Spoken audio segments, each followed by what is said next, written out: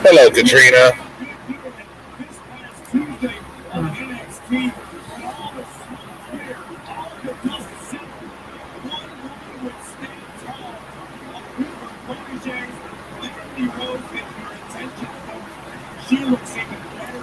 Hi, Tim.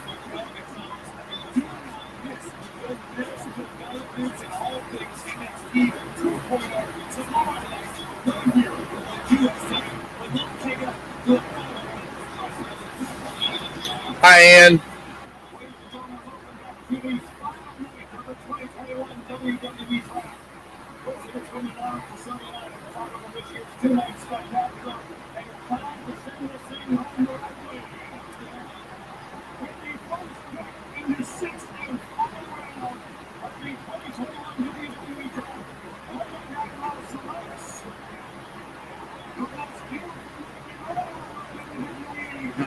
Aww.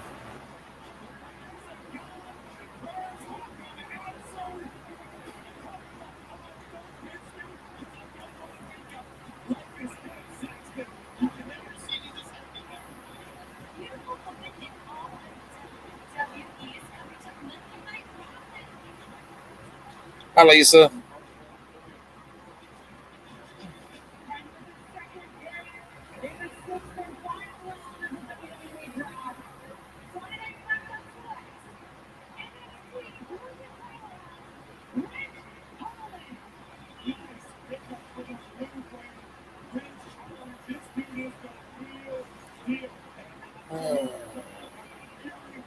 How's everybody doing tonight after a great auction from KT's?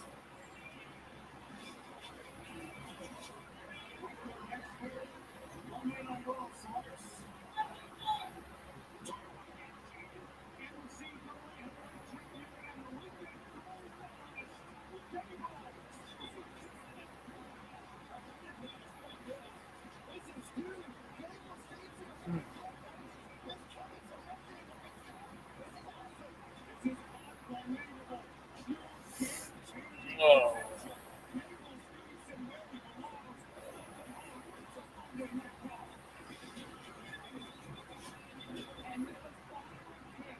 Yeah, it's been a good day here too, I think, Tim.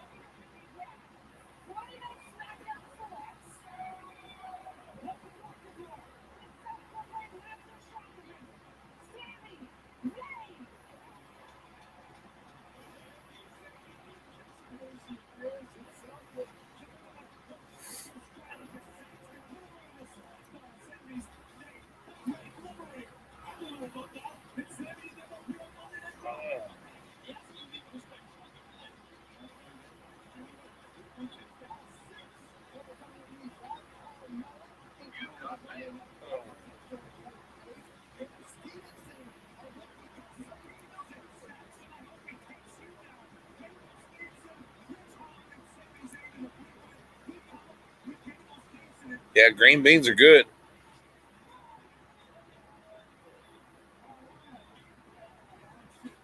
No rain, Tim. We don't want no rain. No, no, no rain.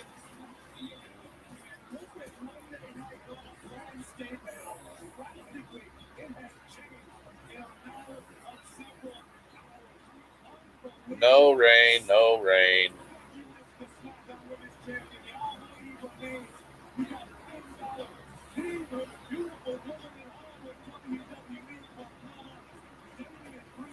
Don't want no rain.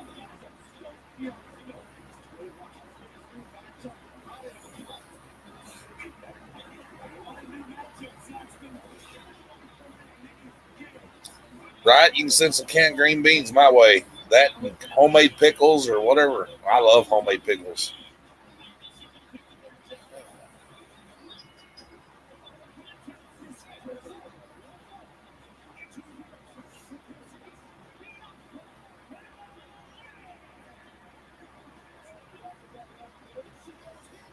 Trying to let a few more people come in if they're going. Maybe they will. If I got some things I want to touch on. Oh,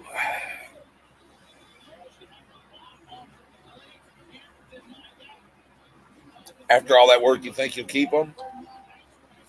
I don't blame you.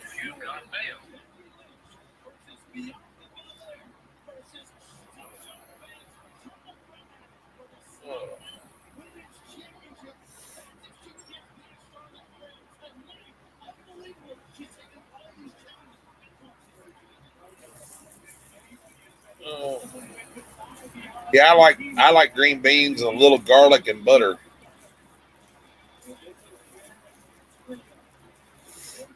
Hi, sissy.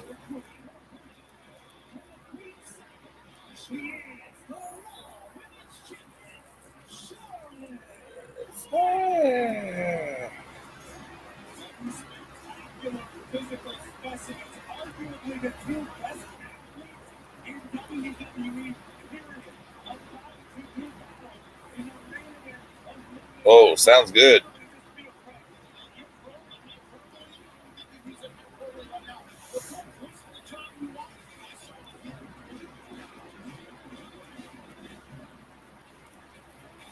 That sounds very, very good. I had chicken strips, homemade chicken strips for supper. Man, they was good. I love chicken strips. We done them in the air fryer.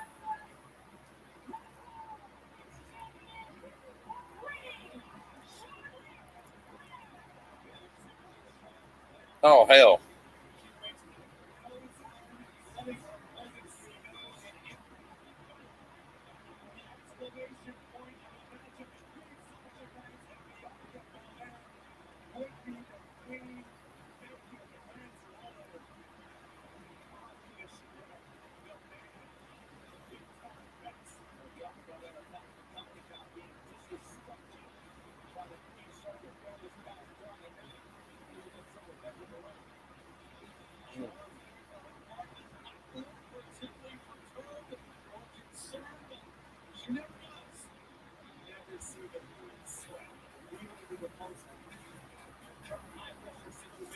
oh that sounds good too, Tim.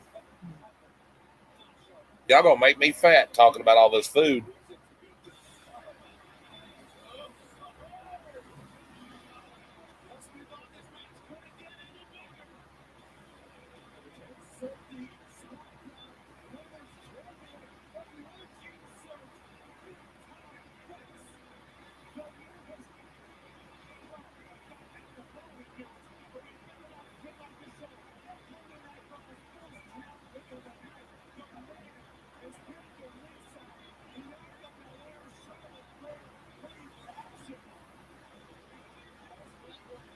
I bet.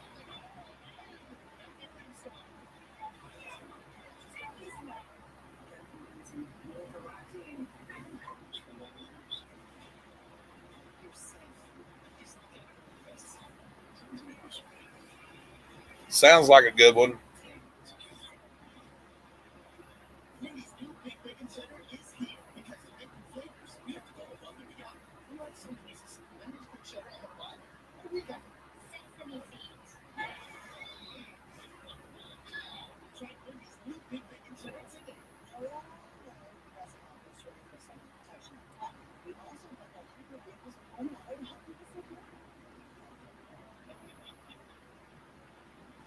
I bet.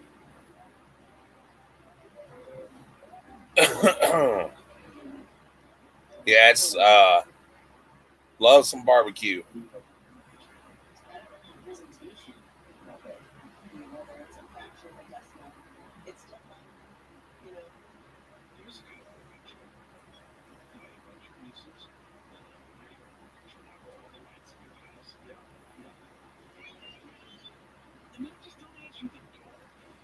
Everybody must have left and went to George's after KT's auction.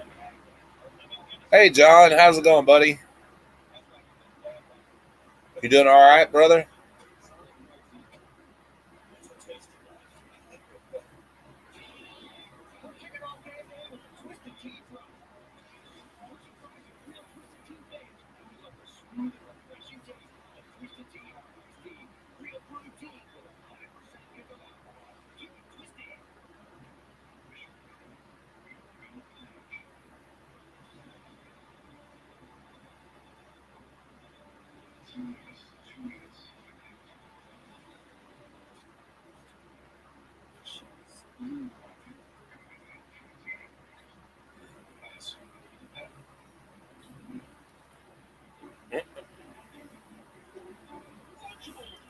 I love slow cooked stuff.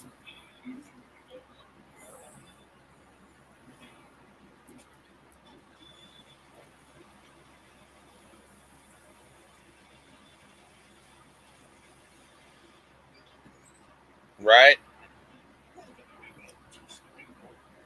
Well, even if I don't buy stuff, I like to be able to go in there and just chat with everybody. But since a couple of big name people have went on a blocking spree, and I'm one of the ones that got blocked, I just don't even bother. No point, because yeah,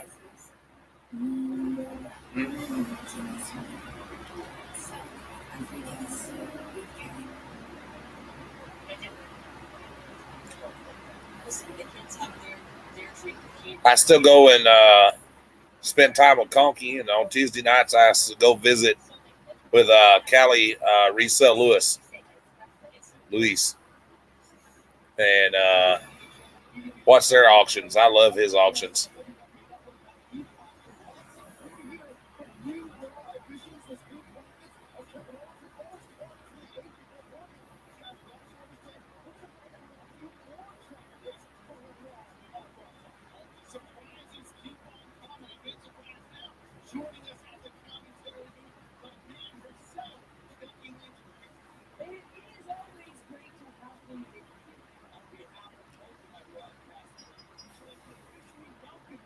So,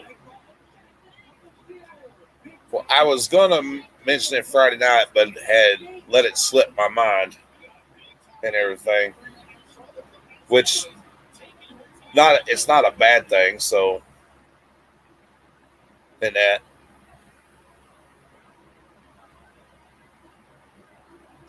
I have not seen the new Get Swamp T-shirt.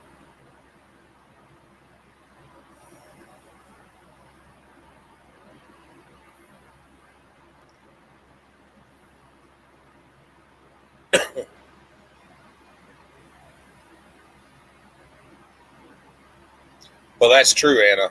That's very, very true. So, Halloween night, ladies and gentlemen, if y'all didn't know, is on a Friday night. And everybody knows that on Friday nights that we do our auctions. So, with that being said, on Halloween night, we are going to have Nitemares Spooktacular. So, what I'm going to say is about Nitemares Spooktacular on Halloween night, we will start at a special time. It will be at 6 o'clock my time, 7 o'clock Eastern time. If you want to participate, email me and you can participate. But there's one requirement for selling on Halloween night. You have to wear some type of face mask or costume of something Halloween related. The person that shows up with the most elaborate costume as a sailor will get a prize. And I won't announce what the prize is until the night of the auction. So you don't know what you're going to get. It could be a trick, or it could be a treat. Have to show up and find out.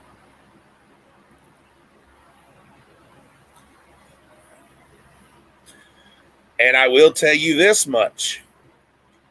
We will be selling trick boxes that night along with good mystery boxes. So, which one will you get? Will you get a good mystery box or will you get a trick mystery box?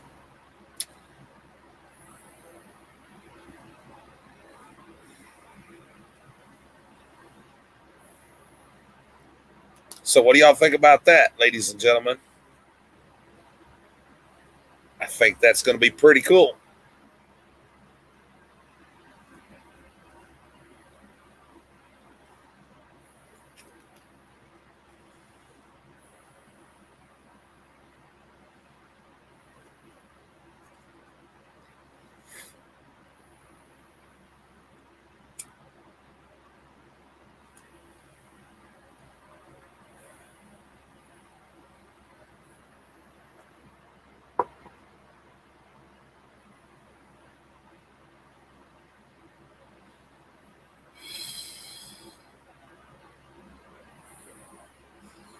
You never know what's going to be in the trick box. It could be anything from toenail clippings to no telling what. No, it won't be nothing gross or anything that's going to hurt anybody. You know what I mean? I wouldn't do nothing to hurt nobody or whatever.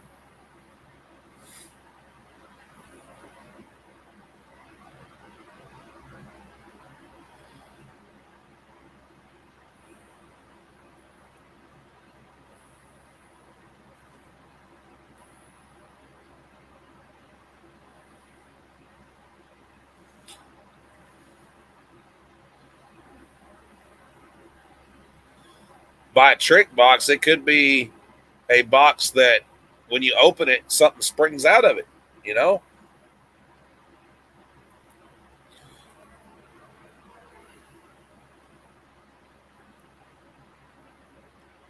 But I think that'll be fun. Something different for everybody.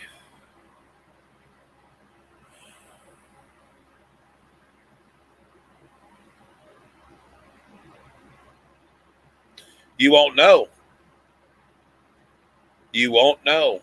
You won't know if it's a trick box or not. It's going to be a mystery box. It could be a trick or it could be a treat. You just have to take a chance and find out. Hi, Vin. Hi. How you doing, Victoria?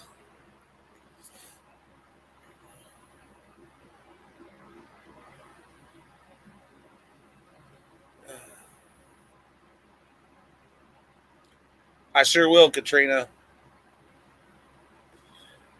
In case you missed it, Victoria, I was just telling them Friday night, which is Halloween night. Halloween night, which is on a Friday, we normally do our little auctions and stuff, and I know you do other stuff too. Uh, we're going to have an auction at 7 o'clock Eastern Standard Time, which is an hour early from what we normally start, and it's going to be called Nitemares Spooktacular. All sellers are welcome to come. There's one catch though. If you come to sell, you have to be wearing some kind of Halloween attire. You have to have your face painted or a mask or maybe devil horns or something to that nature. It has to be Halloween related. And the best seller that shows up with the best Halloween theme will win a prize. Also, we will have mystery boxes. They could be a trick or it could be a treat. You never know, though, which one you're going to get because they're all going to be marked the same.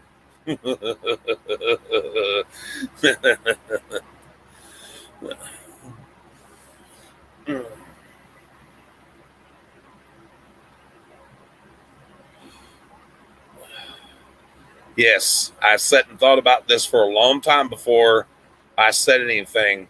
I wanted to do something a little different from everybody else. And I just thought that it would be a great idea. Also, it gives other resellers a chance to come on and showcase what they are and let other people get to know them and stuff. And yeah,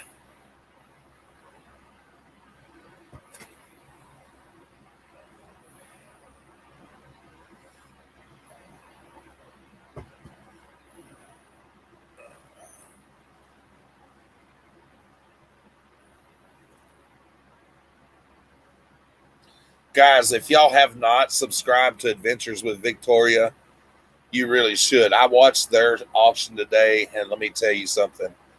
They their stuff today was awesome. I know it's because of her. I'm up to 289 subs. I went in there today, ladies and gentlemen, and let me tell you, Miss Victoria and Nana made me feel like I was part of the family, like I'd been there for years. Very good group of people, ladies and gentlemen. And you want to subscribe because Nana's having an auction tomorrow morning and or tomorrow, and it's going to be really good. Really good people. I'm going to try to catch that auction with Nana tomorrow.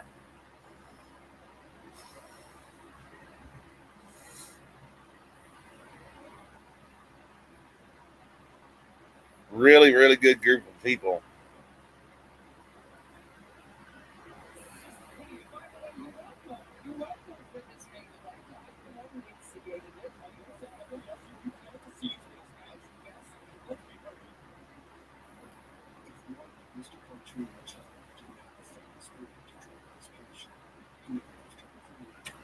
I don't know what my costume is going to be yet.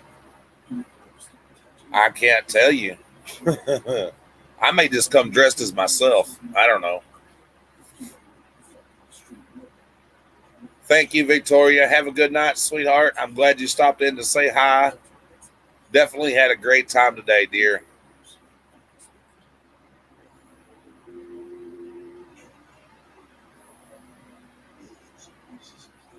Oh.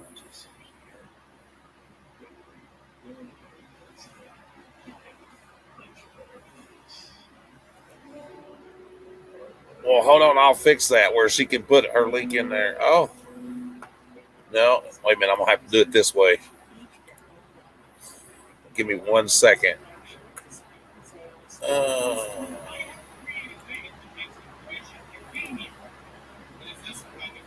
there we go.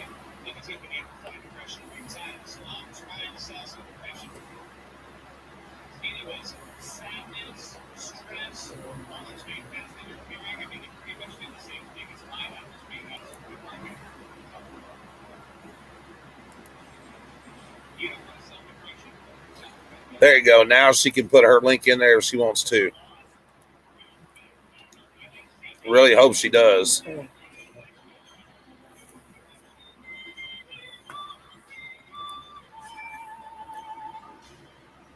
Hi, Tracy.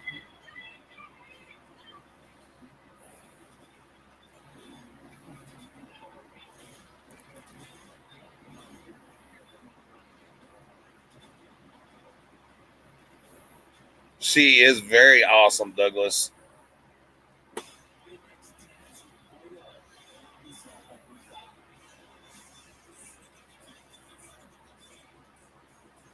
She is very, very awesome.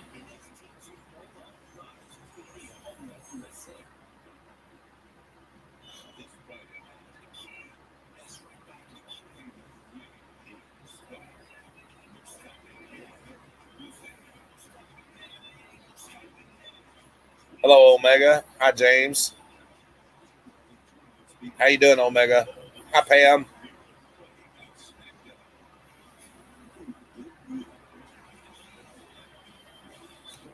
You're very welcome there. What was everything okay with it, buddy? You get there safe and sound, nothing damaged or anything like that?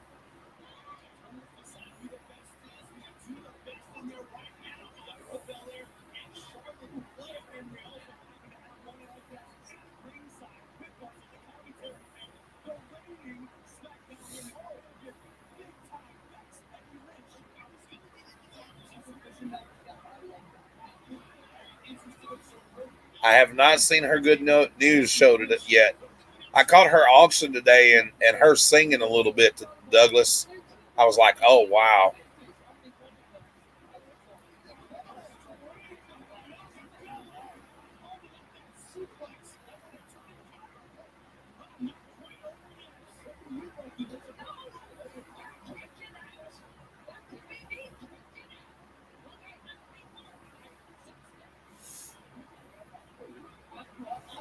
We try to make sure everything is packaged very well and everything, bud, for sure. Uh, Miss Mary does all that, and she takes good care of that packaging. She loves bubble wrap and stuff.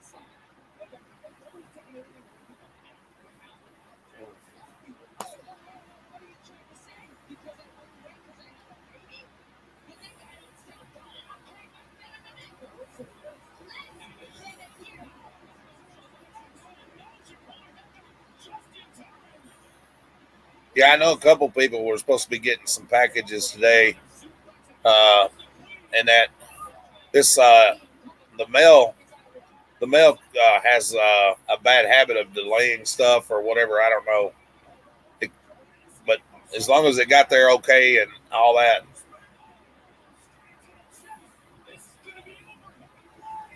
I will. I definitely will. She's downstairs watching Law and Order or something other than that. Hi, Tender. I was just telling everybody. I don't know if you caught it or not about Halloween night, which is on a Friday night. We're going to start at a special time, 6 o'clock my time, 7 o'clock Eastern Standard Time. It's going to be called Nightmares Spooktacular. We're going to have some different resellers on.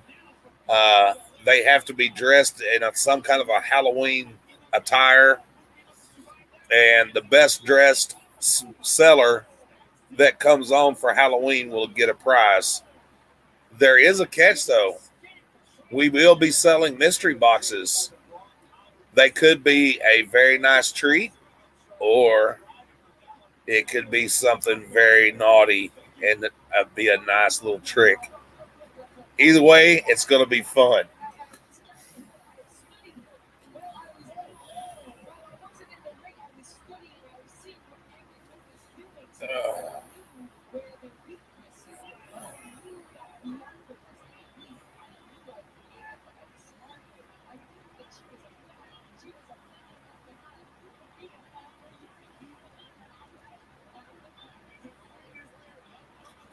Hi, Lewis. How you doing, Louise? Would you like to participate, Louise, on Halloween night with us? It's going to be Nightmares Spooktacular. There is one catch. You have to wear some kind of a Halloween attire.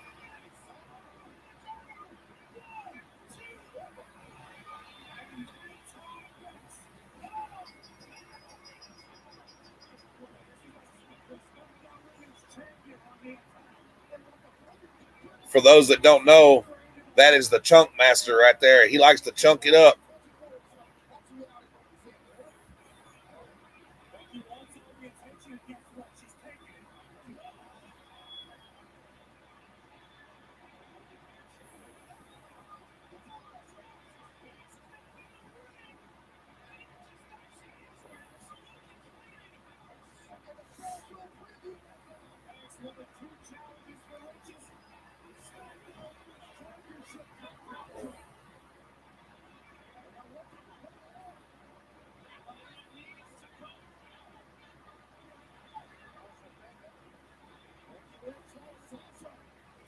Awesome. Would love to have you, brother.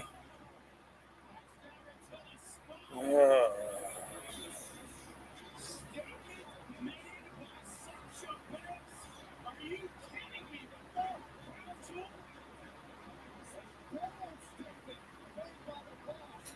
I'm excited about your auction tomorrow night. And then on Sunday night was Storage Brats. Should be really good.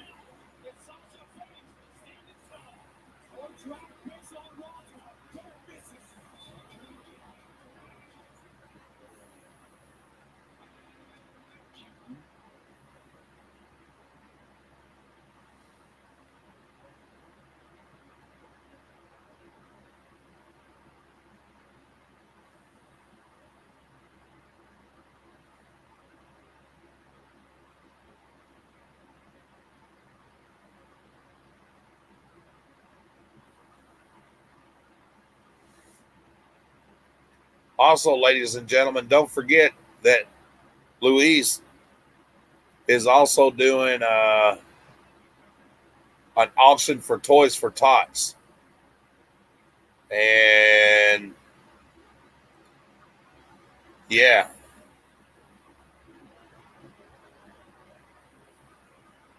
that's going to be good.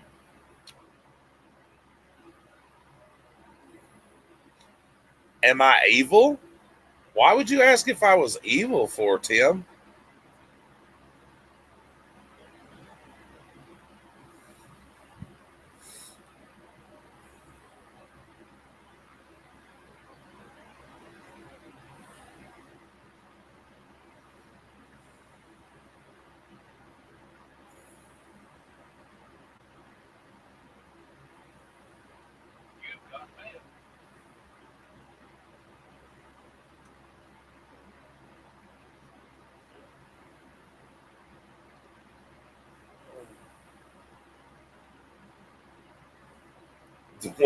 Westbound? Oh,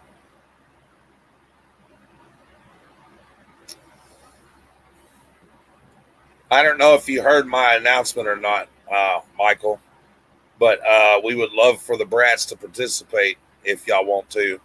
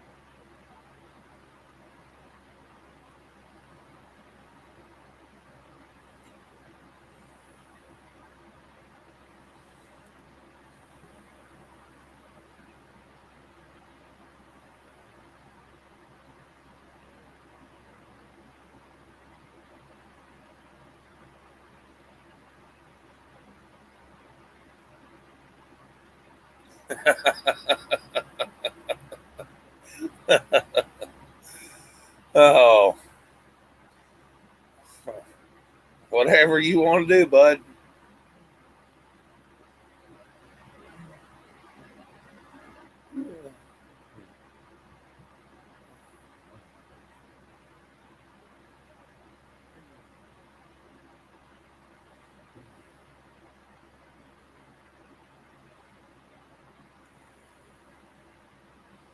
I imagine if I take my shirt off, I'm going to run people off.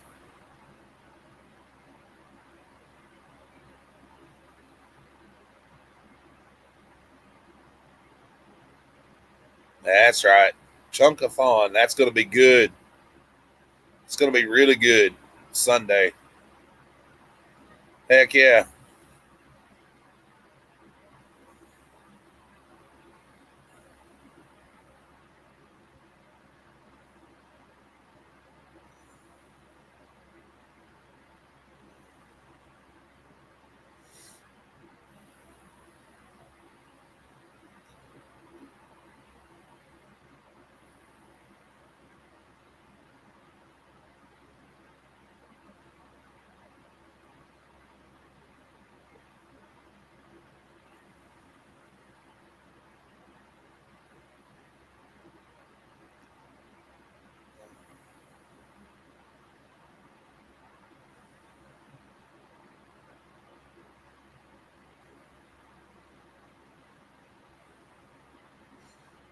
was a nice little video today from y'all put up with Olin.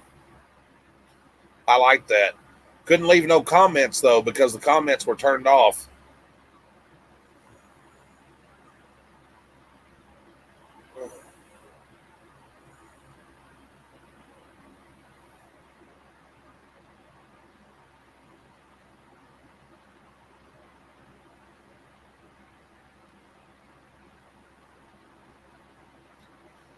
I sure will, Douglas.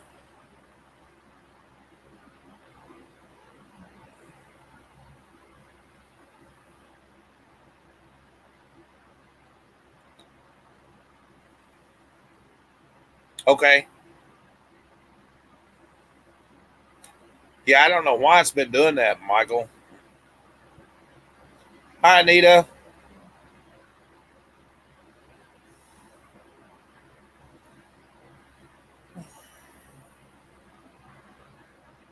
Some of mine have been going up. It won't let you do like a live replay. I don't know why, but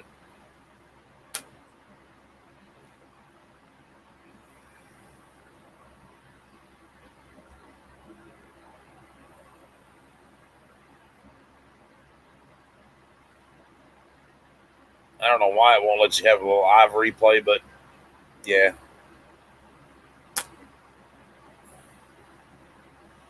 YouTube's been crazy here lately.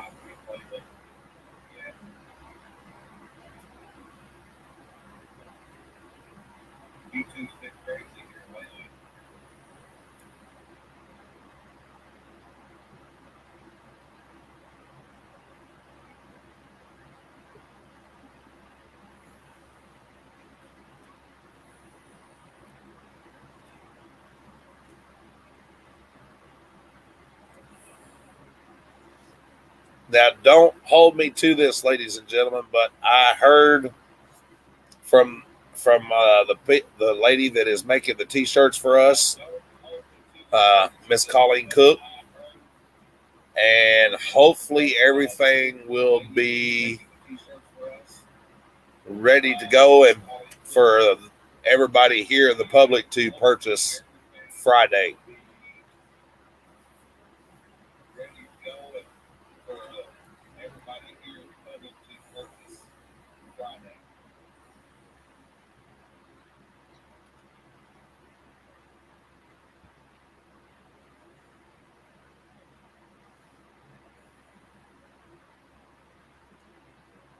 Yeah, Facebook's been off the wall for everybody.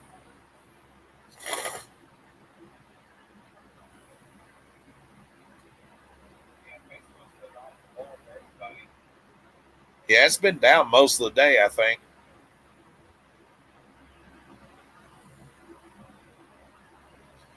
Yes, sir, Michael. I'll show you the designs. Well, the ones that she sent us, I'll show you what the plain ones, the ones general public will look like.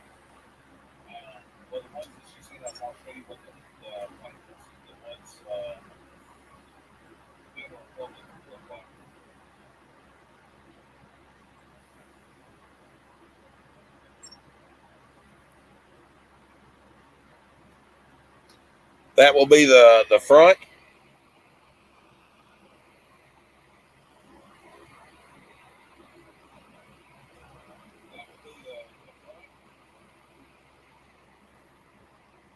So that glares off there.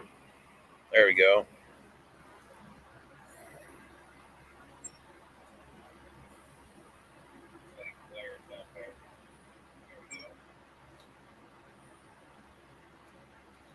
And the back will look like that.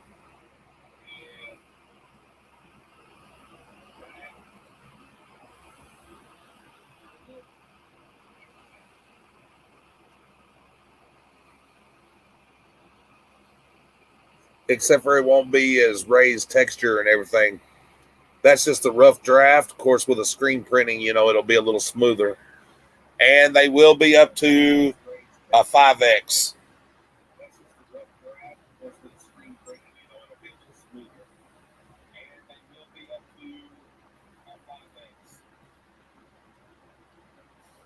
you can have them. You can have special orders done, like you can have it done in glow in the dark and stuff like that if you want to. Of course, glow in the dark ones and extra stuff, is a little more. But I think they're going to start off at like $30.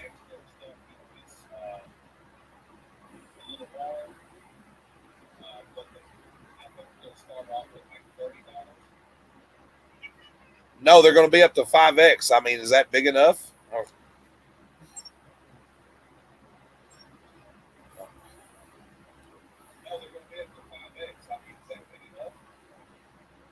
Because I know there's some larger people like me. I need 3, 4X. So, you know, oh,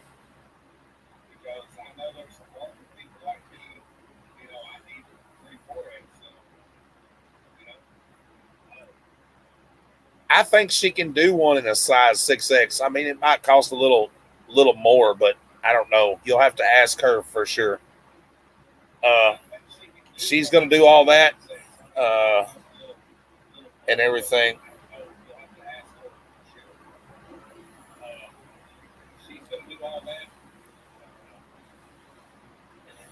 I don't feel like no little feller.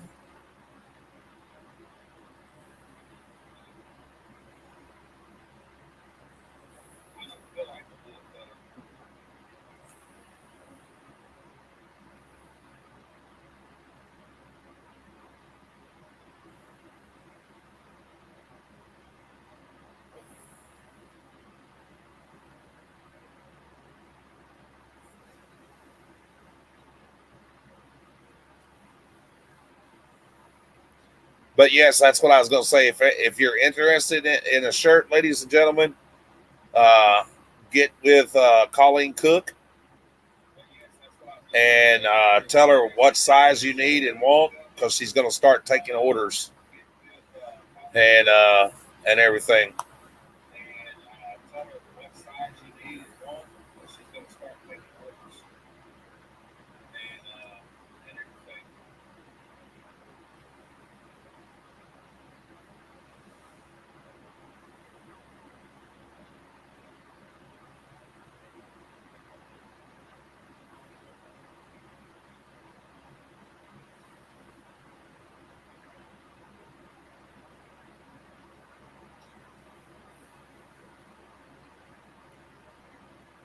But I think hopefully everybody will like the designs and stuff, and then if they go good and things like that, people start showing interest in the shirts.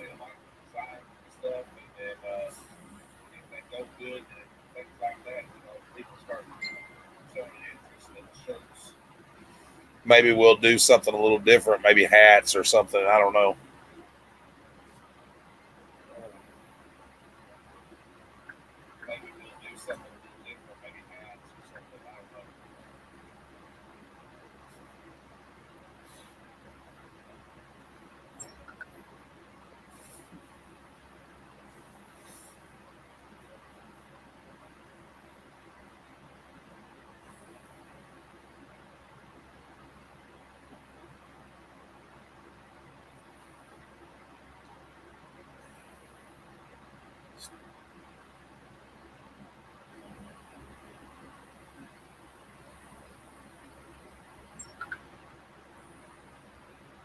Hello, Warcraft. How you doing, buddy?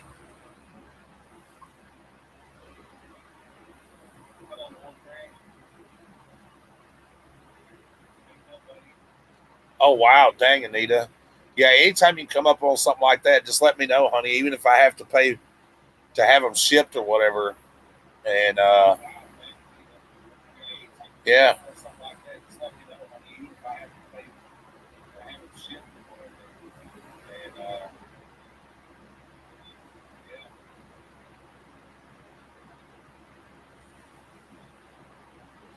as long as it ain't too outrageous,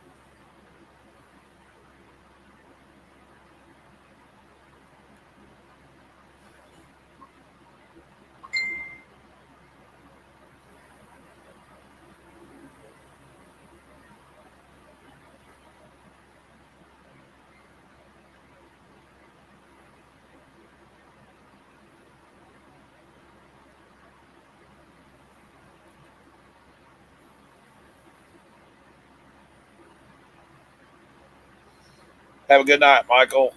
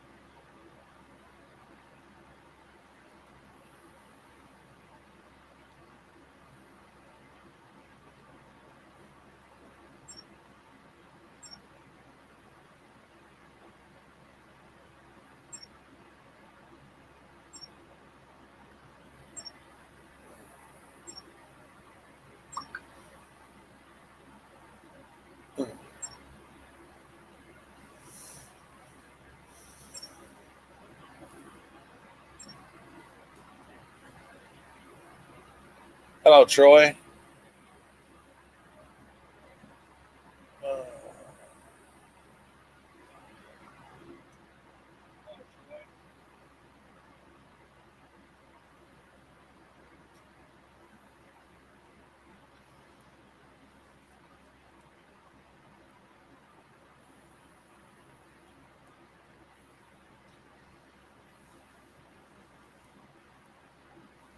Not sure if you were here earlier when I made the announcement for our Halloween Friday night auction and everything. It's going to be called Nightmares Spooktacular. Going to invite some other resellers to come on and sell and everything else. And the only thing that I ask is that you wear like a Halloween costume of some sort, because at the end of the night, chat will pick the best person dressed up, and there will be some kind of a prize gift to the winner.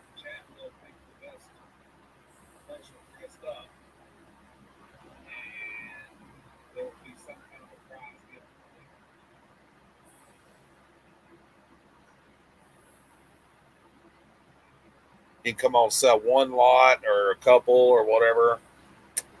Yeah, that's pretty much what I'm gonna do. I'm just gonna take my mask off. That way they can see that I'm an alien.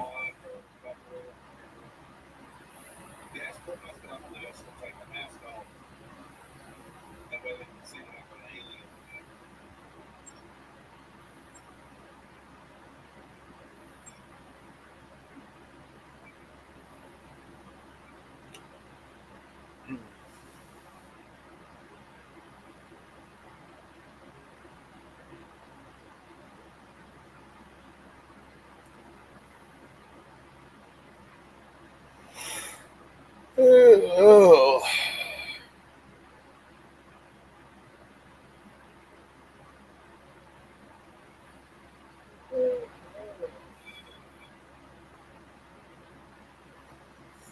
But I think that'll be fun. Just trying to do something different, have a little fun with everybody. You know what I mean?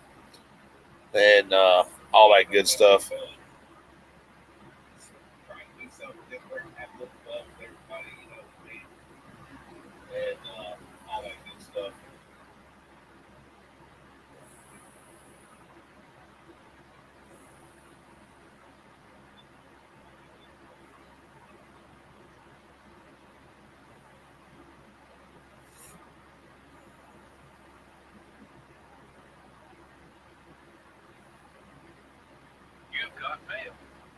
Oh, oh.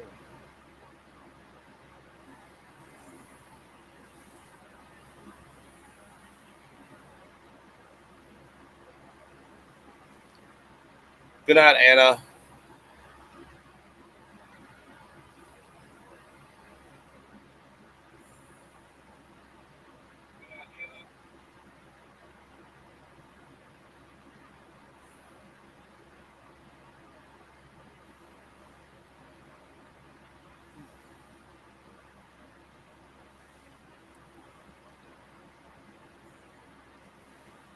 And I was telling everybody, Troy, that also on that night we will be auctioning off mystery boxes it could be a treat, or it could be a trick.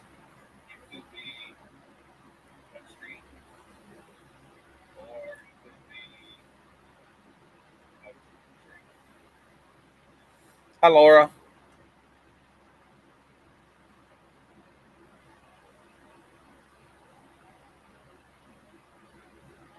You're very welcome, Laura. I'm glad it got there safely and everything else.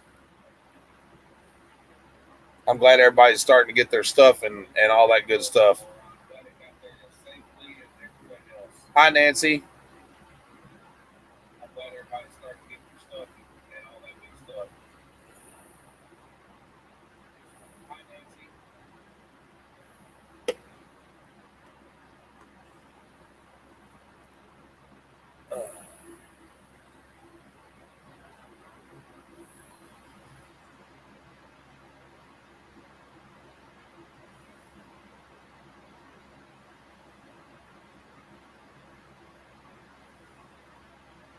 Yes,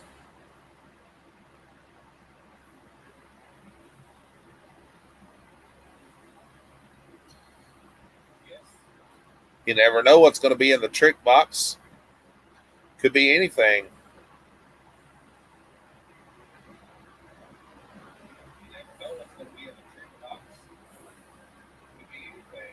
Oh no, Anita.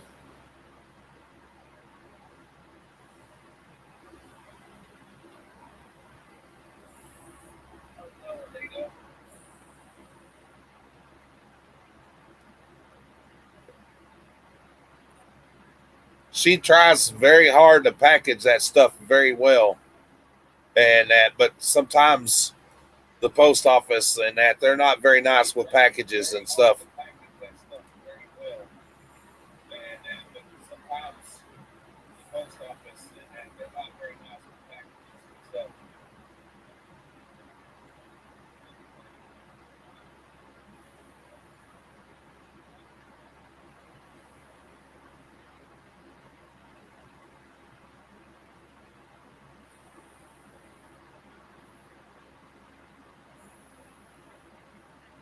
Yeah, I know that rabbit is always trying to get those tricks, but can't never get them.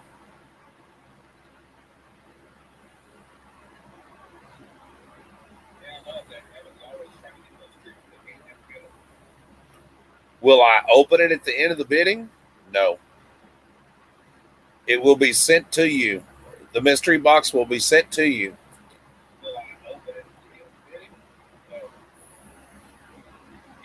And I'm hoping what'll happen is when people get their boxes, they'll make a video and post it to YouTube, or maybe I'll film it and wait until everybody has said they've gotten their boxes and show what was put inside.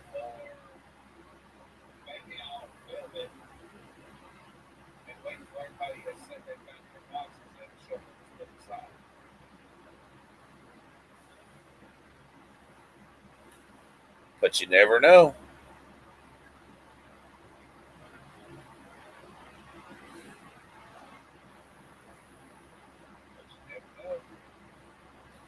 Release the video while the boxes are out in the mail. That would be cool.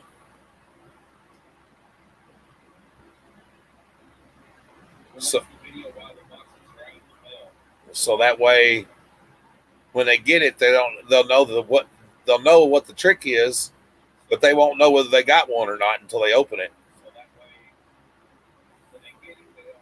Yes, I think that'd be awesome, Troy.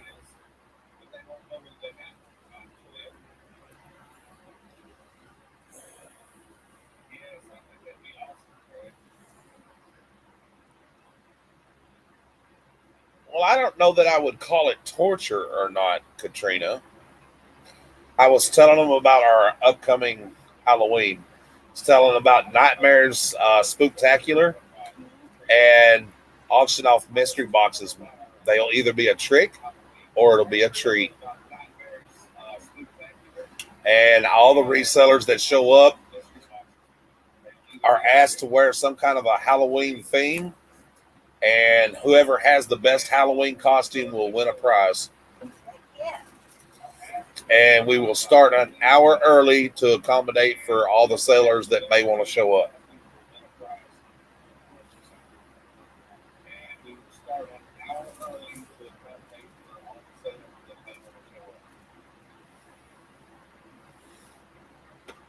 And I would hope that everybody opens their films their boxes being opened. That way, that would be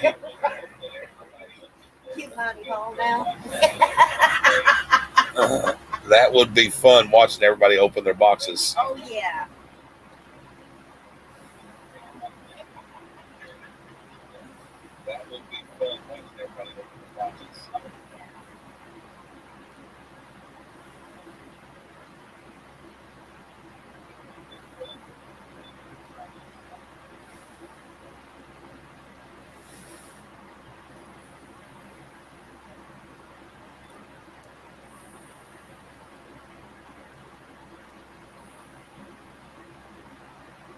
You know what would be funny if I set one as a spring loaded or whatever, and then it opened during transit. No, I better not because the post office might think I'm sending some kind of a terrorist attack or something. That'd be my luck.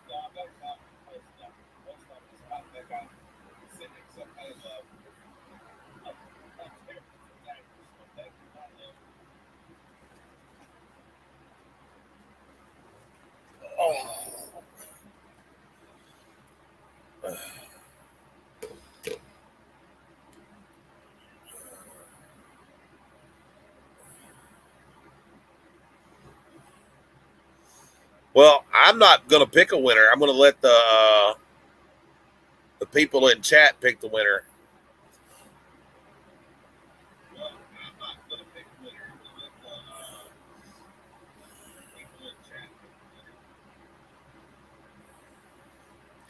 Like, let's just say if they were voting for you, I'm sure there's like a little campfire or a grill or something we can use, and we'll figure it out. Whatever symbol it is for you or whatever.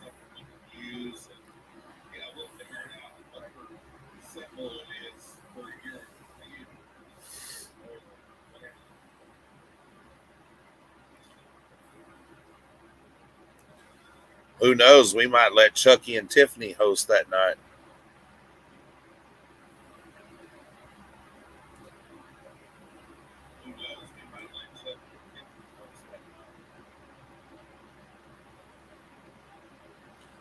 Oh, that's a good idea too, Tracy. I hadn't thought about that. Oh, auction off like 3 mystery boxes, and the top 3 winners choose a box, and then they can do like they can have a choice to take that box or pass it on to the next bidder. But whatever box they choose after that, they have to keep. Oh, that'd be pretty cool too.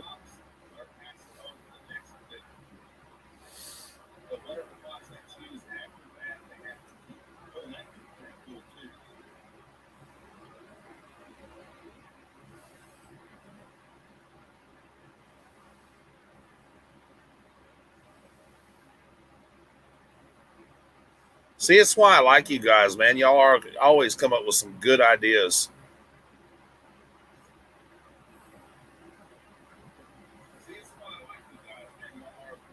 I like that. Let's make a deal show.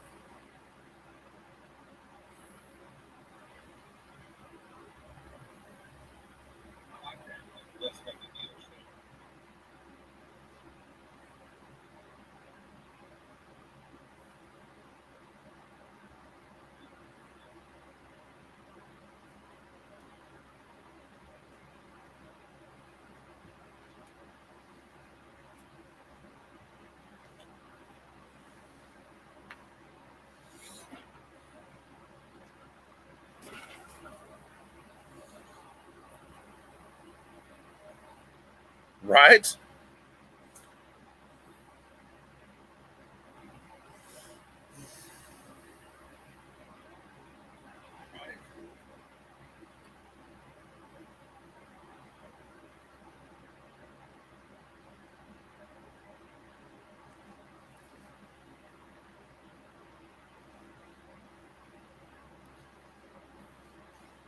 That's why I said mystery boxes because you never know what you're going to get. You could get a you could get a mystery box full of fake vomit and dog poop, and you just never know. Whoopee cushions.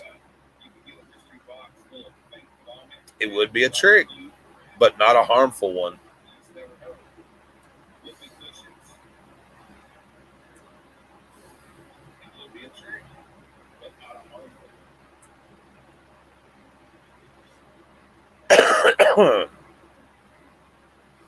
Could you just imagine getting a mystery box full of fake vomit and dog poop? That'd be great.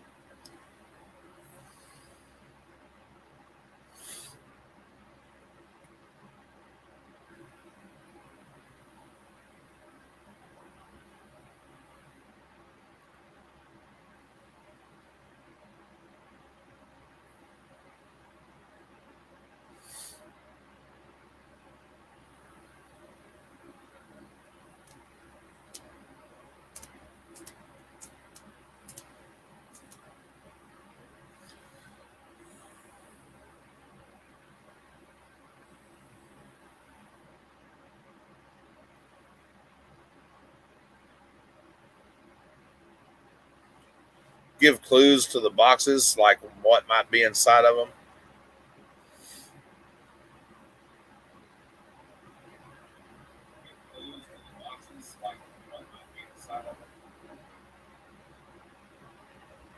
That's awesome.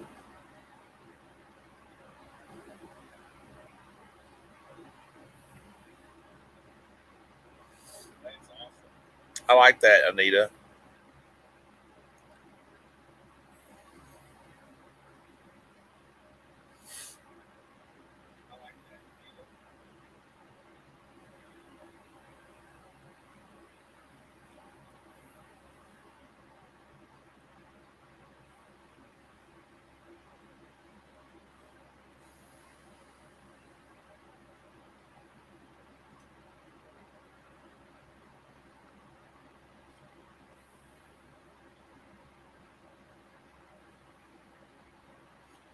Y'all are giving me a lot of good ideas. I like that. I'm not even gonna lie.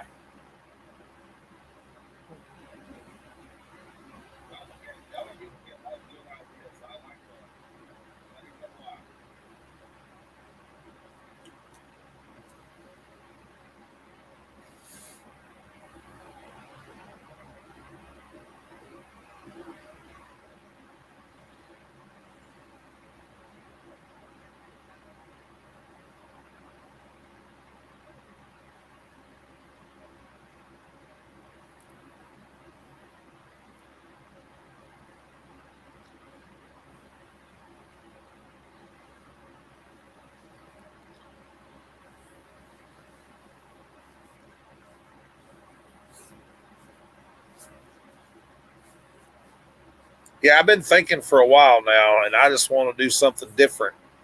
I already got something in my mind I'm thinking about for Christmas and Thanksgiving too, but we'll just see how that plays out.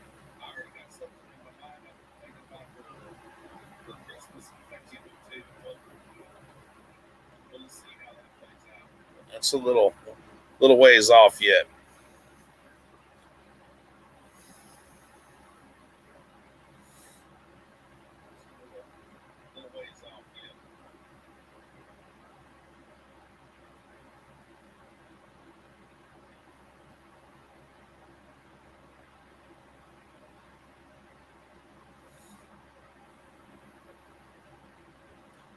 right?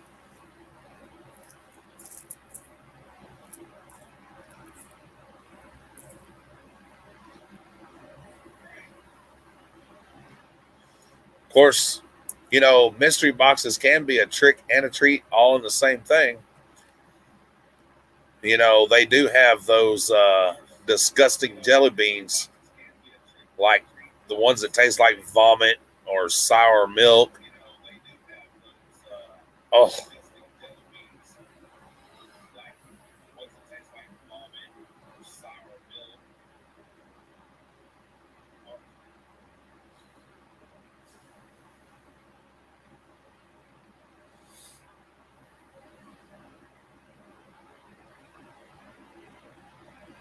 I can just see it now, thinking that you got a treat and open it, take a bite of one of those jelly beans, and it tastes like vomit.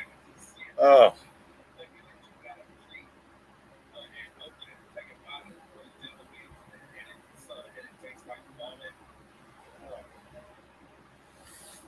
or spoilt milk.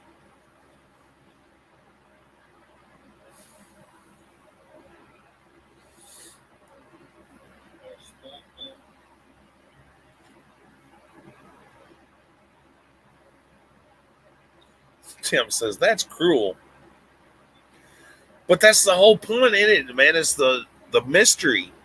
You don't know whether you just got tricked or if you got a treat. Halloween is about fun.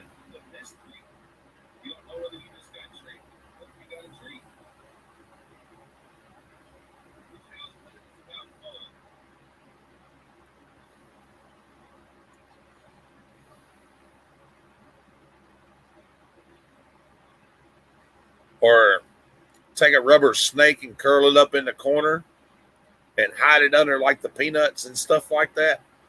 I've got some real looking rubber snakes.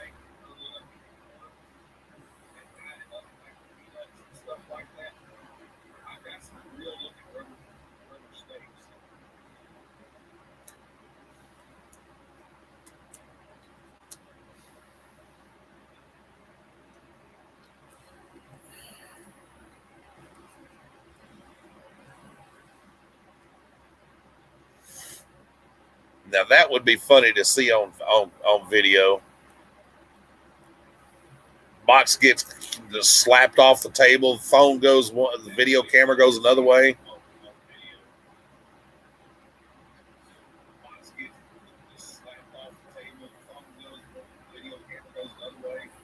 Yeah, Black Friday auction. Yep.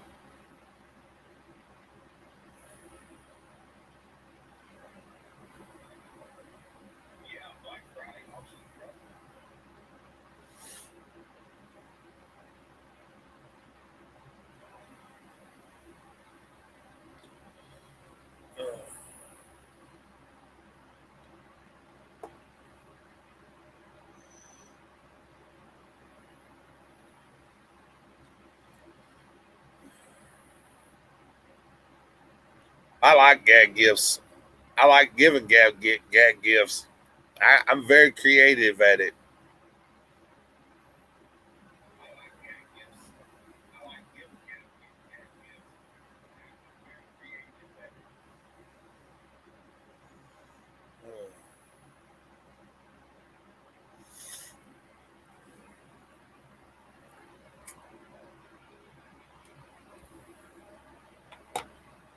Hi, Carol.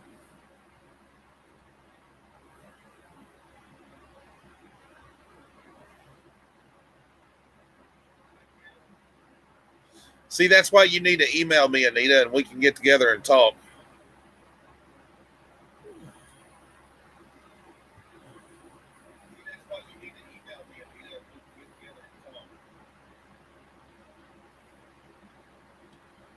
See, I love it, Troy. I love it. I'm glad I'm inspiring somebody.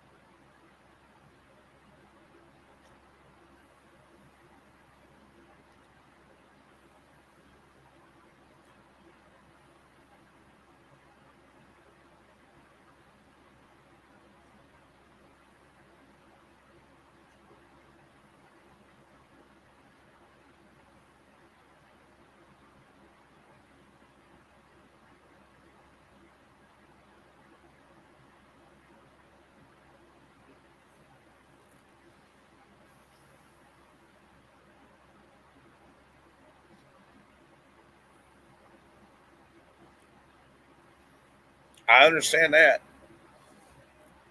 Sometimes you have to think about, stuff like that. I don't know.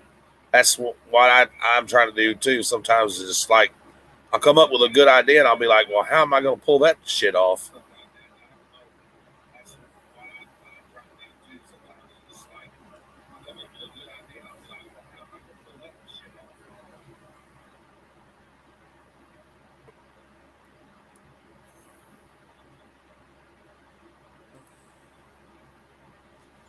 I was just checking on my mannequin unit. It's still hanging in there.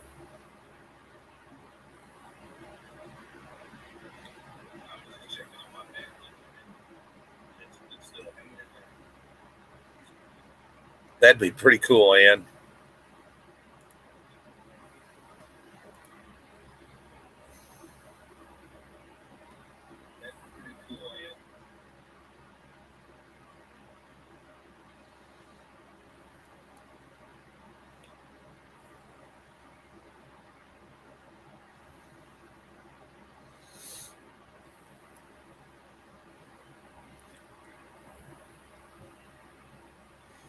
Well, the storage unit that I'm watching ends in 13 hours.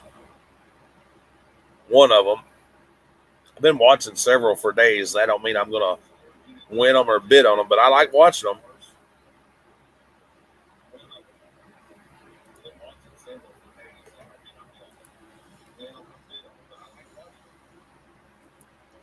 You know what I done to Mary last year for Christmas? I asked Mary to marry me last year for Christmas.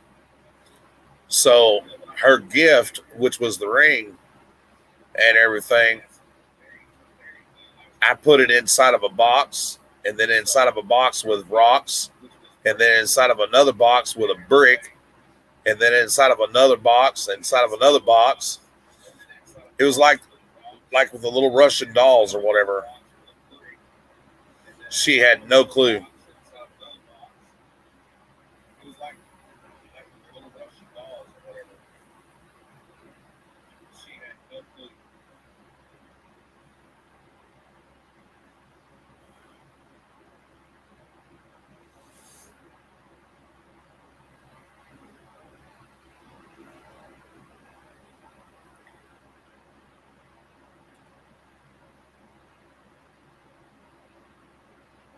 That sounds fun, Tracy.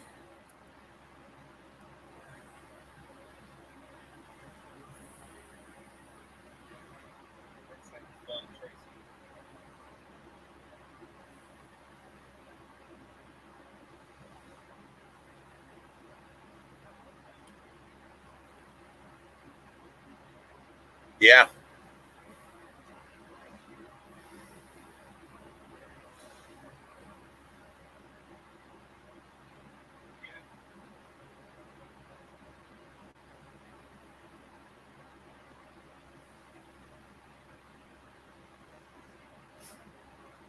my daughter's birthday Christmas present last year, I wrapped it up in a Diet Pepsi box. That was funny.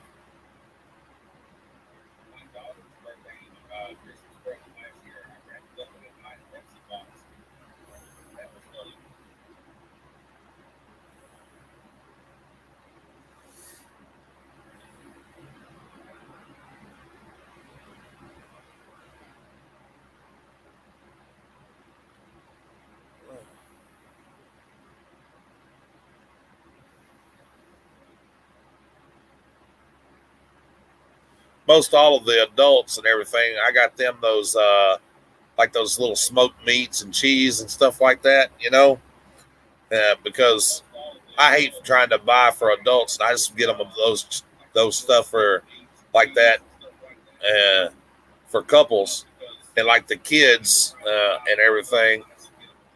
I always get them some kind of a toy or something.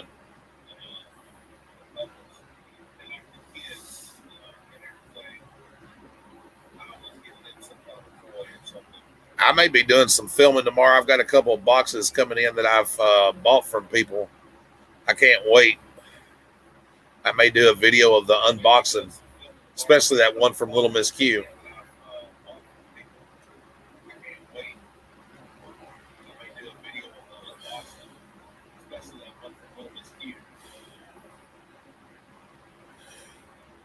And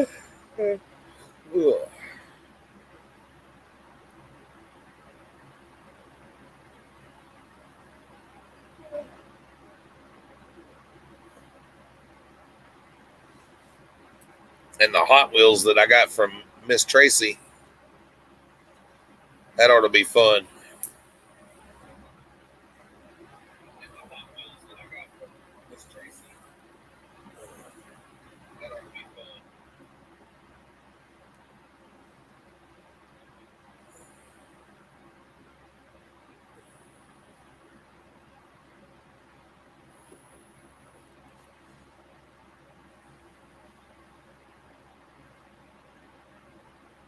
Right?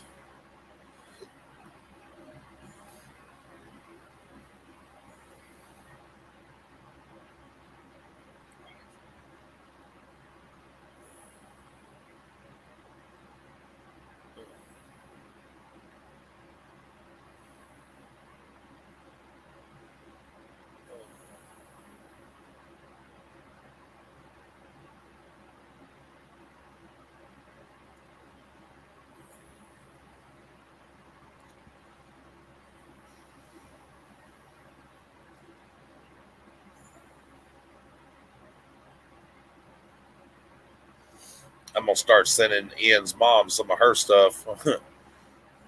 She always tells me she's not in no hurry, but I want to get some of it to her anyway because she's got a bunch that she lets it just set before she gets ready to list it. Don't open it until then.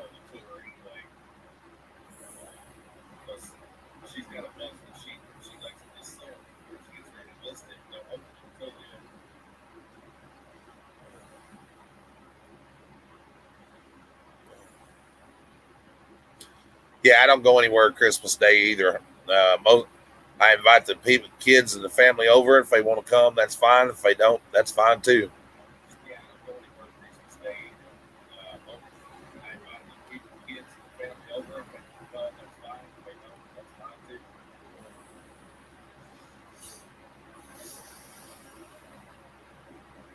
I like buying for the grandkids, the little kids. You know what I mean?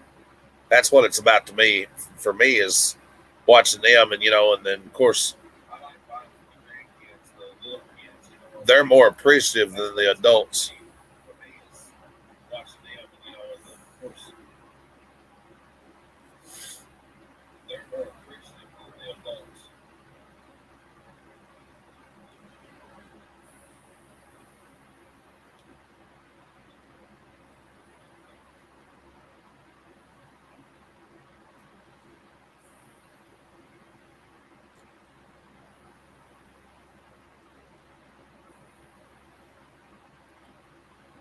Welcome back, Laura.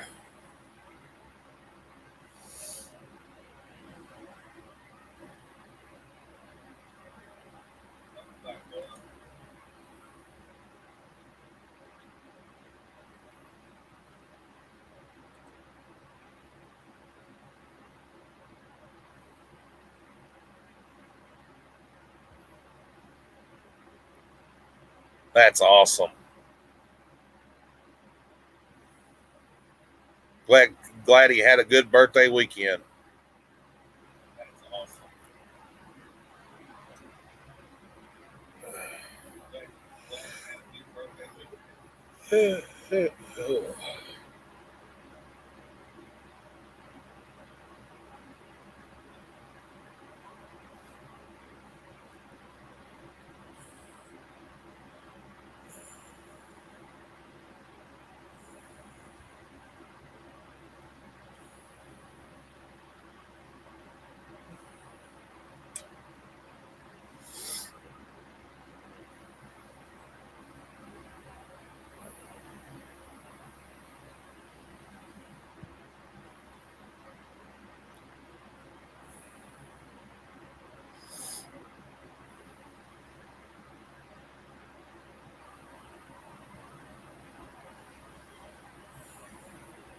Olin had a good weekend too. They won their football game and everything. That's good.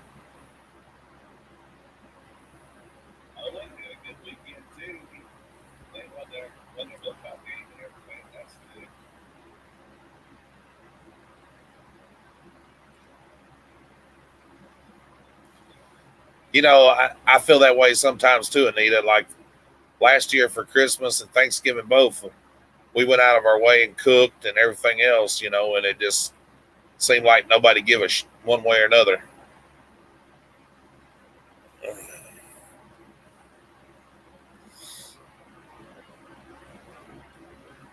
My One of my twins and that uh, we don't even speak.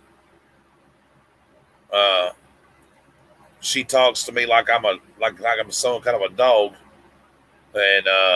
and everything. Now her sister Alyssa, I love her and the grandbaby both, but my daughter Amber, no, we just can't get along for some reason or other. She's called me everything but a white person, literally. Breaks my heart too.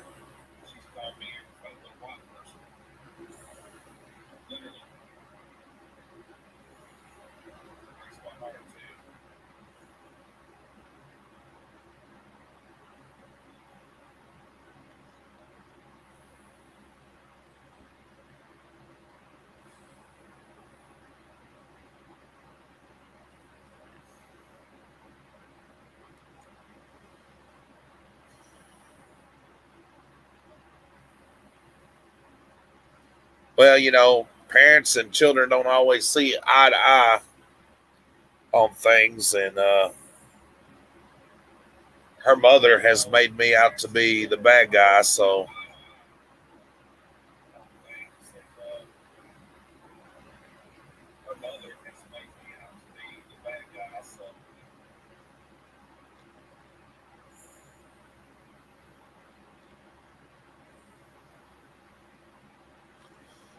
well, hell, she told her own sister that she hopes her baby dies and everything else. So, I don't even know what to think about that.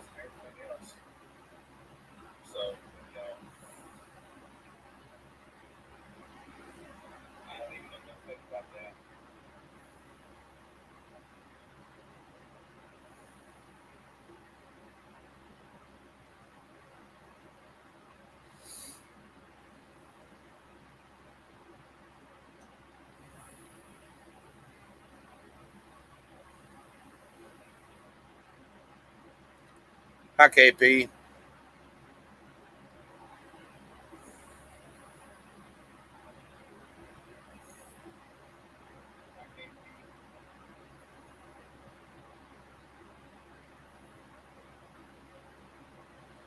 It's pretty bad when your own kids tell you that they hope you die and everything else.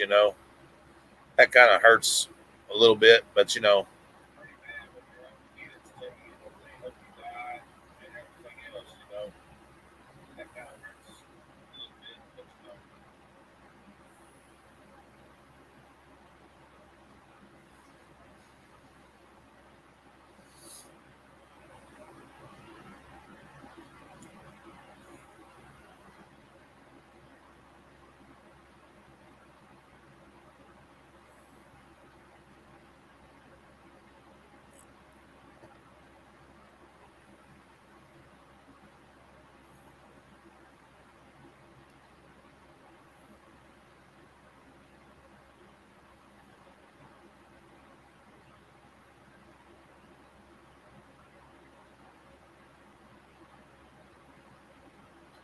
right, Anita?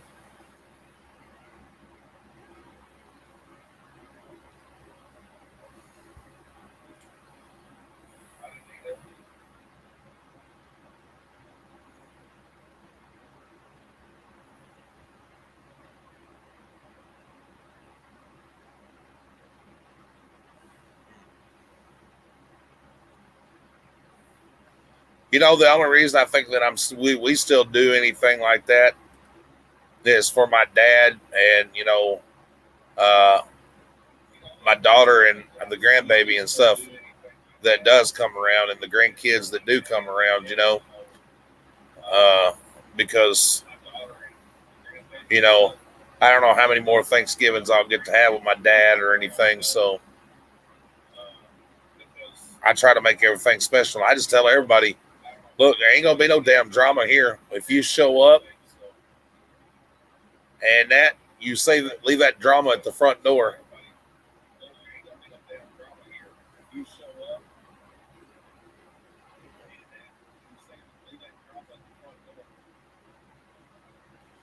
I tell them all, don't come in here with that bullshit.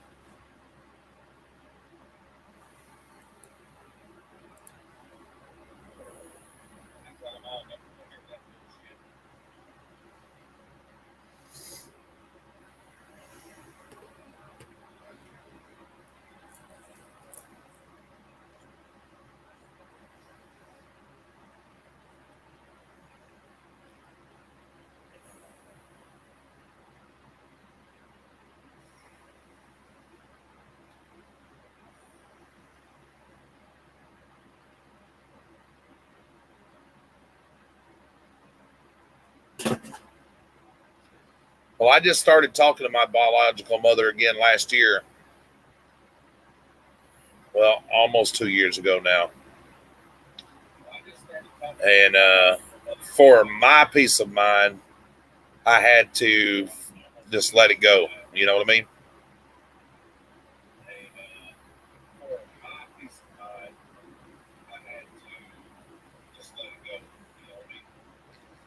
I get that, Anita. I really do. I know how that goes. Don't feel bad, Ann. Mine was too.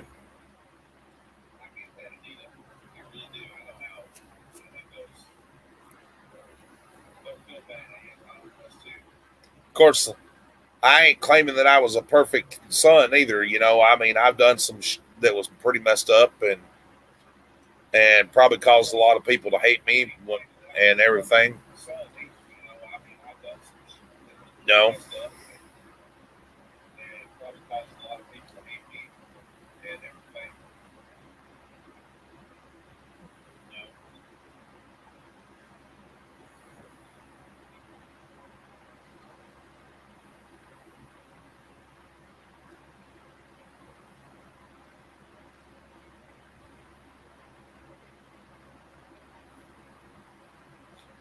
well, that's good, Nicole. I'm glad that y'all are like that, hon. That's a type of relationship that a lot of people strive to have with their parents. My dad's my best friend, and I love my dad to death. It didn't always used to be that way, but we've come to terms with each other, and you know, a lot of that I brought on myself, and it took him a while to get to where he could trust me and all that good stuff. You know,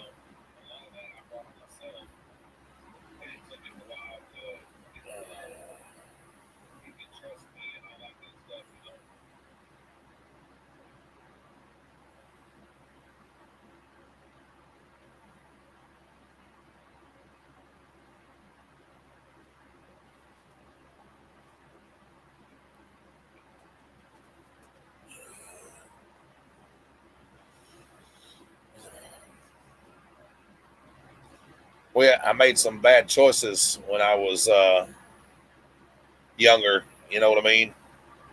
Uh, some bad, poor decisions, and but when you're stupid and you're not thinking right, you make some bad choices, and I don't think I've ever hid it from anybody that I used to be a drug addict. I used to be an alcoholic.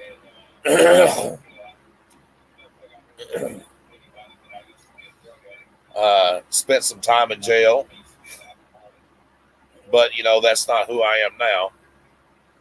And we all make poor decisions, and I made some poor decisions. But you know what? Here's the thing, guys. People can say whatever they want to or whatever.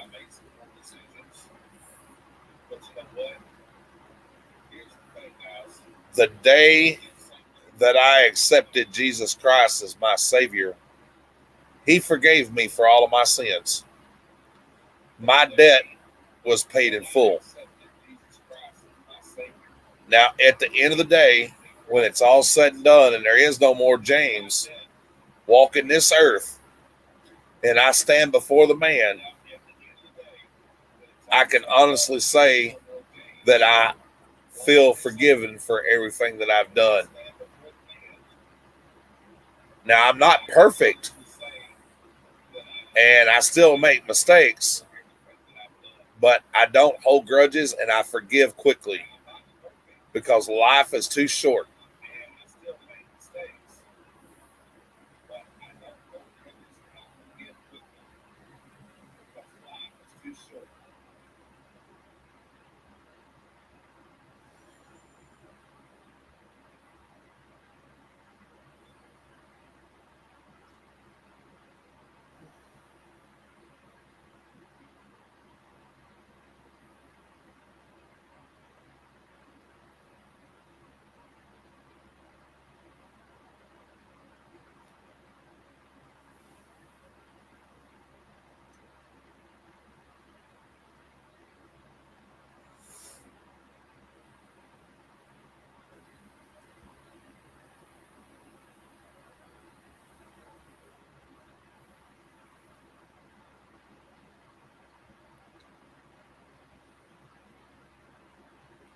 You can ask me a question.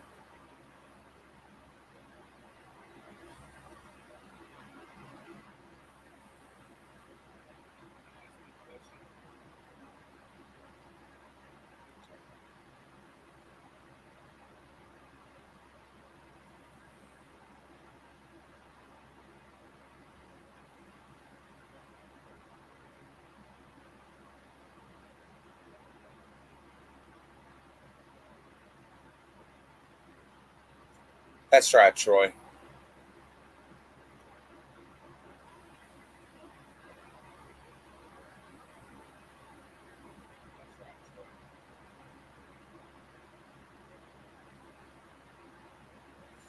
It's just like I tell my kids when they start bringing up things that I've done in my past and everything. You know what?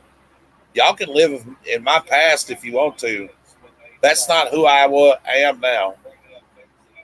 And if y'all want to live in the past, that's fine. You can stay there, but I'm moving forward.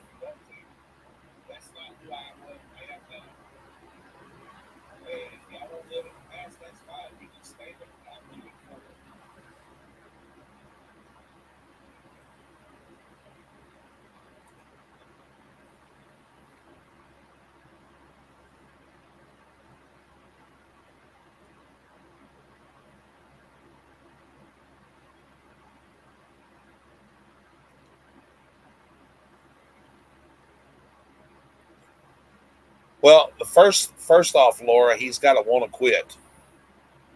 No matter how much begging or pleading or anything else you do will ever change that person unless they want to quit.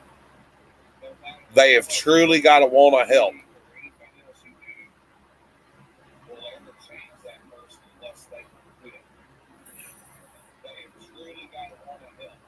He's going to have to become humble. That was the first step for my recovery is to become a humble person. When I realized that I had nothing except for the trash that I was putting in my body.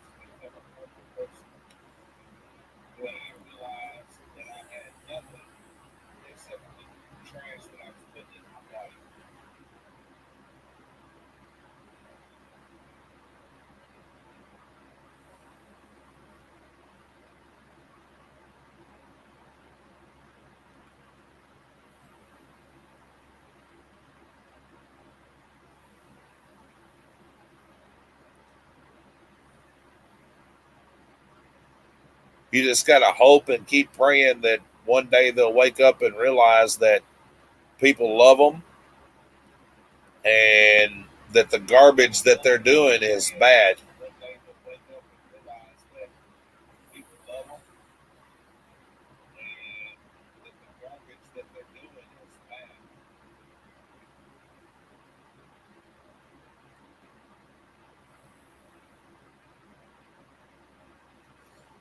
That's a possibility.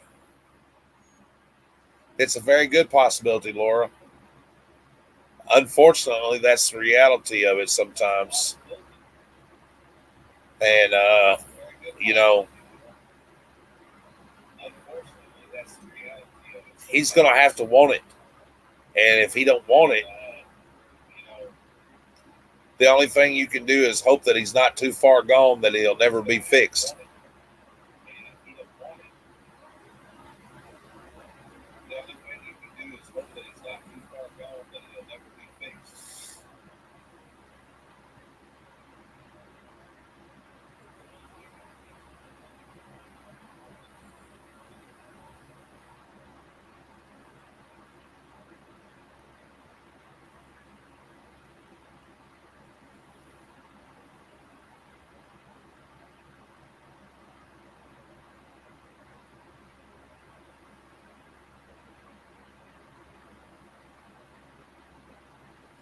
Yeah, and unfortunately, Anita, that's a vicious cycle. And sometimes it takes something traumatic to, to get them to realize that they're screwing up. And you know,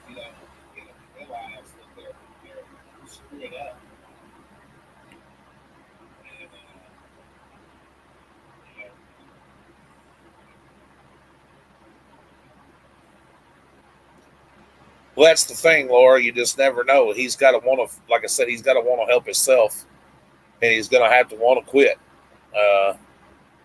Because no matter how much you beg and plead and cry and everything, unless he wants to change, it ain't going to make no difference.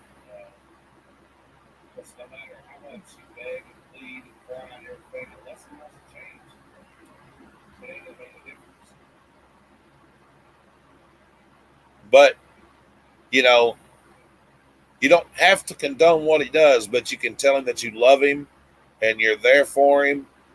And when he wants to quit, you'll be there to help him through it.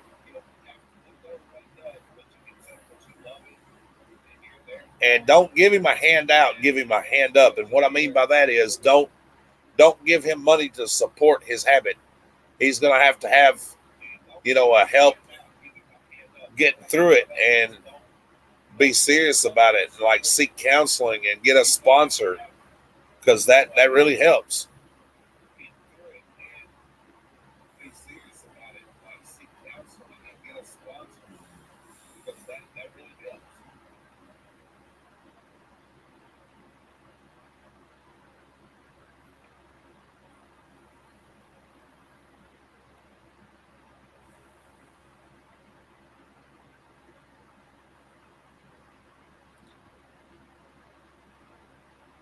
And the first thing that I would tell anybody recovering from drugs or alcohol is change your atmosphere.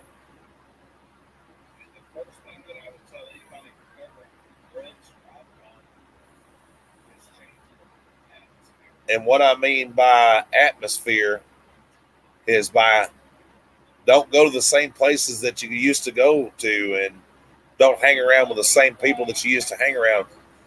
A sponsor is somebody that's there for you when you need somebody to talk to. Like if you feel like using, it's somebody you can call in the middle of the night and say, "Hey, brother," or "Hey, sister, I'm so and so, and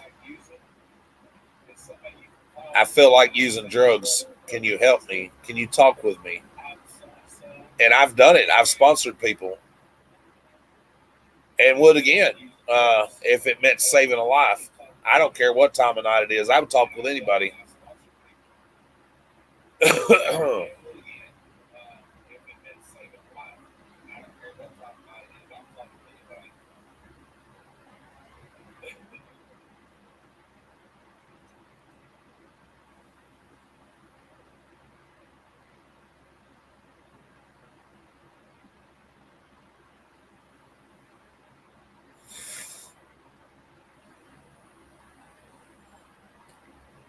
Yeah, unfortunately, that's the way it is, and sometimes they just don't want to, or it's everybody else's fault, but theirs.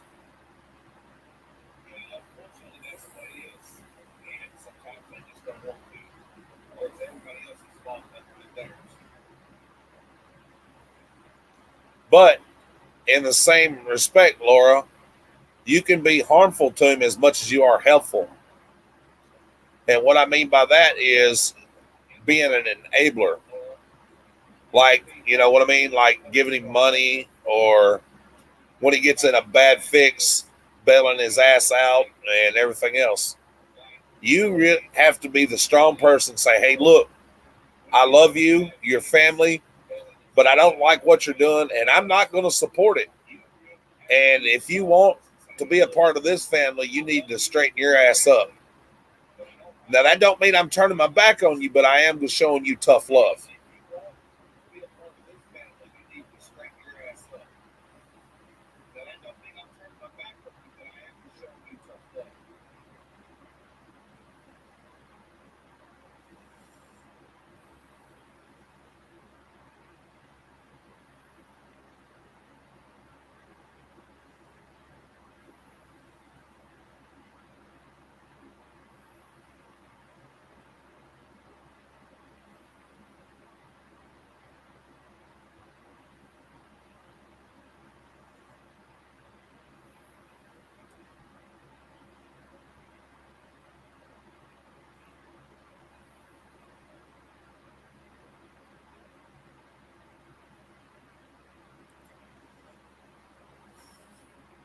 Because, listen,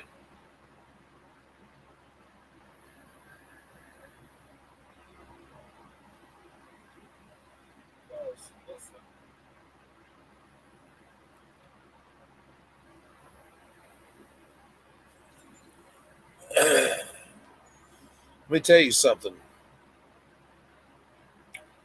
When I was on drugs really bad, and that when you lose everything you have and you have nothing, and you have shit on everybody that trusted you and everything else, and one day you're laying down and you're looking at rock bottom and you ain't got nowhere else to go, that's usually when you wake up and realize, you know, that you need help and you got to change.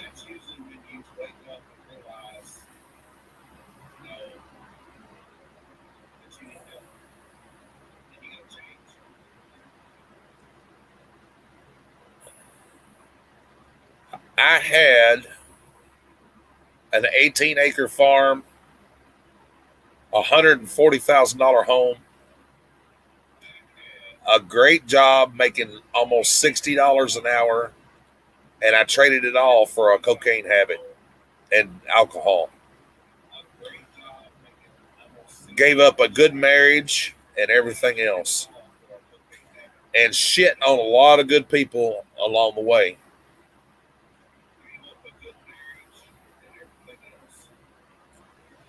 And I don't care who knows it, because my story is part of my recovery. And I went to prison for 18 months because I stole from my father.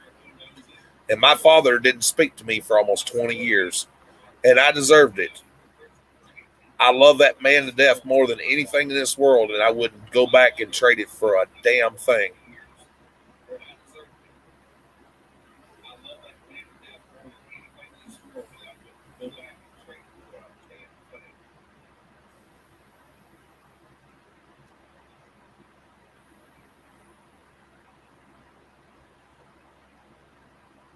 And by all rights, I probably shouldn't be here, because I put enough junk in my body that would probably kill normal people. But the good Lord left me here for a reason, and I think it was to tell my story so I could help somebody or some people along the way, to help them understand where I was. Now, with that being said, I'm not that person anymore. I have become a very humble person, and that's why I'm really kind hearted to everybody. And I try to help everybody as much as I can, because I learned that the person that I was an evil person, and I don't ever want to go back to that again.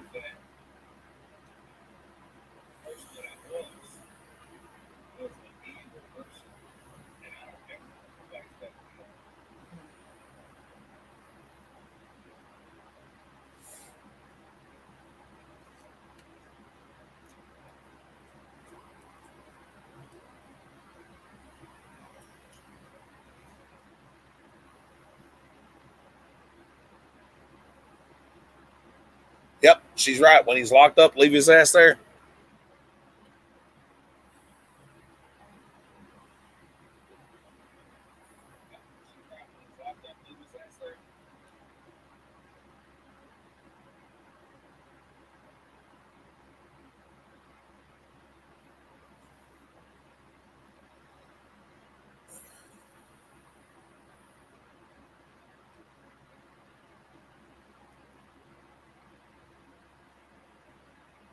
Yeah, you can trade gift cards for drugs. You sure can.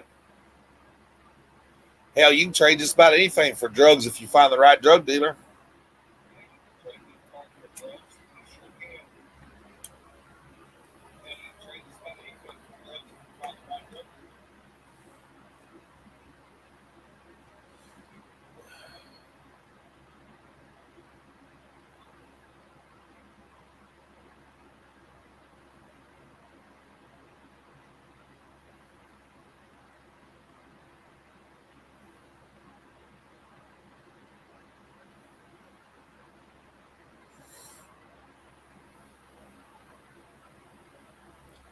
I wouldn't either.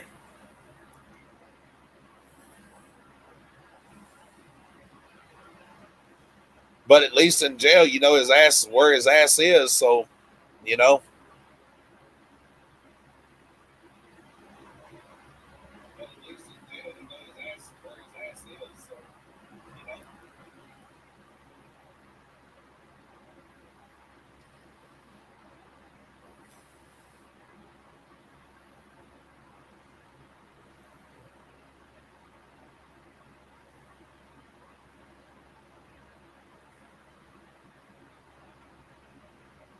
Oh yeah, I've seen drug dealers exchange drugs for food stamp, even with the EBT card and stuff. Man, yeah, people are crazy.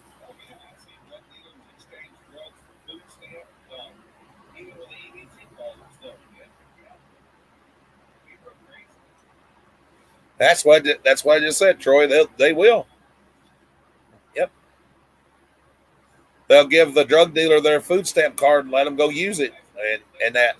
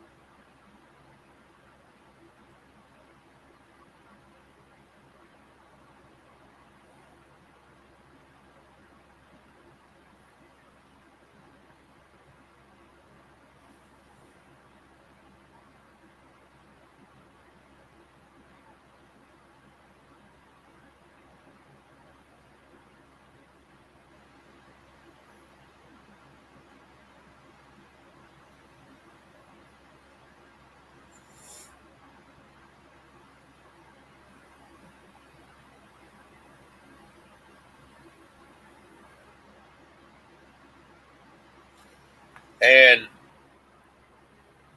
especially these young girls, the drug dealers love getting those young girls hooked on drugs because they'll pimp them out or use them themselves and turn them out. It's true.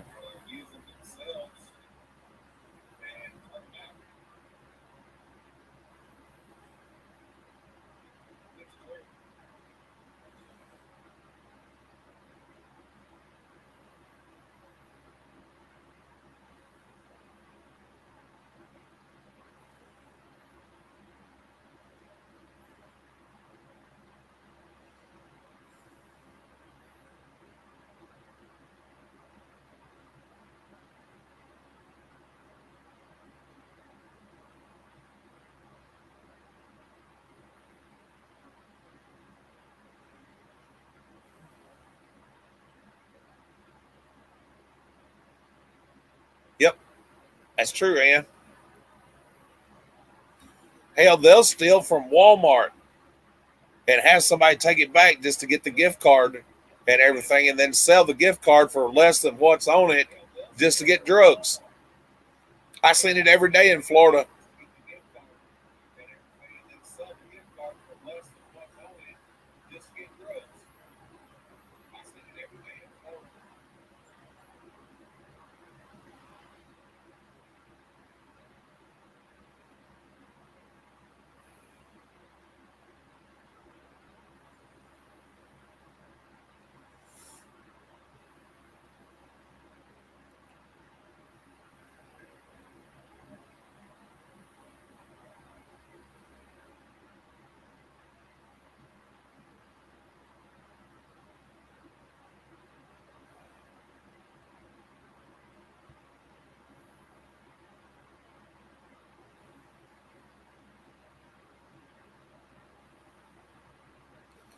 Well,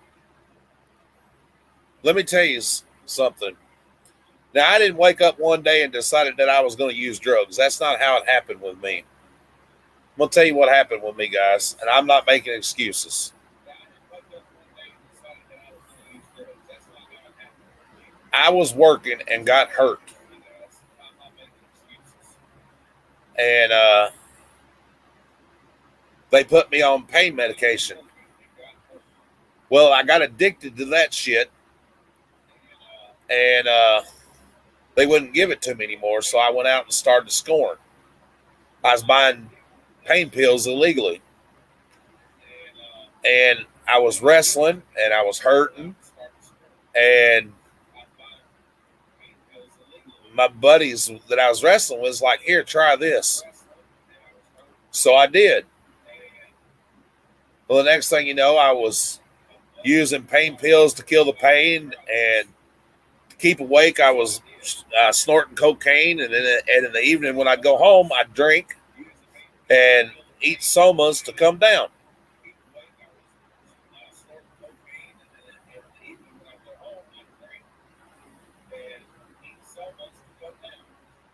And that went on for a long time. That was a vicious cycle.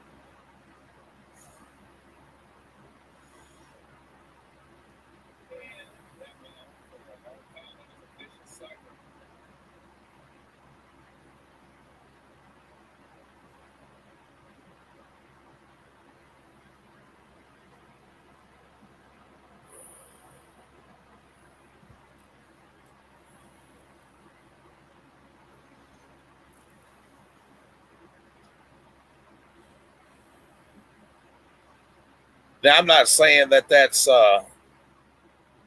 you know, that's every wrestler. That don't always happen. But when you get addicted to something and they give you stuff, to help ease your pain and then take it away from you because you're addicted to it, and that, well, guess what? You're going to find it any way you can, and it don't matter how you score. You know what I'm saying? And then you're next thing you know, you're in a vicious cycle. You're taking shit to get up, taking stuff to get down. You don't know whether you slept or not, and even if you did sleep, it wasn't very long. It's just it's crazy how that shit works.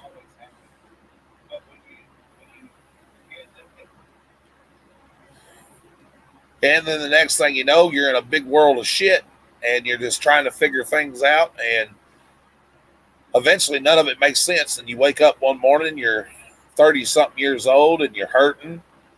You're addicted to drugs. Nobody wants to be around you. You can't get booked in a fucking dog fight or anything else because nobody wants to be around your nasty habit or your poor work ethic. And yeah,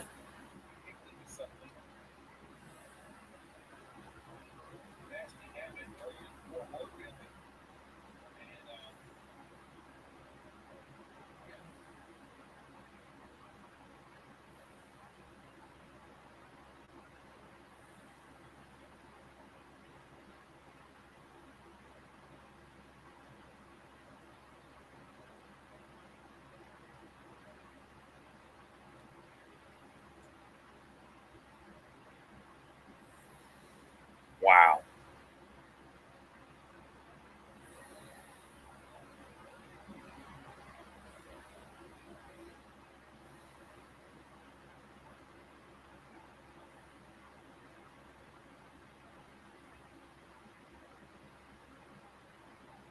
Well, that's why I don't take any kind of pain medication or anything now, Anita.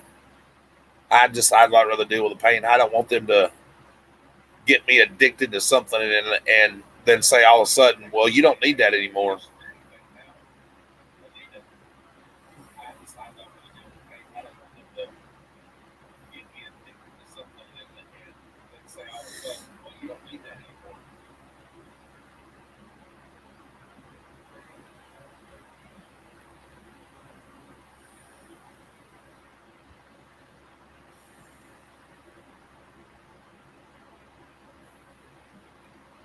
But just because somebody was a drug addict and they had a past, don't make them a bad person. Everybody changes. There is good in people, and they can change if they want to.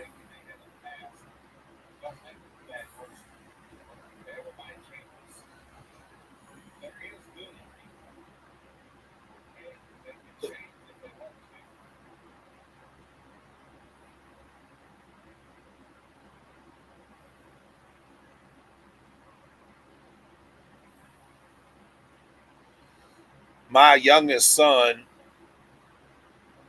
is fixing to be 15 years old, and I have been sober almost as long as he is old. Now, did I drink on my wedding night? Yes. Did I get drunk? No.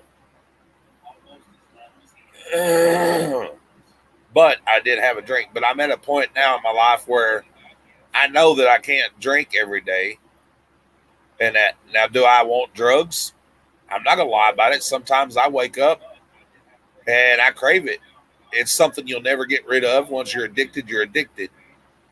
But that's an internal struggle that you have to learn to deal with.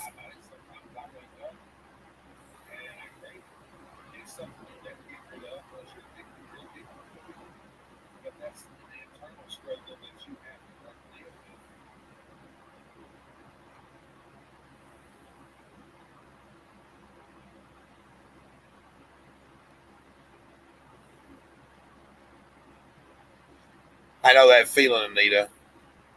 I know that feeling all too well.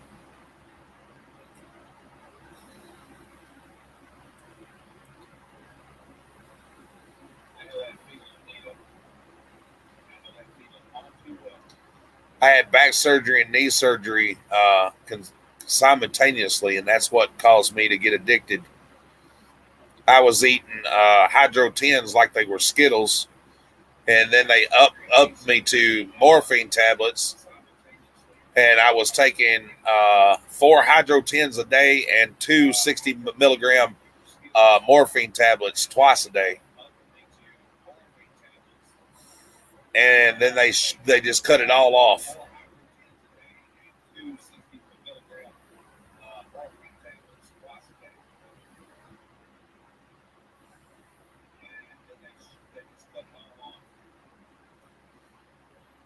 So then I had to find it another way, and of course, then I got to where I was feeling better and stuff, and so yeah.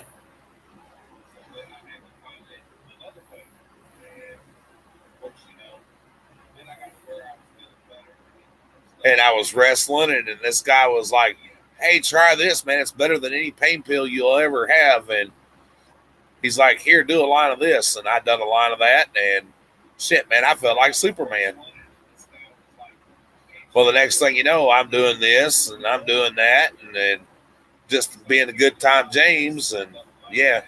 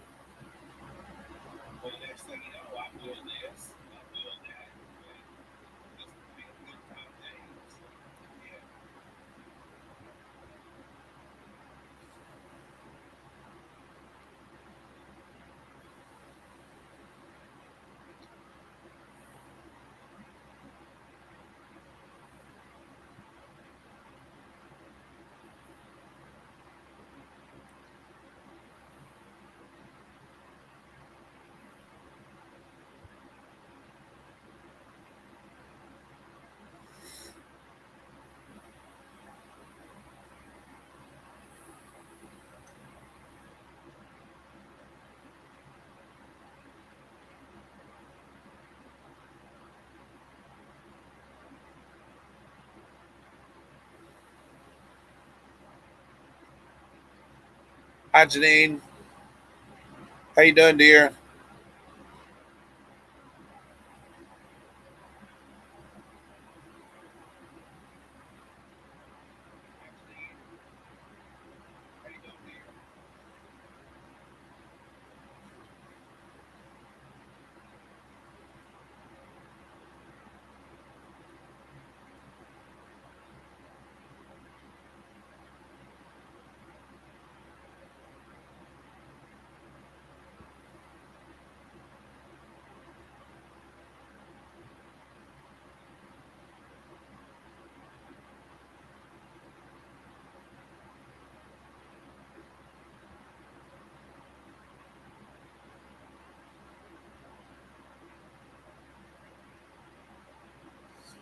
Doing good, hon.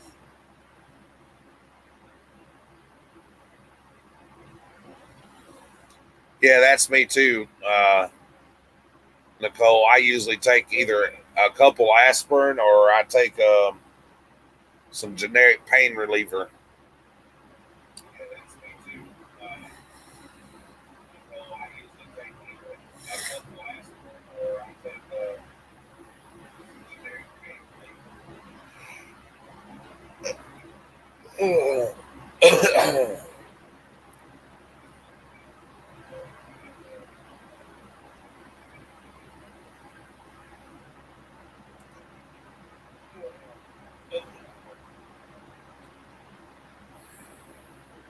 Oh, geez, me yawning with that remote in my mouth looked like I was fixed to eat that damn thing.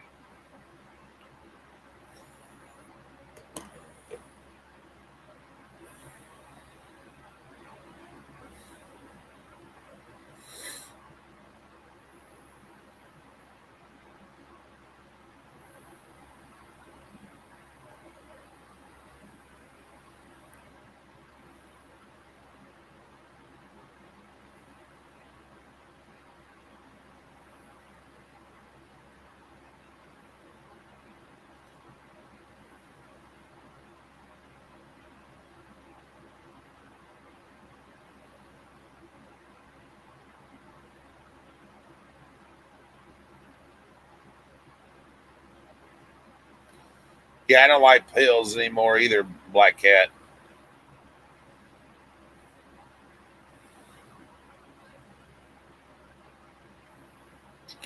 Which I really shouldn't say anything, but I'm gonna say it, and then I'm just gonna move on to something else, which kind of pisses me off when somebody accused me of being a drug dealer, and that kind of irritated me a little bit. But yeah,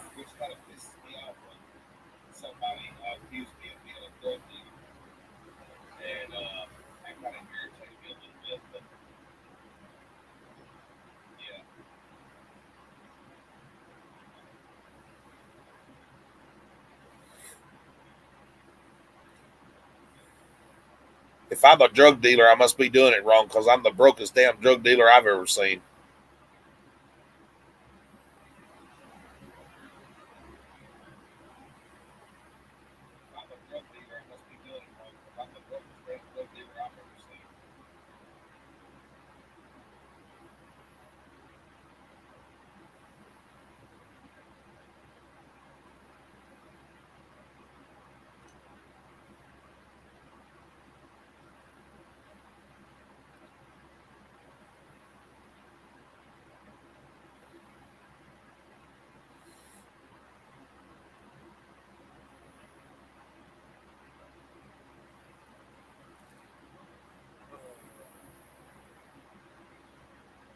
I know it's BS. I don't know why my camera is acting up, but for some reason or other, it's acting silly. Oh well, you just have to look at the purple glare flaring out of it.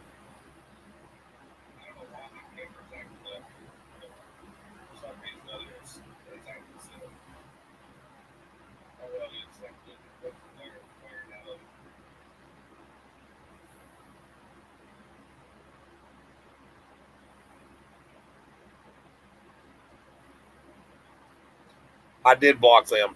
I surely did, Lisa.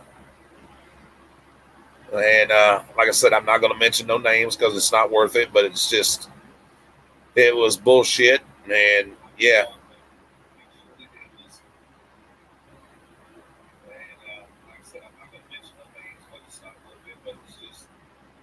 Hi, Tinder.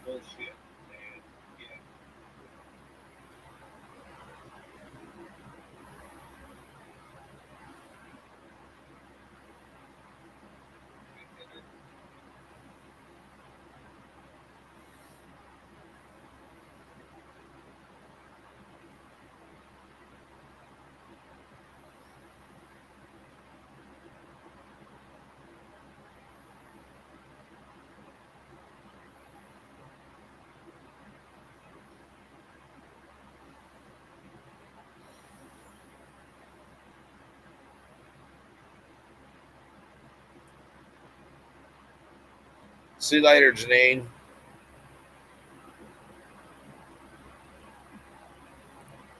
Thank you for stopping by. Good to see you again.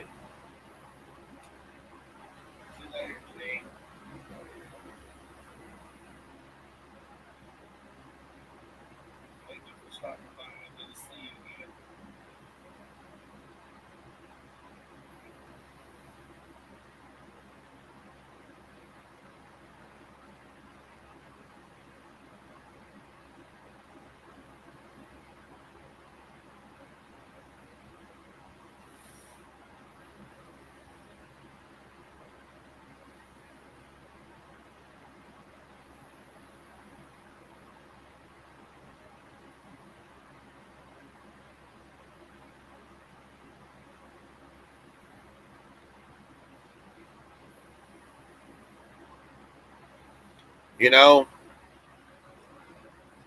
Laura, the best advice I can give you for the person that's using drugs is for you to take them by the hair of their head, look them dead in the eye, and tell them to grow the fuck up. And tell them that if they want to live, they need to quit. And if they don't quit, then, you're not responsible for what happens. And you want to know what their funeral arrangements are. And if that don't hit home with them, they're never going to stop.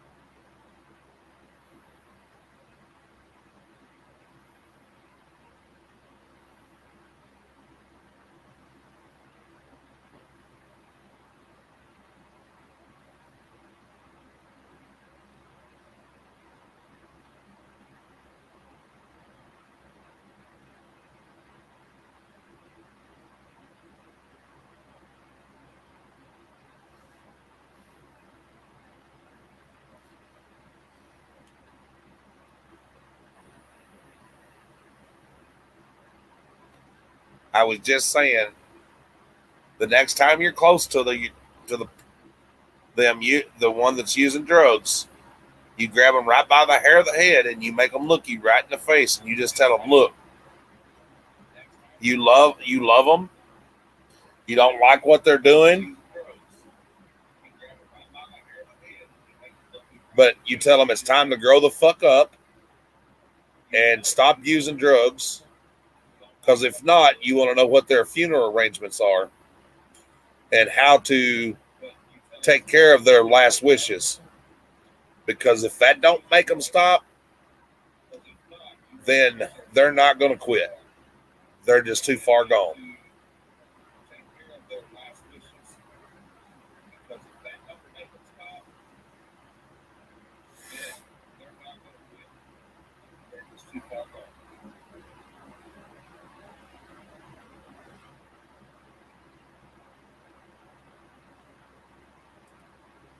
It's true.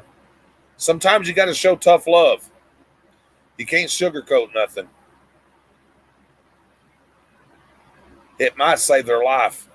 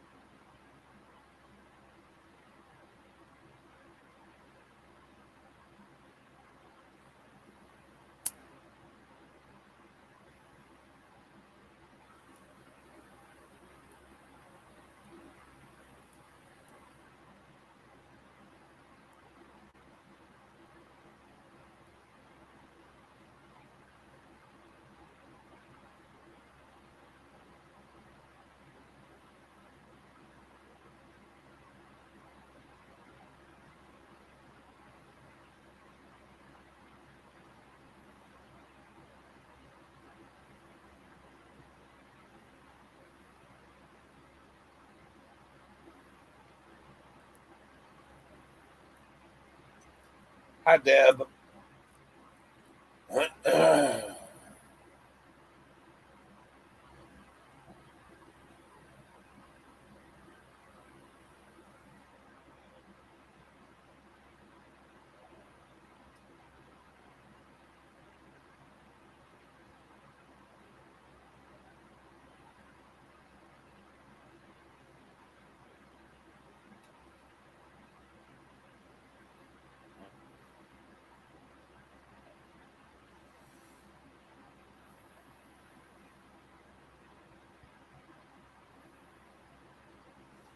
I'll be right back, y'all. I'm going to have to step into the other room real quick.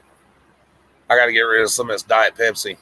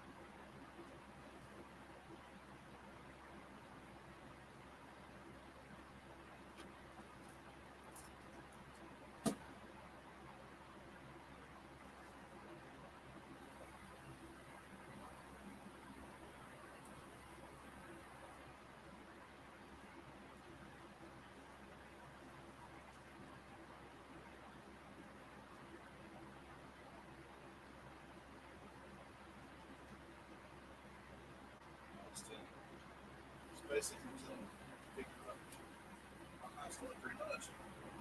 Yeah. Drug history and stuff. She has been with the price for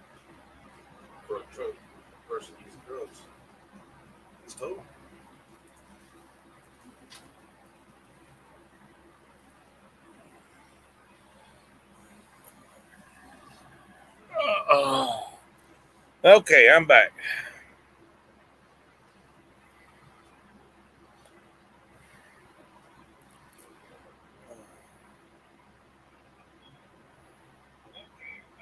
Good night, Nicole.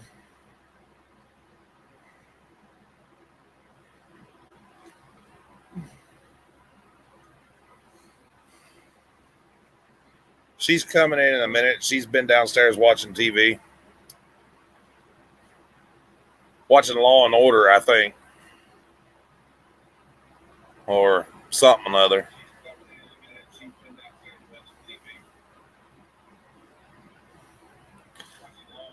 Yeah, you know what they say, Tim. When you got to go, you got to go.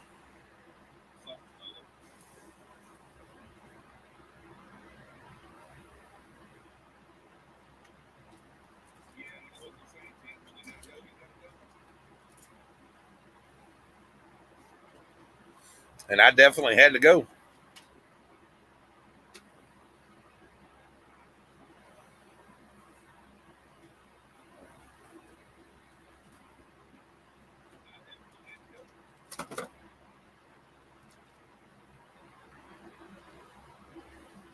Yeah, I flushed Anita. I promise. He's doing good, Laura.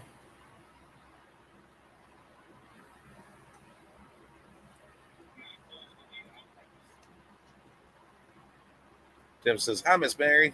Hello, Tim. Yeah, Mary went in there right after I did. Y'all don't think I didn't flush that she wouldn't be in here fussing? Oh, yeah. She definitely would be. I don't put up with that nonsense.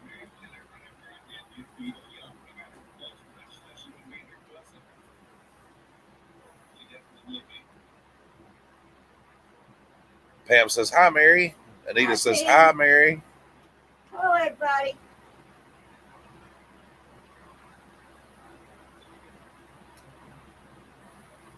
I like that picture you're doing, Miss Carol.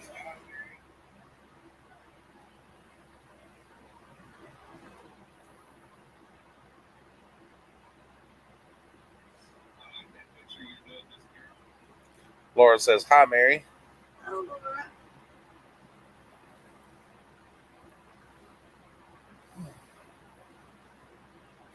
Miss Carol says, "Hi, Mary." Come on.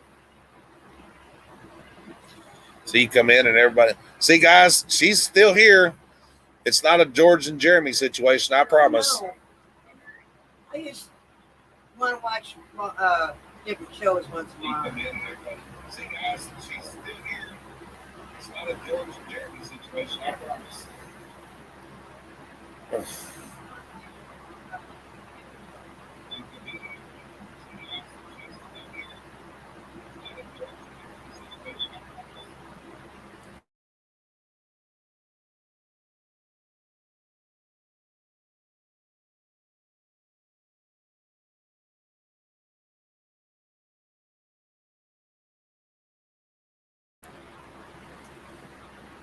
I don't know if Jeremy is back with George or not.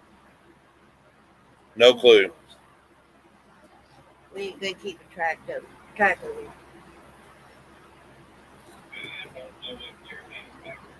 That might be a good idea, Miss Carol.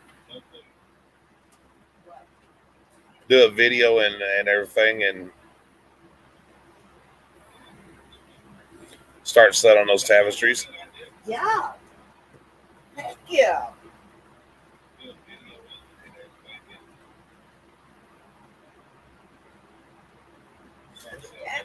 Exactly what John Beck just said right there. What?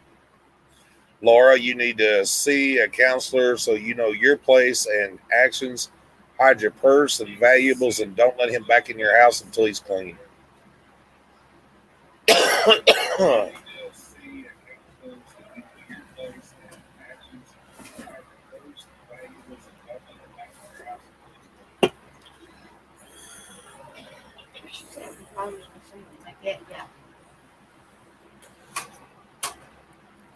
You know what? The sad part about it is, with the business that you and your husband have, he can ruin that whole business for you. Show up one day all fuckered up and have a bunch of clients over, and the next thing you know, boom.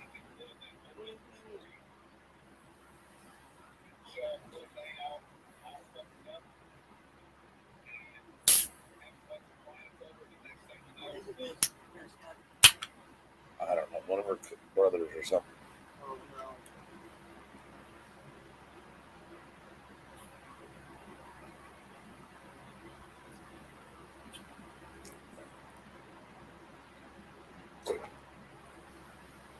I wouldn't be putting up with that nonsense. My heart.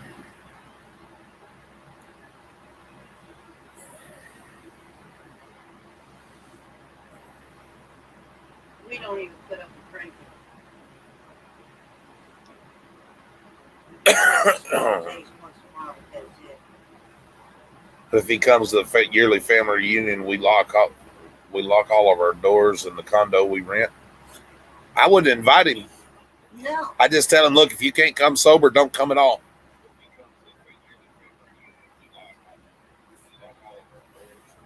You shouldn't have to put yourselves out because he wants to be a drug addict. Unfortunately, that's the harsh reality of it.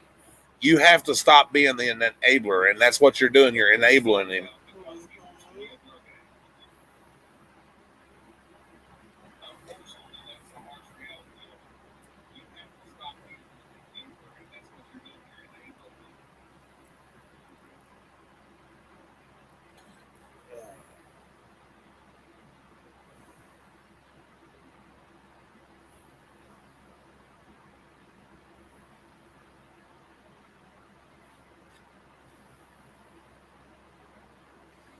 Right?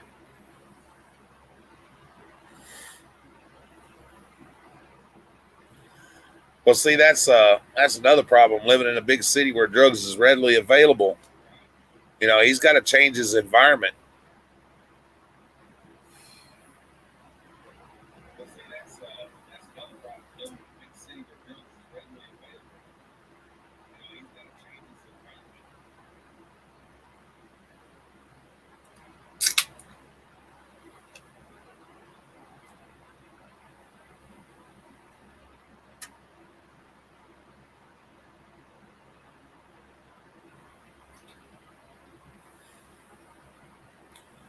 It happens, Tim.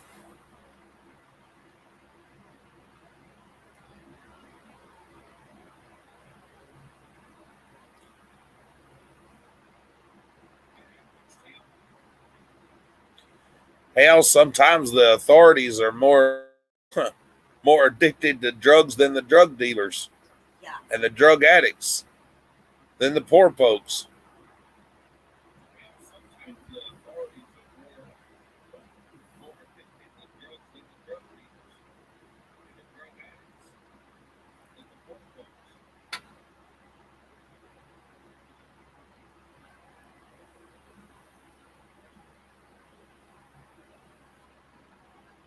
See that coming on such a long people. Yep.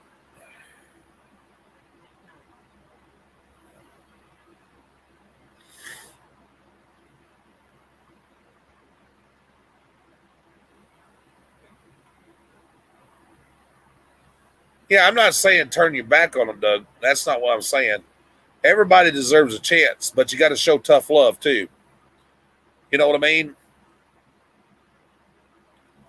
I wouldn't turn my back on one of my children for being addicted, but I would damn sure grab a hold of them and make them wake the fuck up.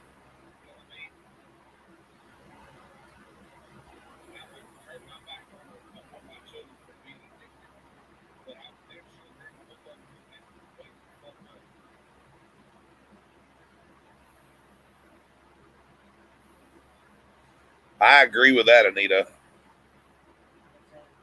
She said, "Toxic people just make your life toxic." Oh, I'm too old for all that drama. You can act right or stay the hell away. Amen there.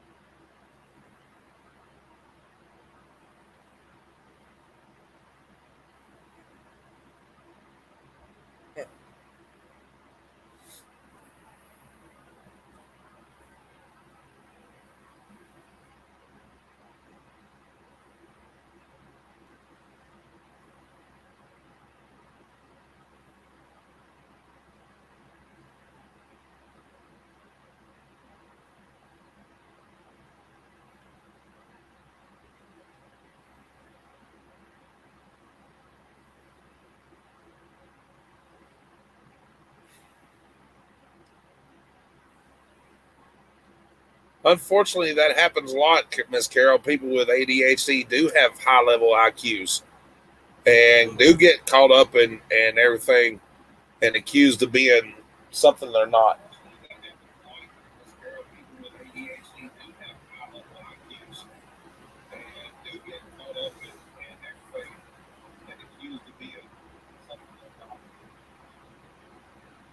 That's very true.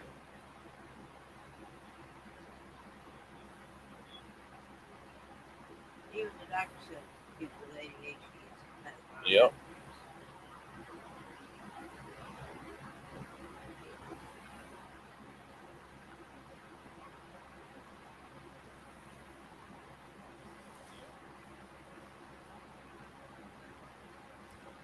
You're right, Douglas.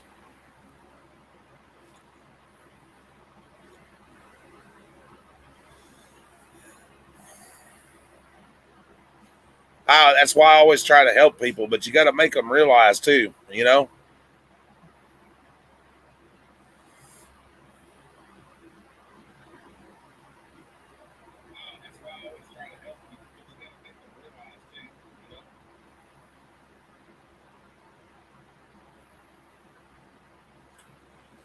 Yes, but you can't coddle people that have ADHD either. It is a problem, but you can't coddle people with it either. That's the problem nowadays. We're too quick to coddle people instead of making them own up to their mistakes. And we're enablers. All of us are. We're all guilty of it.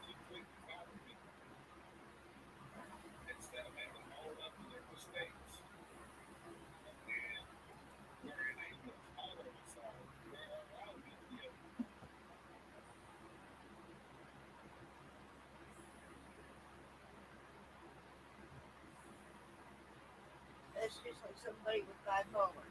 Right? They use it as a crutch. Anxiety. I've seen it too many times. How do you know when you're helping someone that you are hurting them at the same time? When that person continues to over and over again, it's a mistake the first time. Okay, you help them, and if they continue with the same bad toxic behavior, it's not a mistake anymore. It's a choice. And if you condone what they're doing, then you're an enabler. And I know it's tough with your kids and everything else, but sometimes you just got to let them walk on their own 2 feet.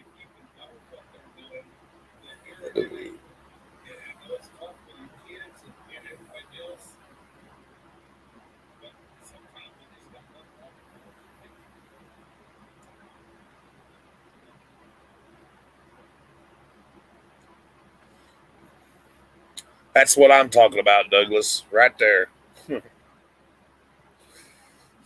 My son was diagnosed with ADHD, and I took him to all the special doctors, paid dearly for this boy. Then one day it came to me, I was handling it all wrong. So I bent him over and woke him up.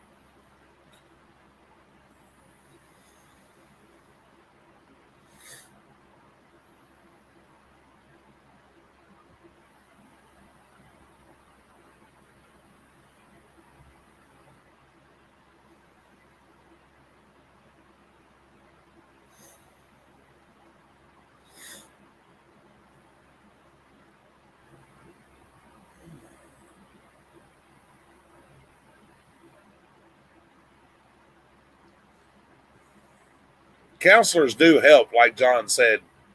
Counselors do help to a degree, but sometimes you have to remember that counselors are only out for their paycheck. And counselors are enablers too. They'll tell you what you want to hear.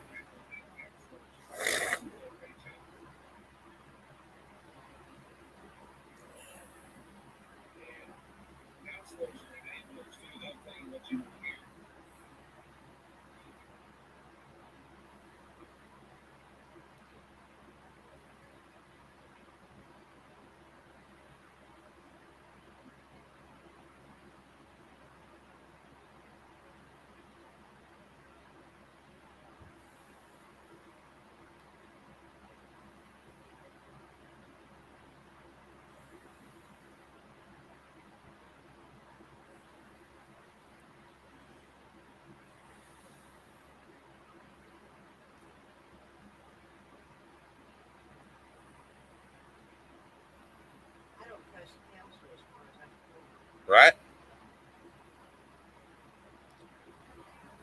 Like I said, they're not always in your best interest. I learned that the hard way. So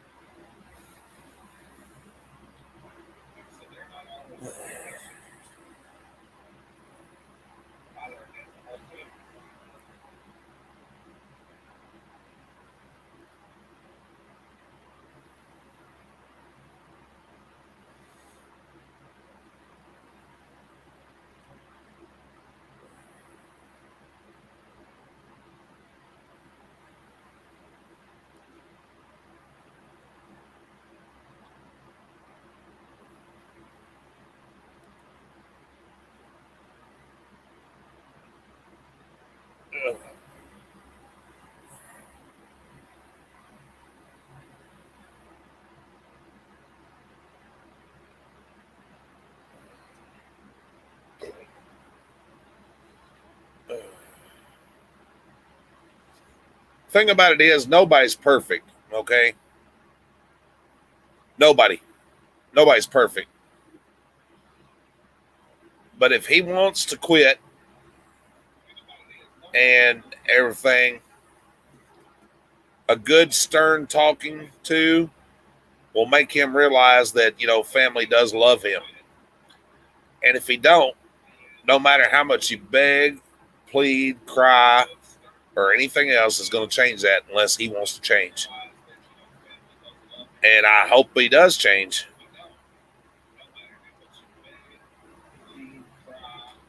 You're absolutely right there, Costello. The police do need training with special people, special needs people. yes, they do. I agree there. Same thing when we're alone.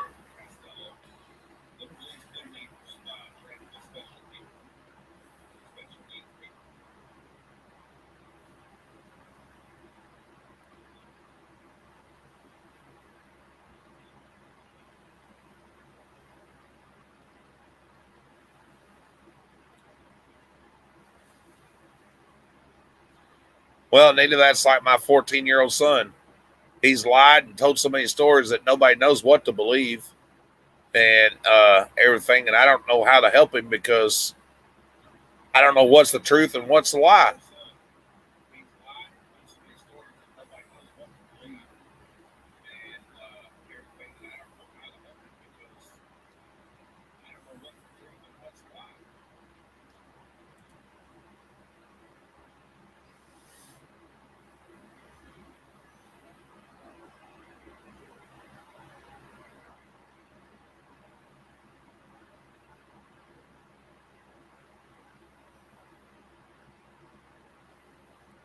That's awesome, Douglas. You sure can.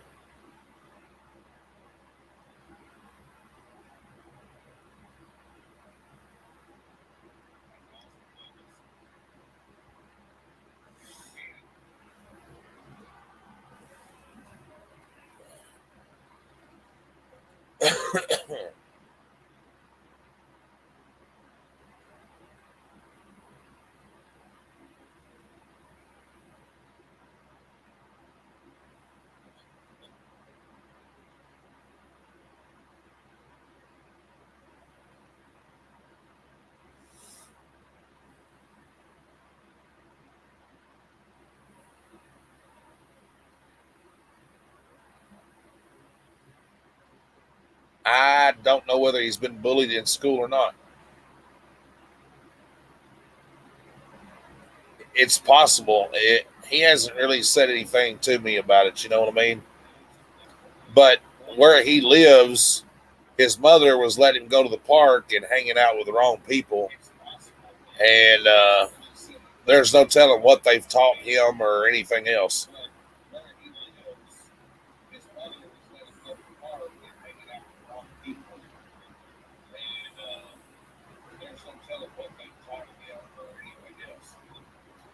Yeah, I asked him. He says he gets along with finally with everybody in school. Teacher says he gets along with everybody in school.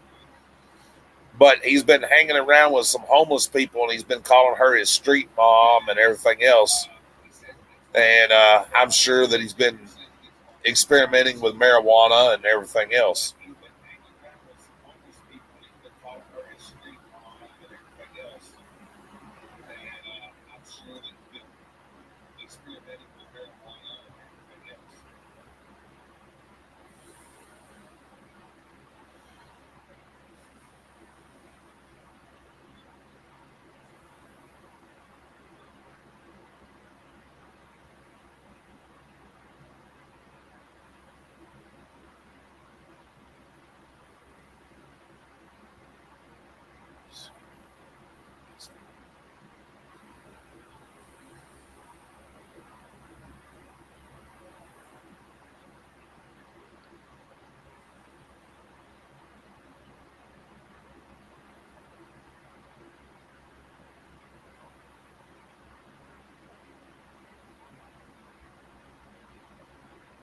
Oh no, that's not good, Miss Carol.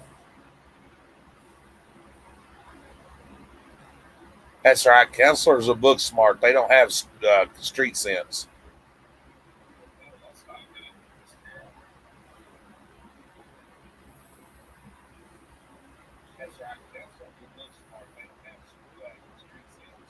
But the doctors told us that he has ADHD and he's bipolar and he has some other things wrong with him or whatever. But I know while I had him over the summer, he didn't do none of that stupid shit that he does with his mom and everything because he knows dad'll get that ass.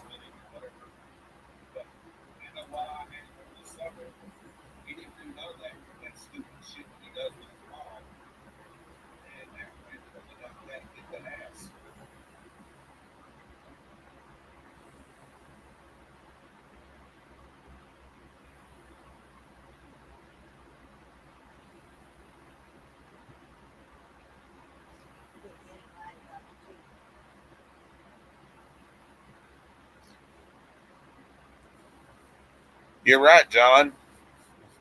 You're absolutely right. That's what I told her. She needs to find him a sponsor, somebody that's going to help him, and that somebody that's going to take him on and be there for him. You know, that's been there, done that, got the T-shirt, and burnt that son of a bitch.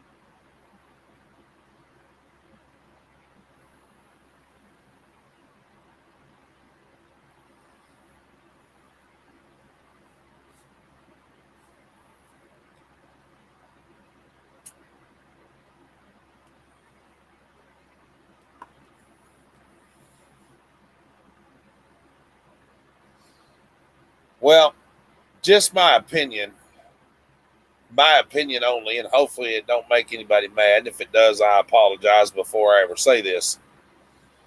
The biggest problem with our children and society today is that, as in a whole, we don't teach respect like we used to.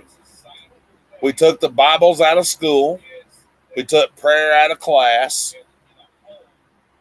And we tell our children that it's okay to do this and it's okay to do that.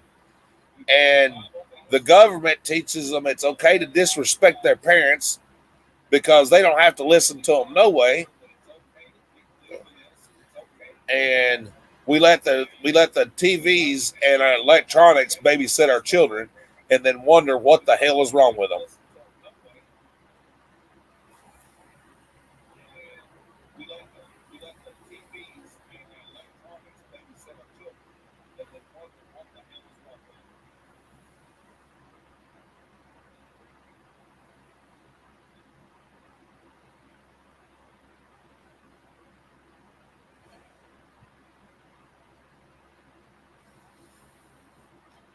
When I was growing up, if you done something wrong in school, you got your butt spanked. And when you got home, you got your butt spanked. And when you went over to a neighbor's house, if you done something wrong, the neighbor spanked your ass and then sent you home, and your daddy spanked your ass.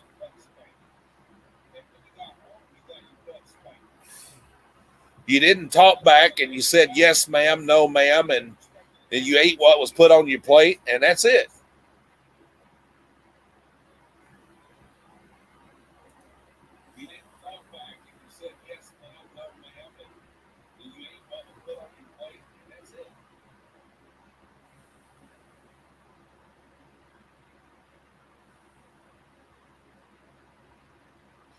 But the cost of living has made it to where both parents have to work nowadays. And in some cases, mama has to be daddy and daddy has to be mama. And kids grow up too fast. They're taught things that they shouldn't be talking about until they're 17, 18 years old. And it's just ridiculous.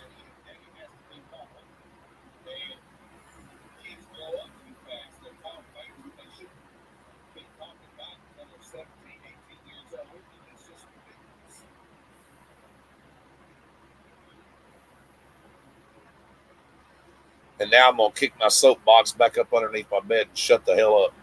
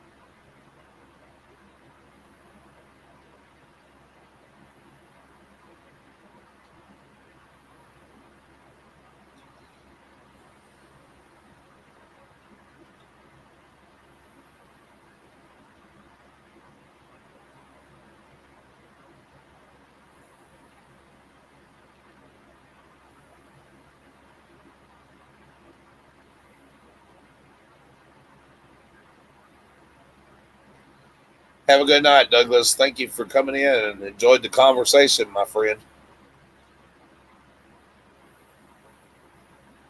Hi, Douglas.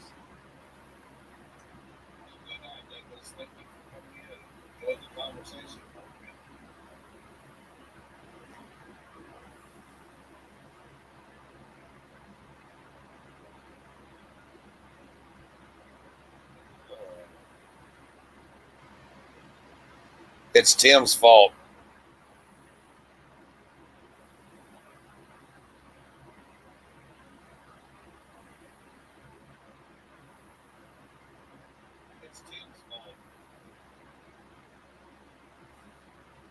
Right? I know that's right, Anita. But you know what, though? It's nice that we can sit here and have a conversation about things and discuss one another's opinion without offending anybody or getting all ass hurt because somebody said something that wasn't exactly politically correct. You know what I mean?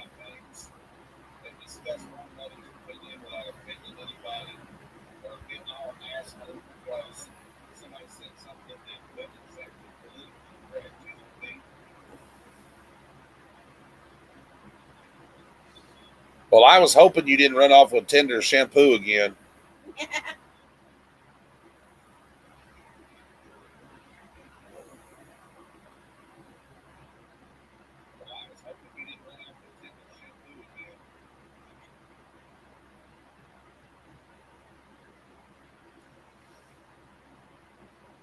And you're right in some ways. It has, but nowadays they don't have a choice. You know what I mean? Because I'm fixing to make a statement that's going to piss some people off, and I don't care. In most cases, men ain't men anymore. They don't take care of the family like they're supposed to. Boys are not taught to be a man, how to take care of their family. They're taught to be, that they're not taught how to respect a woman or the family like they used to.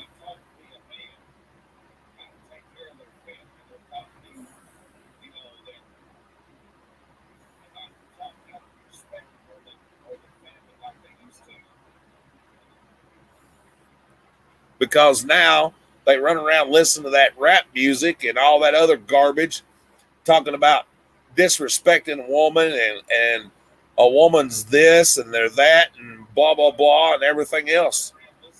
And that's not the way it is. You're supposed to treat your woman like a queen. You treat her like she's your mother. You know what I'm saying?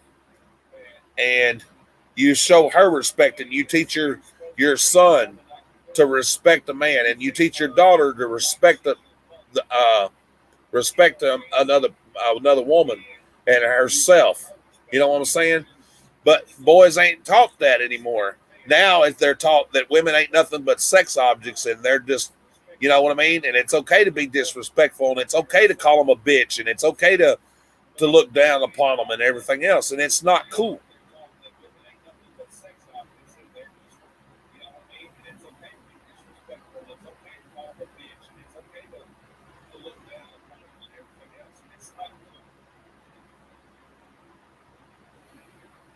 You're right, John. You're absolutely right.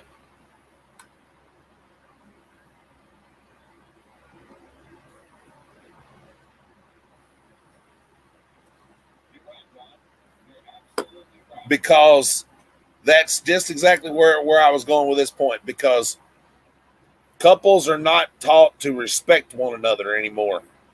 When people rush into things and they jump in bed and they fuck at the first drop of a hat and they're having kids, and the next thing you know, it's a year later and neither one of them want to be with each other, and they're stuck with a child that neither one of them wanted, and they made a mistake. Okay, and now the child's here, so who suffers? The children.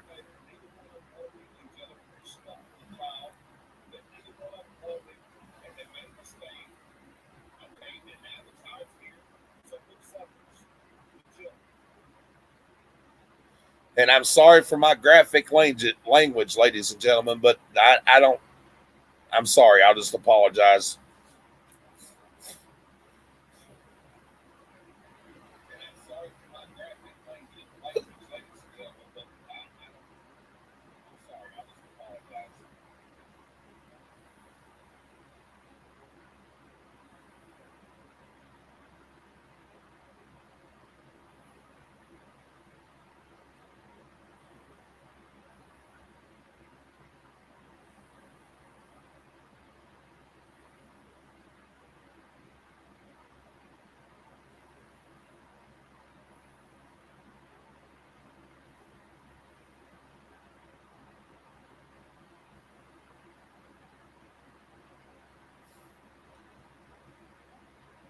But that's the biggest thing, and that's nobody's taught respect anymore. Hell, people don't even respect themselves. How are they going to respect other people?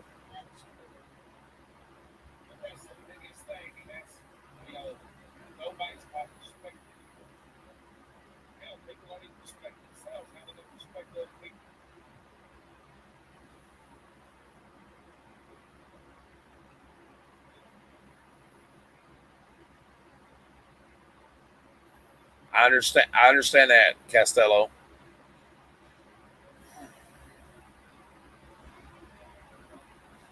and that's good. The first thing you should do as a parent is teach your son and your daughter respect. I have instilled in all of my children, boys and girls, first and foremost, respect yourself. respect your elders, and don't ever disrespect somebody of the opposite sex. Okay? Here's the thing. If you don't, as a man, teach your son to respect his mother at home, how's he going to respect his wife because he sees what you're doing? You know what I mean? If you're calling your wife or your girlfriend or whatever foul names in front of your children, shame on you, because they're never going to respect any female if you're teaching your son to be disrespectful to his mother. And that's exactly what it is when you stand up there and you call your better half a foul name in front of your children. You're teaching them to be disrespectful. They don't disrespect. They don't respect you either. And they don't respect you either.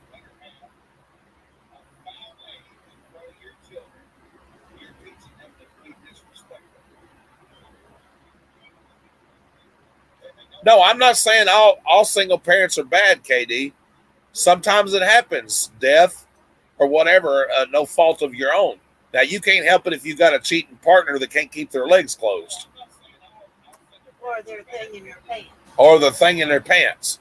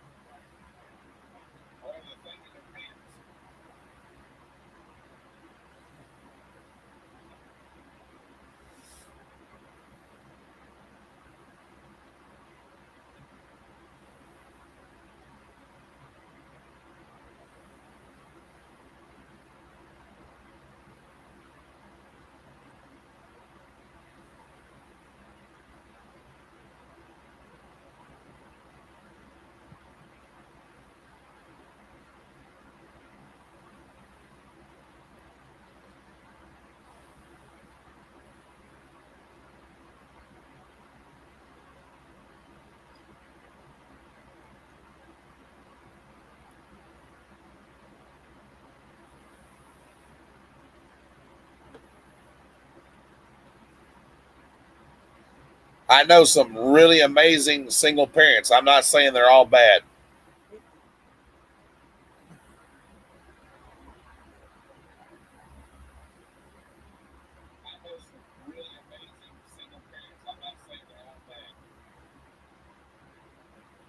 Just because you're a single parent doesn't mean you're bad.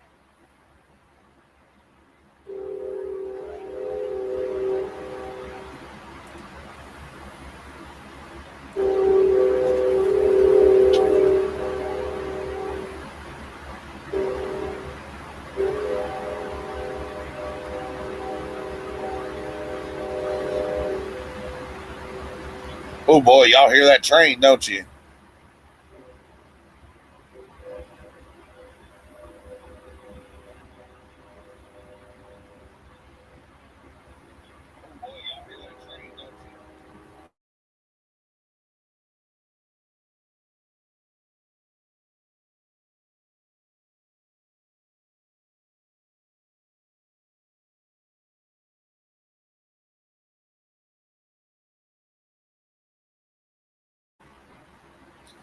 Well, that goes back to what I was just saying there, KD. Men are not men anymore. I was taught you never put your hand on a woman. And, if a man is beating on his wife and going out and tomcatting around instead of being disrespectful and taking care of business at home, then you don't need him no way.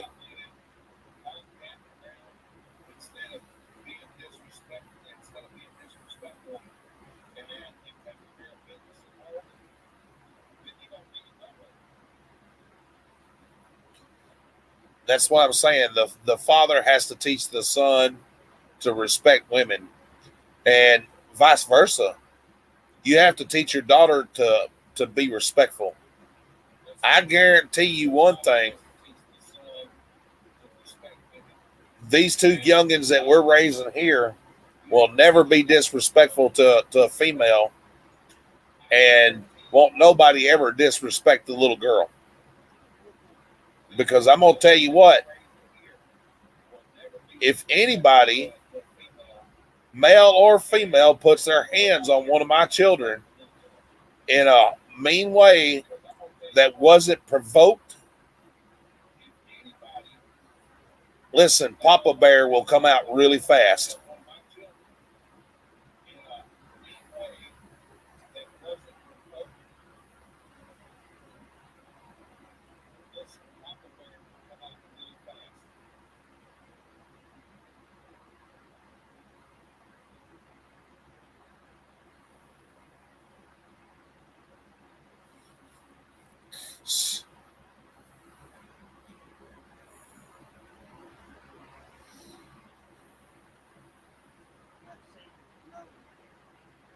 Exactly.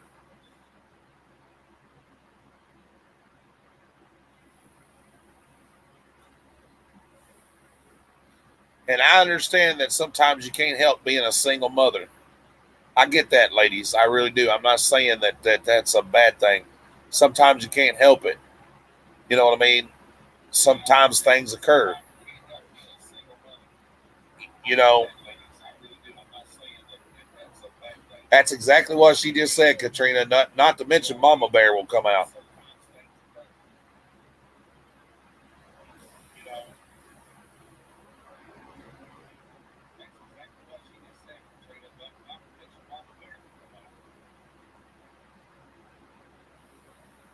And I don't like somebody putting their mouth on my kids either. Right? Opening their mouths and trying to tell them what to do when it ain't even their damn business.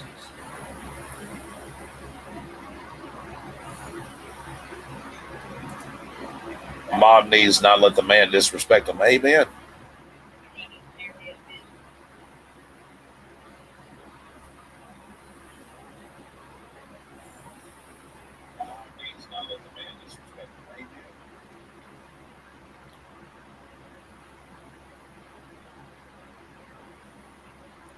That's awesome, KD.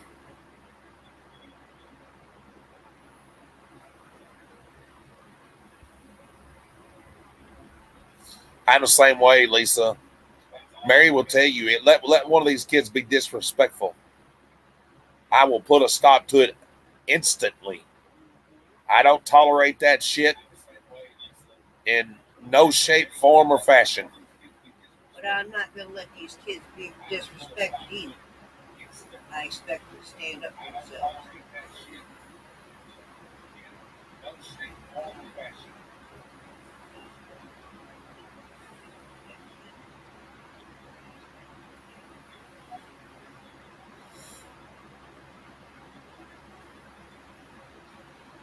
The lady that I was with before she passed away, God bless her soul, her son was 17 years old and stood there in the kitchen while we was standing there. I was fixing dinner, and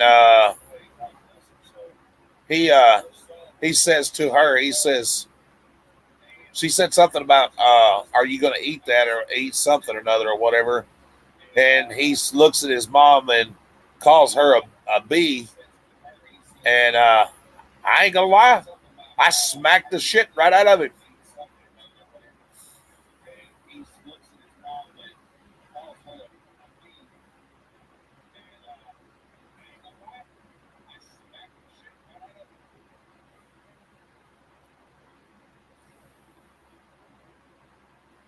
know what I'd have done? Slapped the shit out of him myself. Yep. And told him to go hungry. Right. Can't eat what's put in front of you, go without.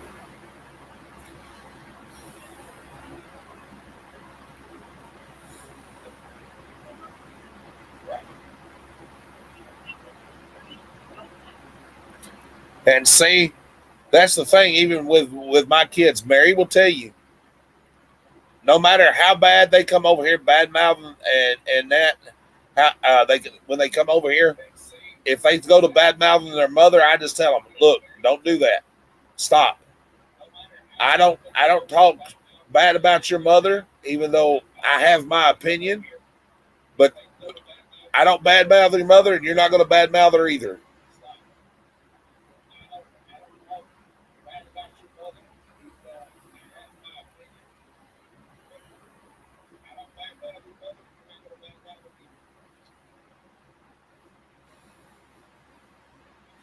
I never say anything in front of the children, my kids, about their mother and that because it's just disrespectful. You know what I mean?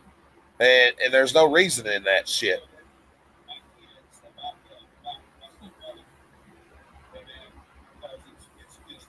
Except when they start trying to run my house 1,000 miles away.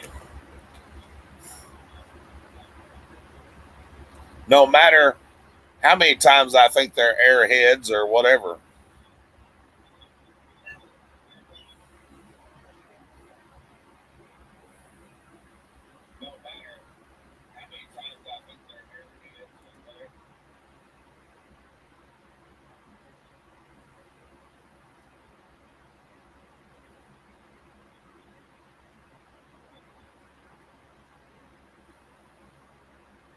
Tender says, I'm back. Hi, Mary. Hello, Tender. You know, my grandparents raised me. My grandmother lived to be 72 years old. You know how many times I cussed in front of my grandmother who raised me? I'll tell you exactly how many times I said a cuss word in front of my grandmother. That right there, ladies and gentlemen. Zero. My grandmother never heard me say a cuss word.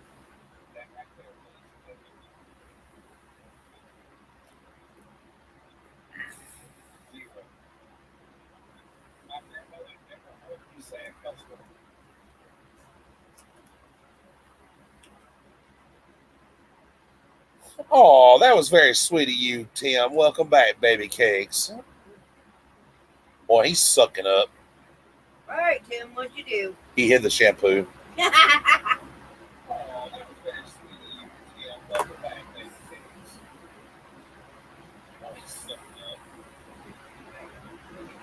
hid the shampoo.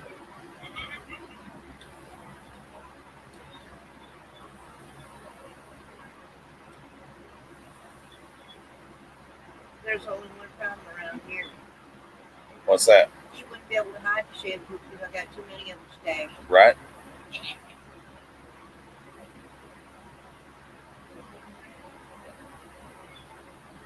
What's that? Right?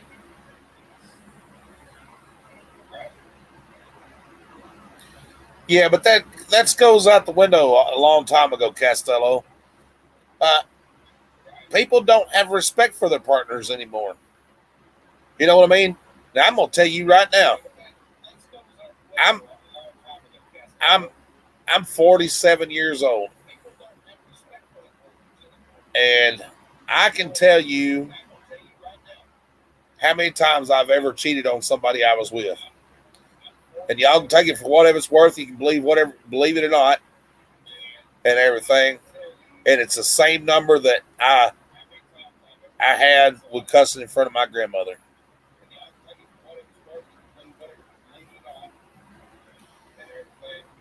There isn't a woman walking this earth that can ever make me cheat on Mary. No offense to any of you ladies. I'm sure most of y'all are very beautiful. But I love her so much that I would never disrespect our love for each other or her in any way. This lady right here will tell you, and I've been mad at her and I mean mad, but she will tell you in the 30 years that I have known her, I have never ever called her a bitch. Never. It's true.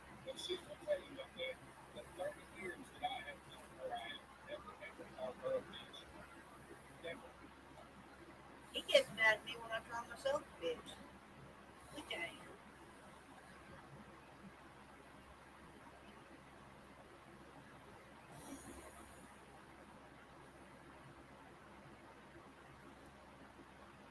I've done the same thing though, Anita. I've changed diapers, mopped floors, and all that stuff.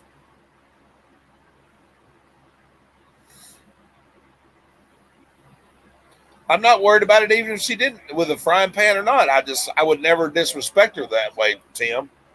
You know what I mean? I wouldn't want nobody calling my mama that, so why would I call her that? You know what I mean?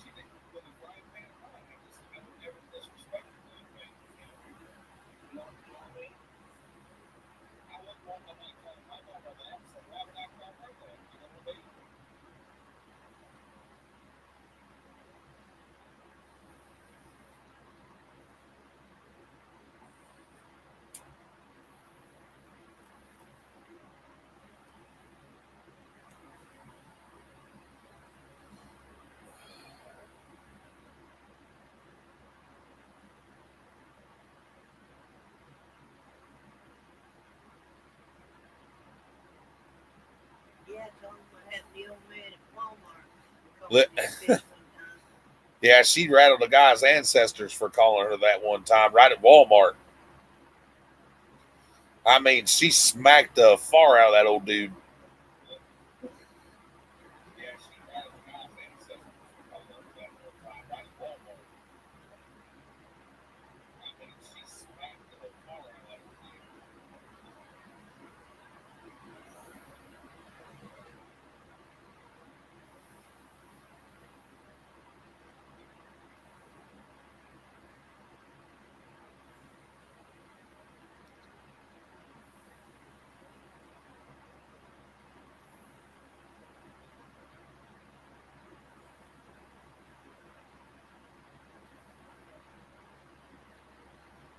High school sweethearts. Yeah.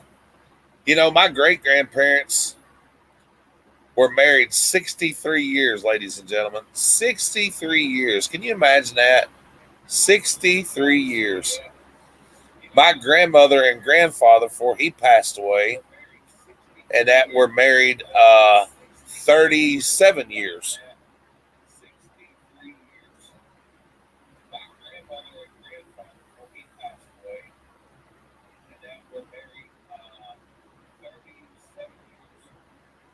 Yeah, they're not even married 32.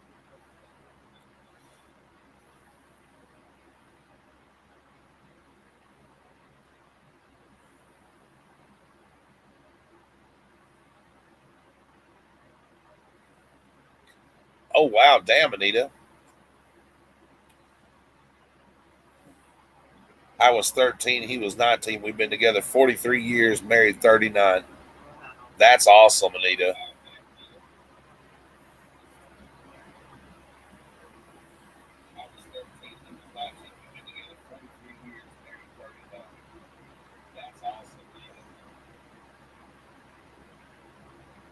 Damn, y'all been married and together almost as long as I am old.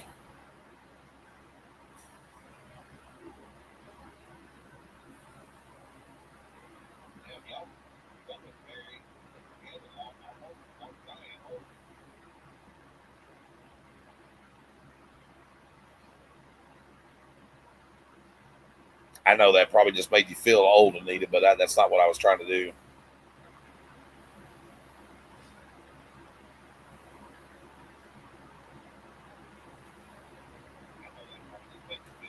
Oh, hell no, Ann.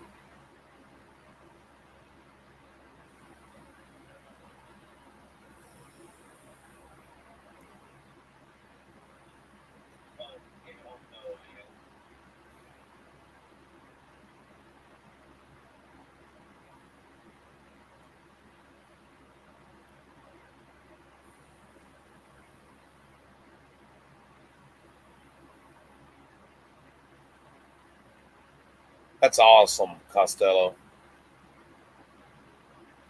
I hope I'm pronouncing your last name right. It may be Castillo. I may not be putting enough. I'm not good with names sometimes.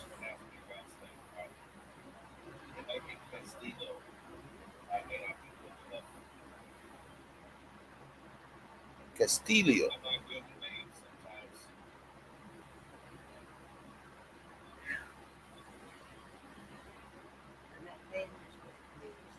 Thank you.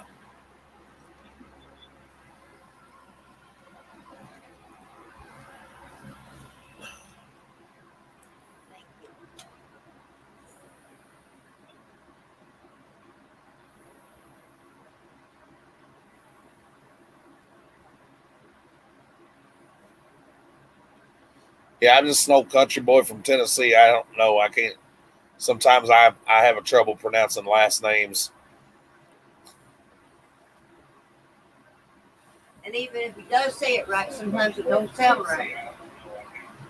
Sometimes I have trouble pronouncing last names.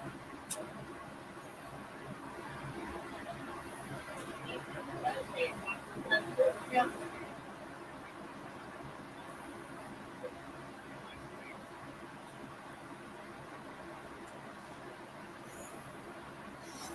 Now, is your name Italian or Spanish?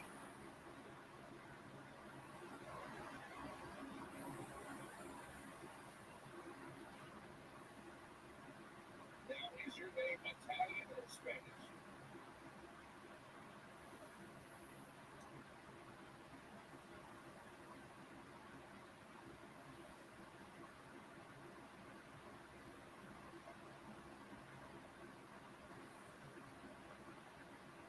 Spanish. Okay.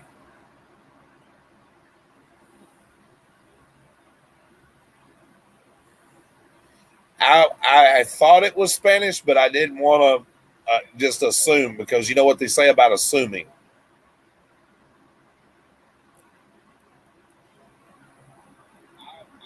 thought it was Spanish, but I didn't want to just assume because you know what they say about assuming.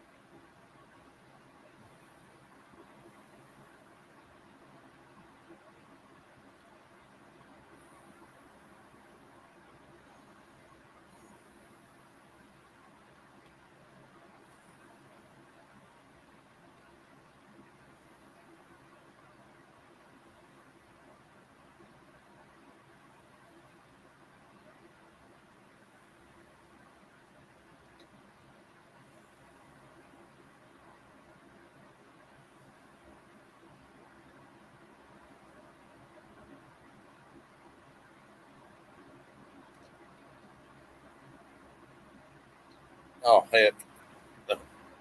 That's crazy, Anita.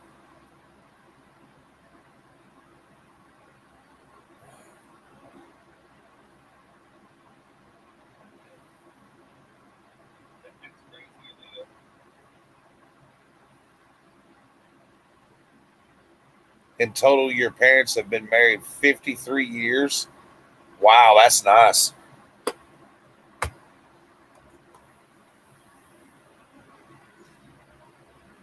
Katrina said my first dolls were G.I. Joes.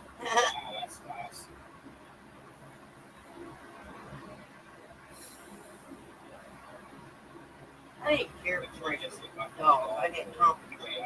Right?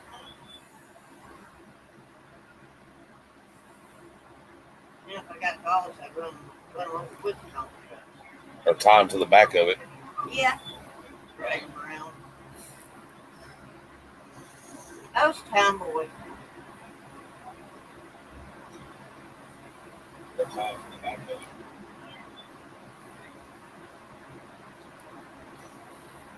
Large dogs, I hated them. You right?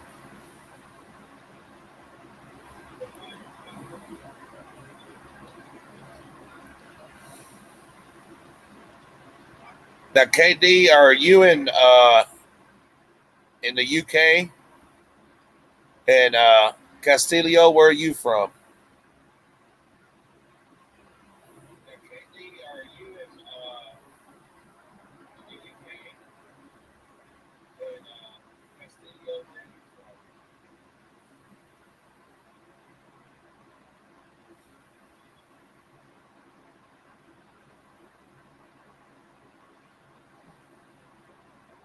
Round Rock, Texas.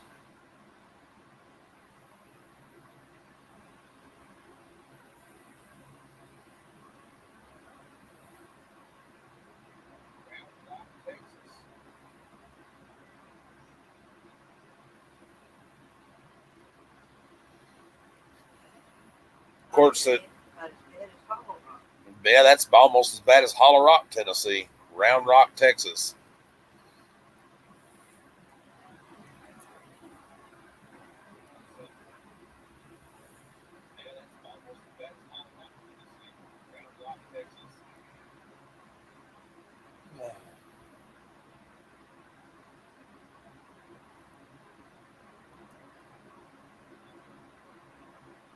You're about 6 hours both of me.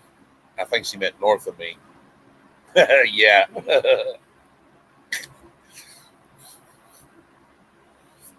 Dang autocorrect.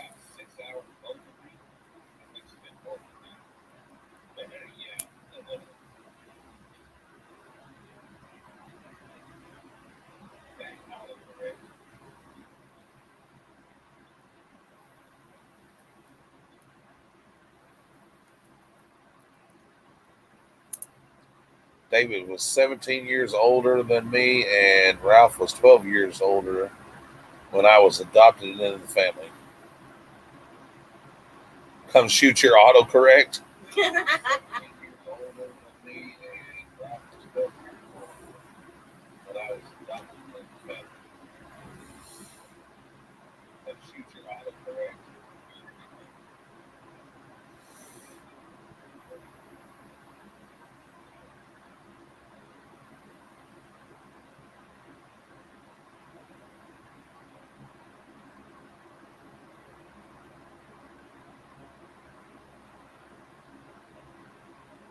Oh, wow. That's cool, Anita.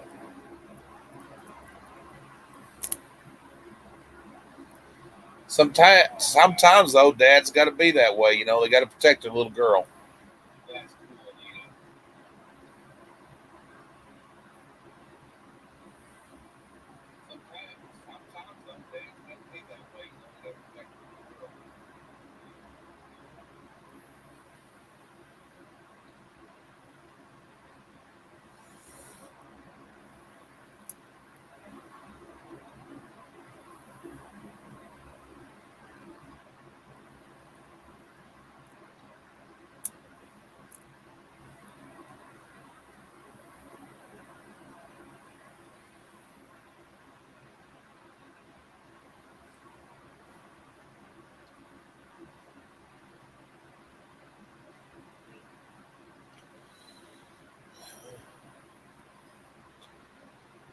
Well, shoot far.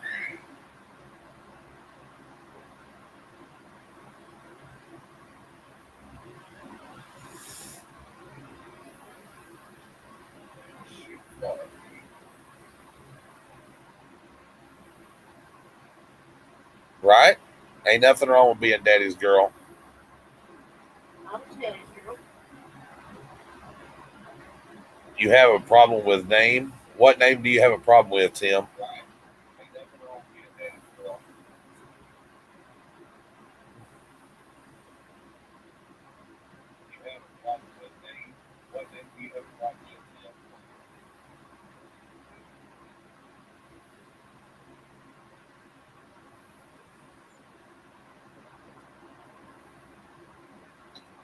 Well, that makes sense, Anita. You were the only girl.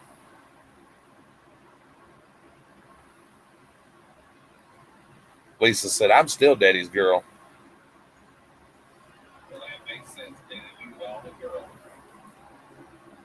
If my day was fine, I still Lisa, I wanted to say we haven't shipped the knives yet. I have got to go get a special box so I can put them in it. And I'm not sure if it won't come UPS instead of from the post office.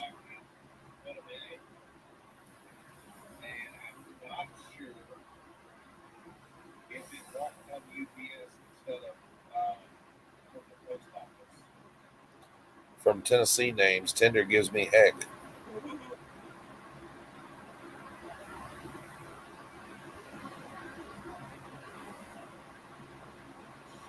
What's wrong with Tennessee names, Tim? We've got some really interesting towns in Tennessee, like Skull Bone, Frog Jump, Buck Snort, Leapers Hollow.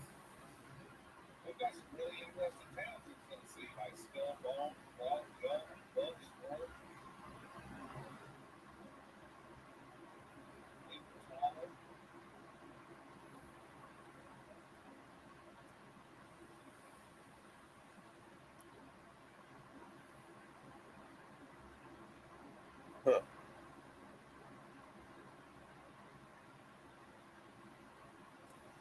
Well, I just don't want to get in trouble with shipping something. You know what I mean? And I got to make sure the box is right. I want to make for sure that it's, you know what I mean? I think I have to tape each one of the blades before we ship them. Somebody told me that was true. I haven't checked into it yet, but I'm going to do that. Tender says, "Hey Tim, you better watch it."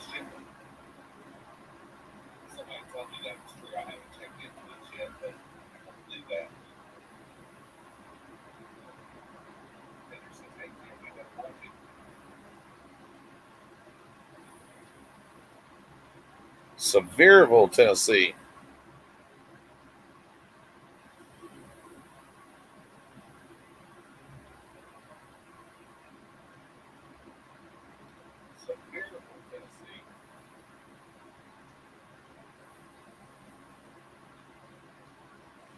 Okay, well, I just wanted to keep you up to date with what was going on, Lisa.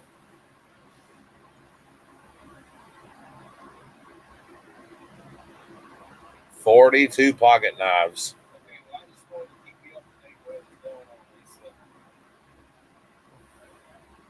I didn't want you to think I was trying to scam you or anything or not send you your stuff.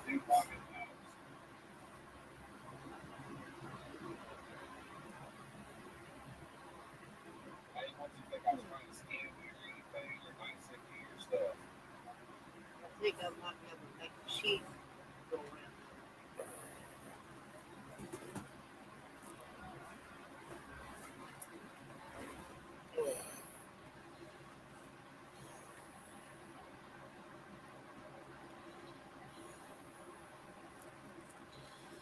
Tender says, "Hey, I'm just a good girl from Tennessee." Thank you.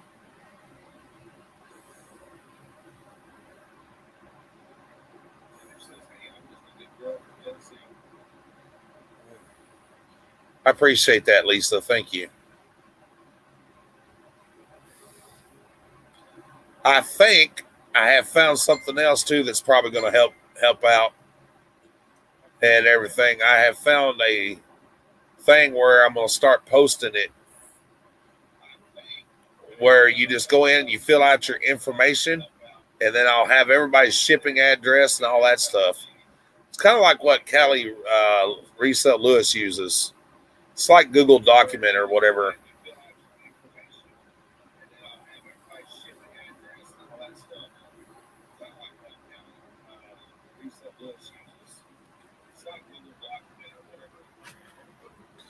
That's right. She's only killed 14 people, right?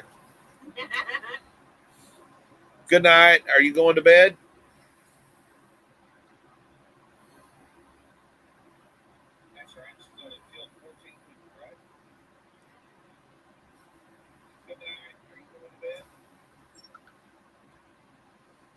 Well, if you haven't subscribed, please do so. Check out all the other channels. Yeah, check out all the other channels like Storage Brats and Regular Guy Barbecue and everybody like that.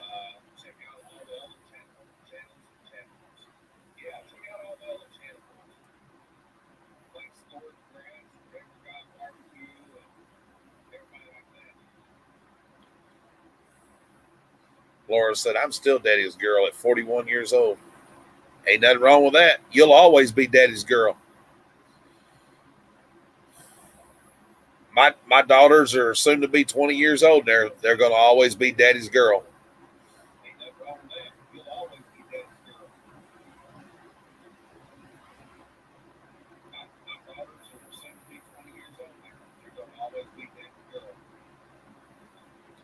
Well, thank you, Tender, for saying that. I appreciate that.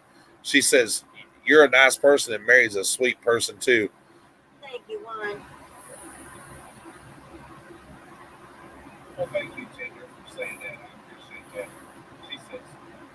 Mary is sweet, but boy, she does have a little vicious side every once in a while.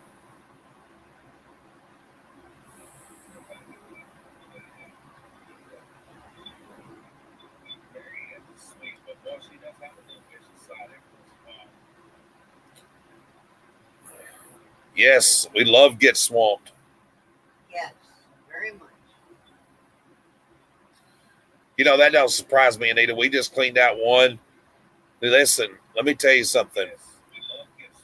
We got to the back side of the unit and was going through a box, and we found black tar heroin in it.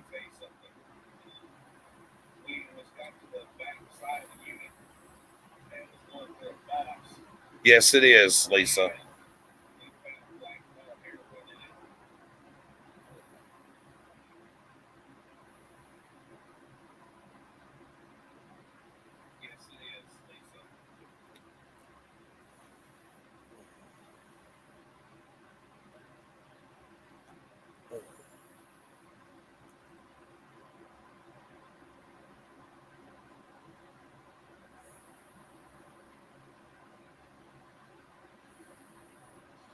Hey guys, we got t-shirts. We're gonna have t-shirts for sale.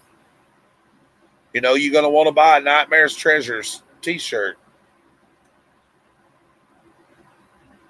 They're gonna be awesome.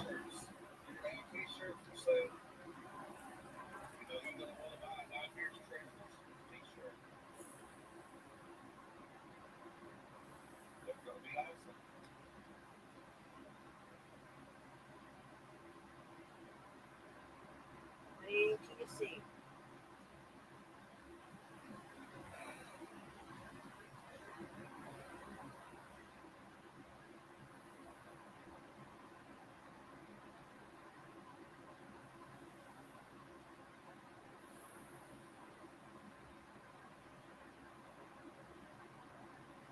Tim says, I don't buy anything from auction, but I bet he buys a Nightmare Treasures t-shirt.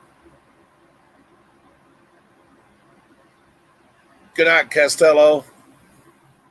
Castillo. Good night, amiga.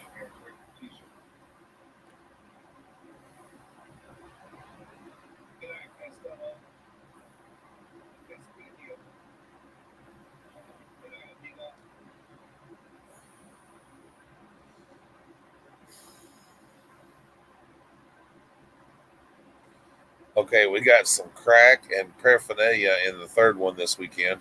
Oh man. That don't surprise me a bit. It's just we've gotten so accustomed to finding that stuff. It's just like,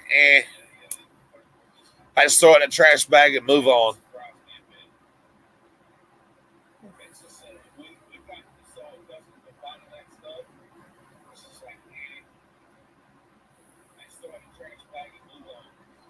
Oh no, what'd you find that grossed you out?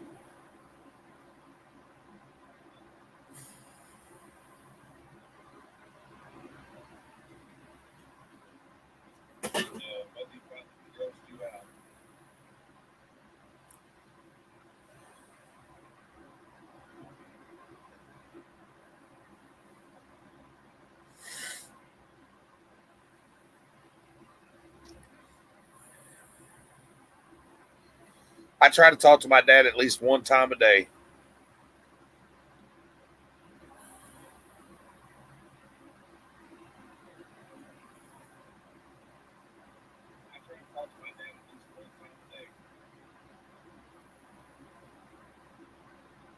Ew.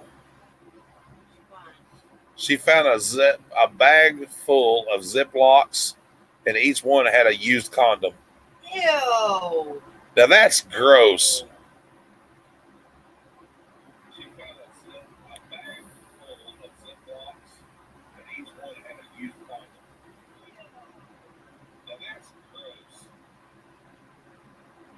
Wonder what the hell they were saving that shit for.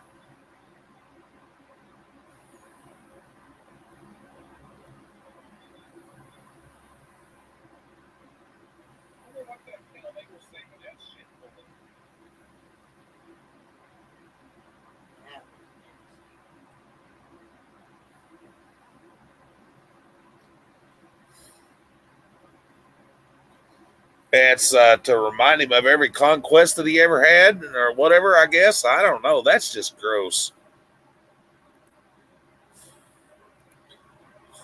Well, this one's from blah blah blah. Uh,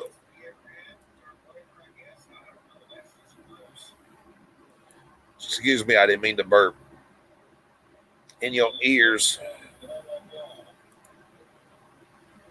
Oh, that sounded like a frog. 10 hours to go on this storage unit. I'm still winning it.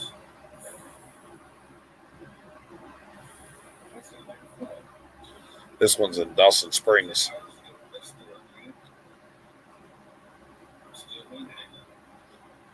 But that can change very quickly.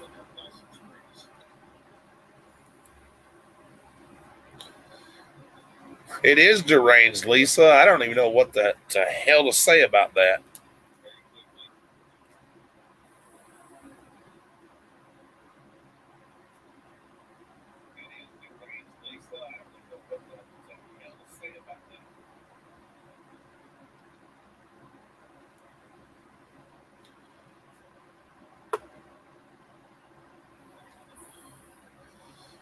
Well, I'm glad I didn't touch that heroin, and that there ain't no telling what it could have been laced with. Thank God it was in a container, and it was in a soap dish of all the damn things. Remember those plastic soap dishes that you keep soap in? That's what it was in.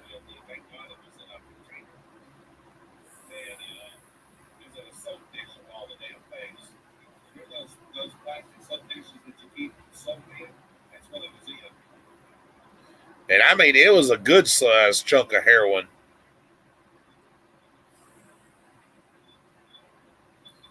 It was probably a chunk like that. I'm not kidding you.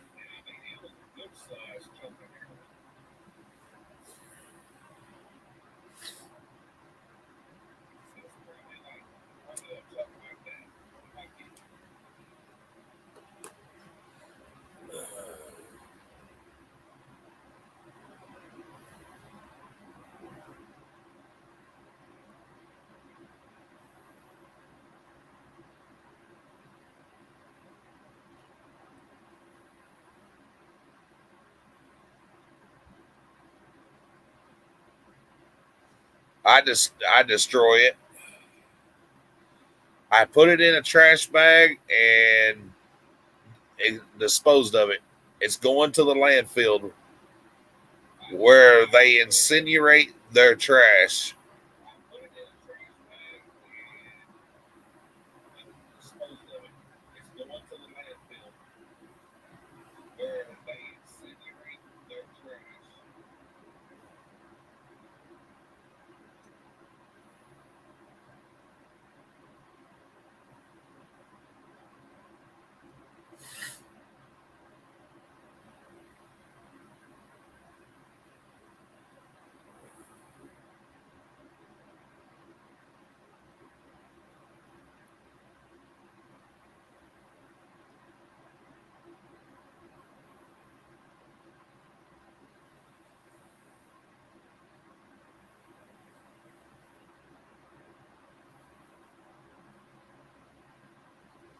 Well, the bad part about calling the police, unless you just find large quantities and everything, is they give you such a hassle and make you feel like you're stupid. Well, yeah, it's just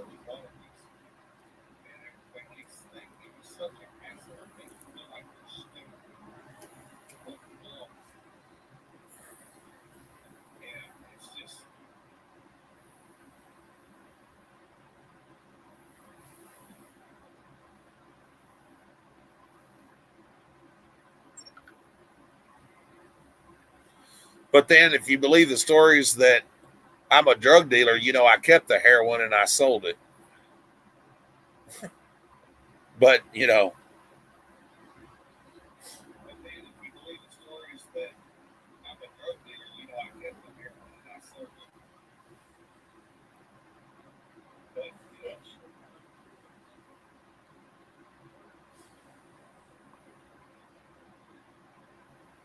exactly.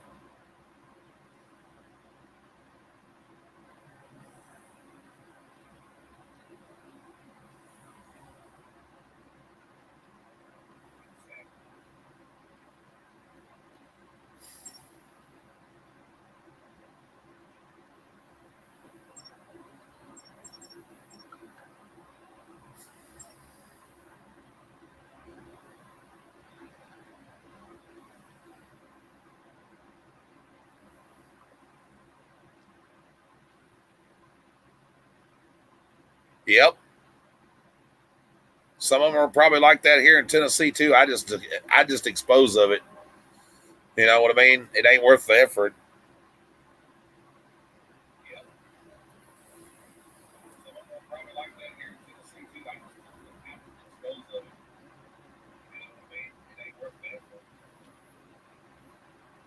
A wrist flop. Mm-hmm. Hell, I can get rid of it faster than they can get out there and do it and investigate. I mean, realistically, the guy and the girl that had the storage unit, they're not getting out of prison for a long time anyway. So what difference does it make? What are they going to do? Add another charge to them?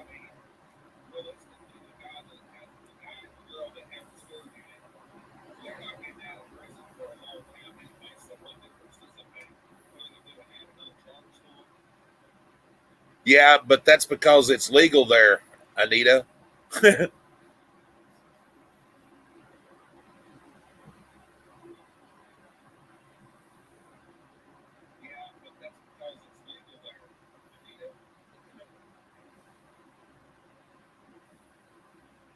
That was a lot of dope.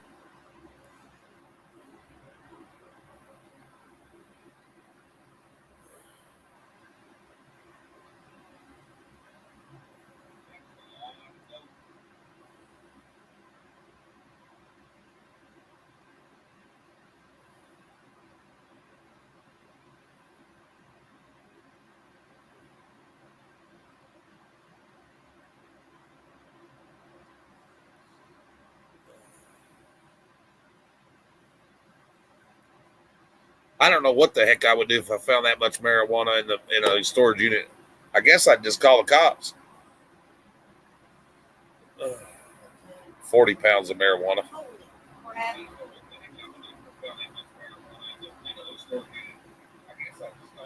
I'd have to run the other way. Yeah.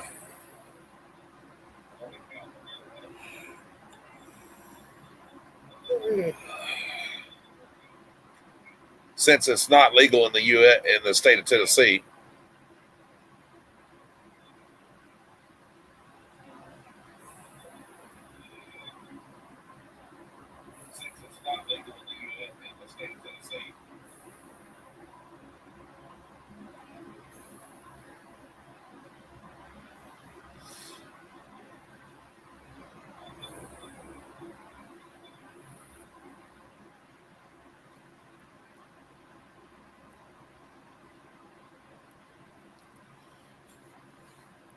But then again, if I came on live and from the storage unit, be sitting like on a chair or something, be like, "Hi ho, this is Nightmares Treasures, and I'm coming to you from inside of a storage unit.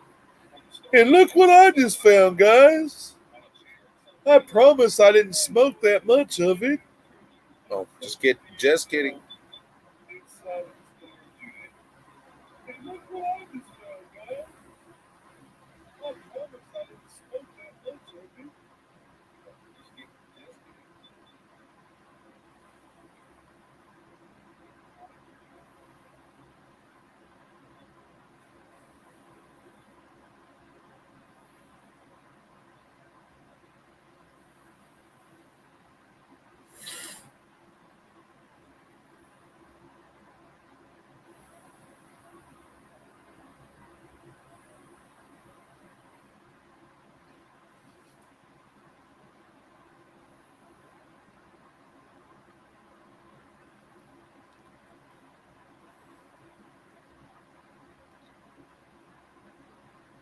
And the letter for today, little boys and girls, is bong.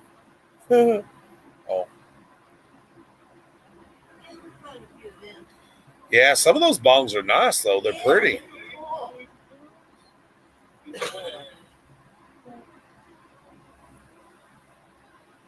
Just burn it and stand downwind.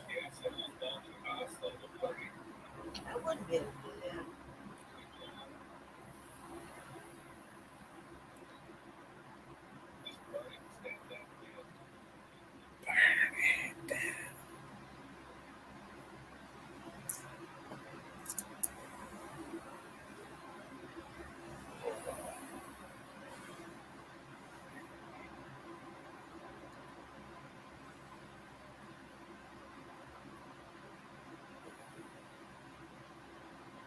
Yeah, people do hide drugs in some of the strangest places.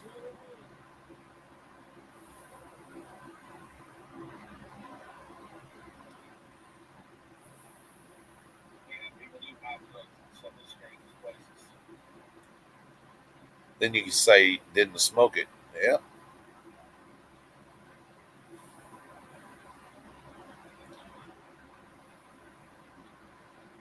Ladies and gentlemen, I must tell you right now that I did not inhale that marijuana.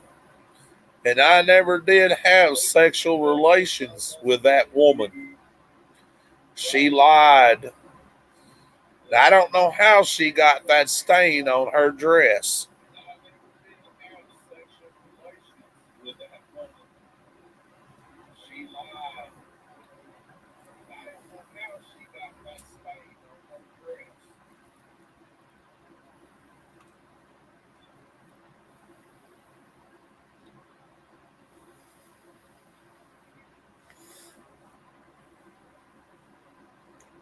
Right?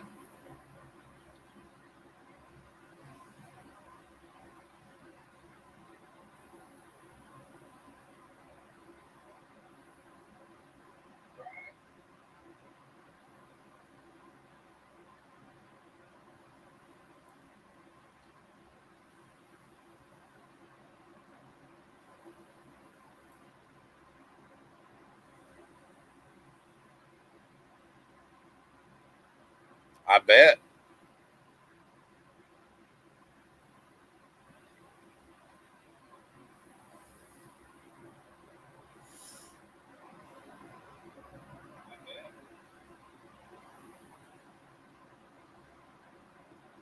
I don't know why Monica's making up those accusations that I was having sexual relations with her. I never did have sexual relations with that woman. My wife Hillary was there the whole time.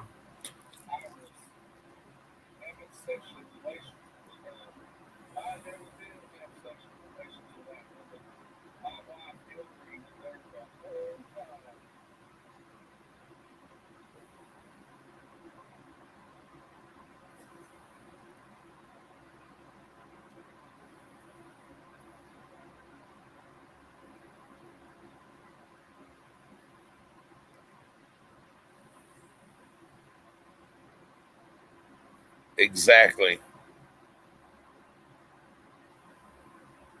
Hell, she was probably in on it. They both probably had her up on the Oval desk. I can just see them now. Old Bill up there, and that in his tidy whities with some '80s porn music playing in the background. Bounce, wow, wow.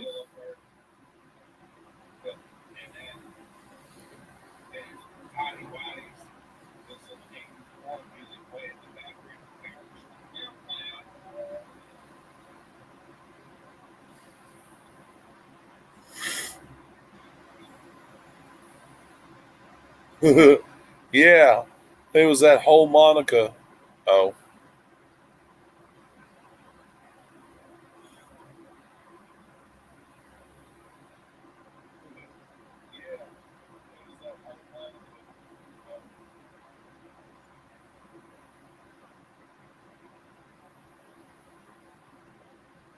and just like that, me and Jenny was peas and carrots again.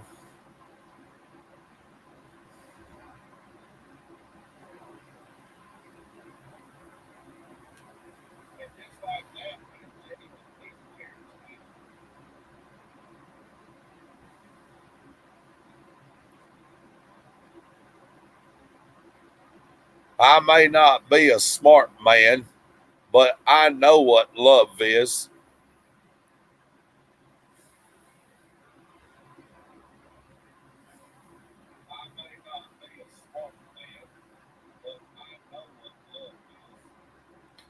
Boy, your mother really must care about your education. E, e, e. Oh,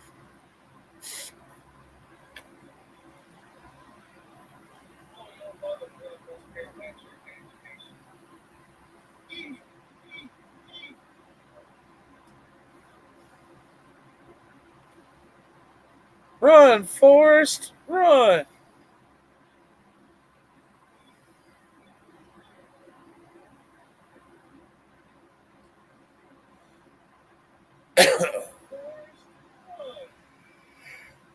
Ooh.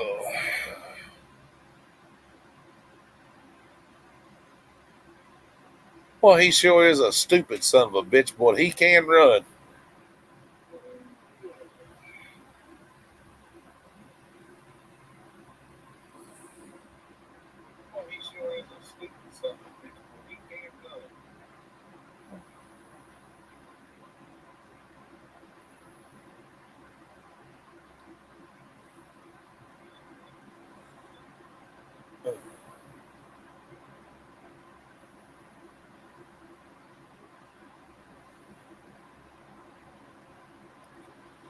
Ooh, Shrek, you should have warned me. I had my mouth open and everything. That's brimstone. That don't smell like no stone. I know what a stone smell like. That didn't smell like that come off of no stone. Trust me, donkey. If that had been me, you'd have been dead.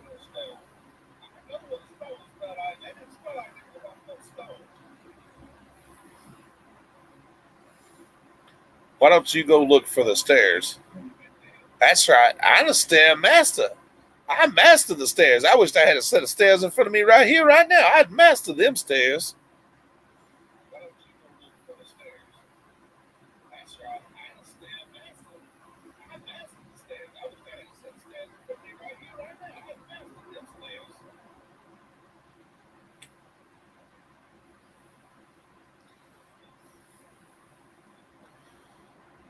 You know what they say about celebrity marriages? They never work out, and yeah, you this relationship will never be work out. I'm allergic to smoke, and you blowing smoke rings and everything.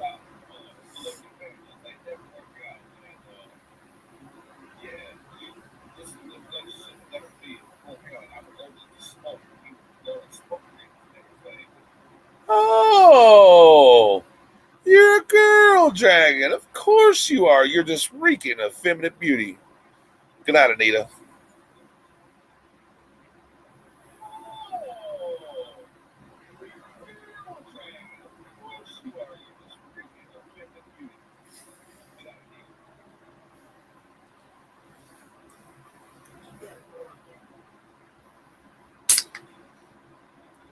Can I stay with you? What? Can I stay with you, please? And in the morning, I'll make waffles.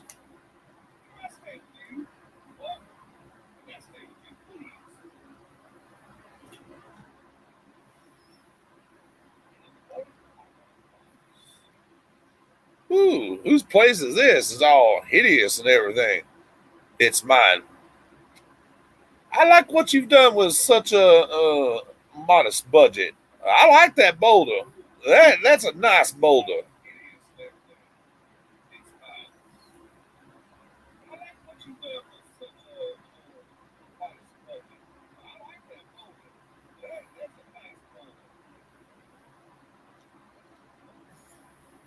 Something tells me you've seen Shrek way too many times. I love Shrek. I love me some Shrek.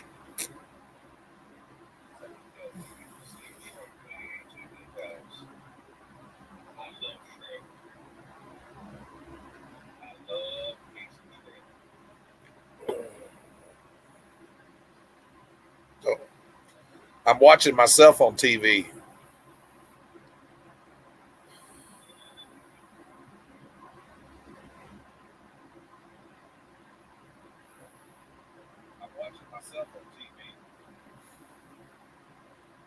Welcome back.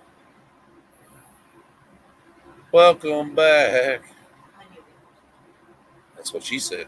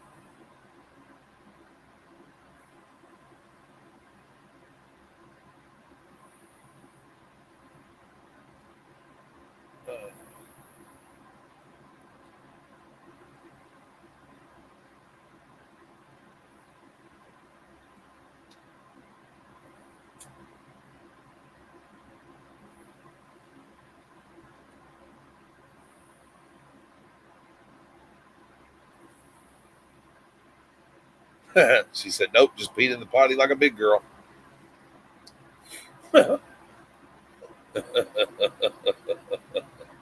That's cute.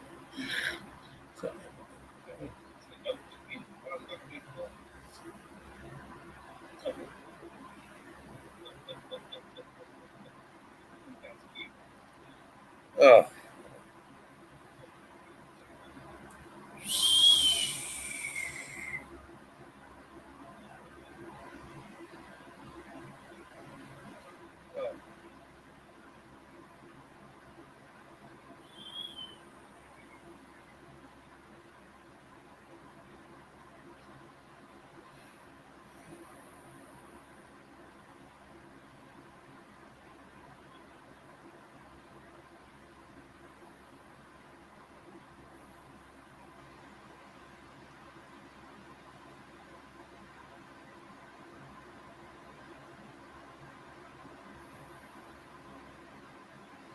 Things that you can say to your dog, but not your girlfriend.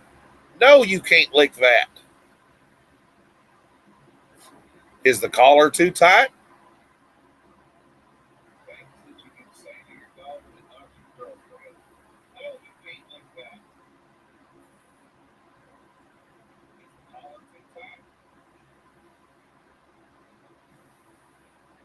That's a good girl. Oh, that's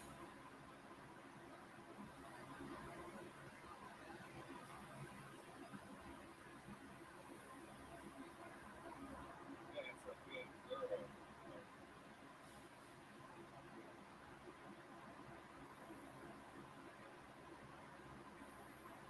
Roll over and let me rub your belly.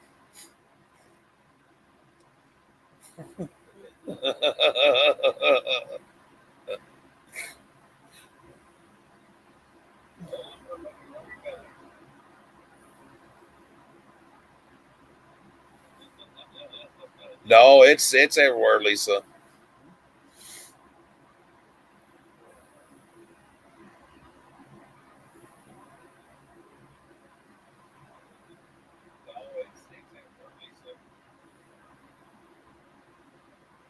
Oh.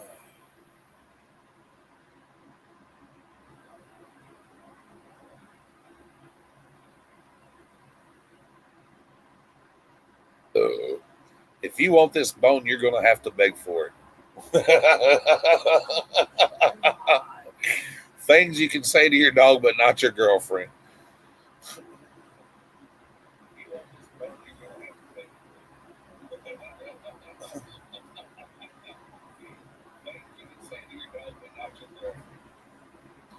Good night, Laura. Tim, you should try that one. See if it gets you in the doghouse. What is in the doghouse? Good night, Laura. Tim, you should try that one. See if it gets you in the doghouse.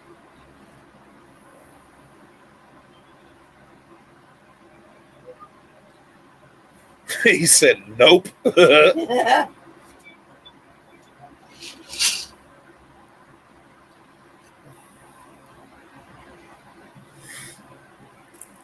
said, "Nope."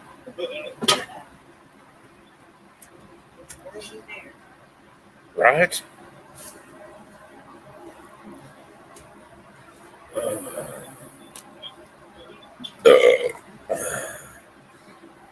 It's true, Lisa.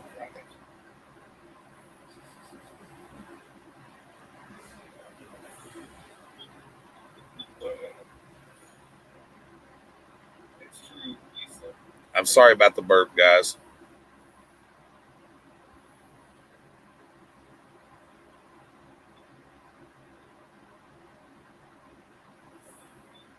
I'm sorry about the burp, guys.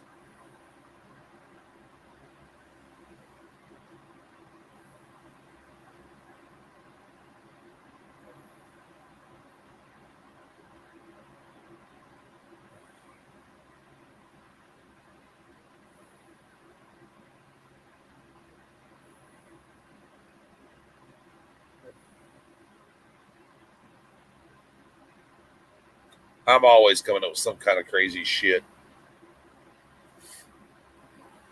I think that's why you guys love me so much.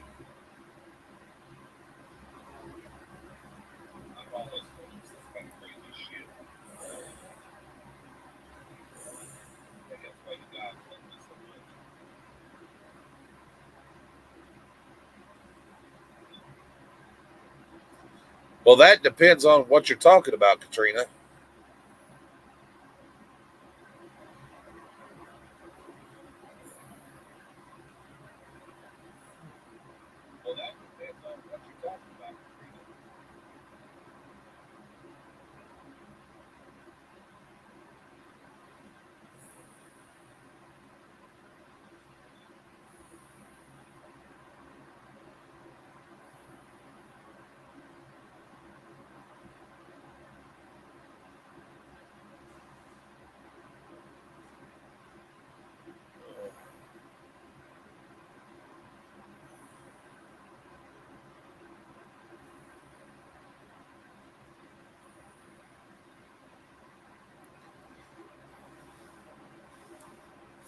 I think for the most part, most of y'all enjoy our nightly bullshit sessions.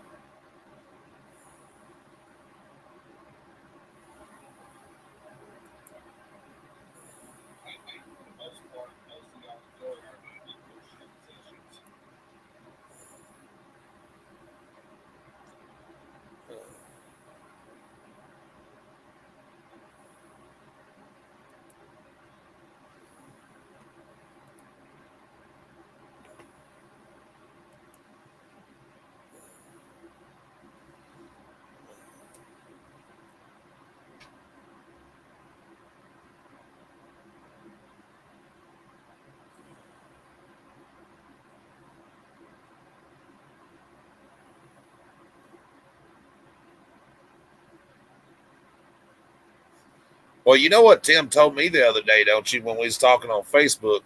Tim told me that he wore the pants in that house and he does what he wants to do, and that's it. He didn't care what Tender thought. That's only when Tender lets him.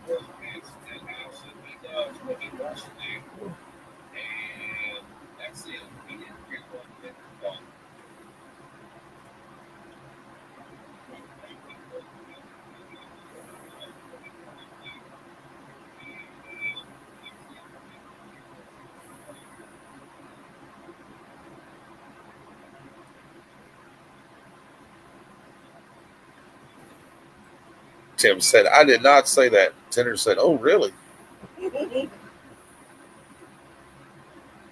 Like I said, only when Tender lets him. Tim said, I did not say that. Tender said, oh, really?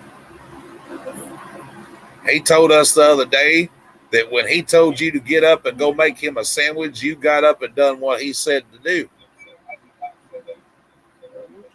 We're trying to get him in trouble, damn it. He told us the other day that when he told you to get up and go make him a sandwich, you got up and done what he said to do.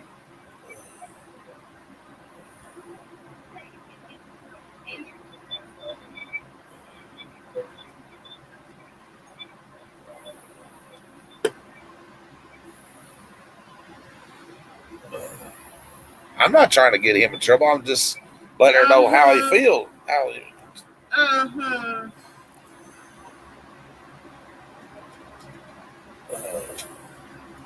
I'm not trying to get him in trouble. I'm just letting her know how he feels. She said, no, it's the other way around. She said he's going to get the dog in the frying pan, not the doghouse. She said, no, it's the other way around. She said he's going to get the dog in the frying pan, not the doghouse. Tim said, thank you, Miss Mary. You're welcome.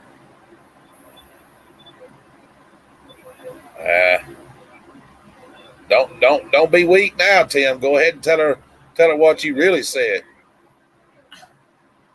What did I tell you? Don't be weak now, Tim. Go ahead and tell her what you really said.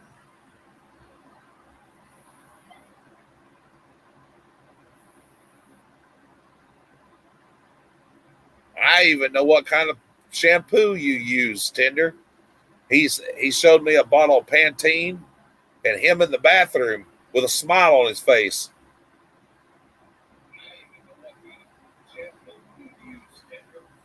He showed me a bottle of Pantene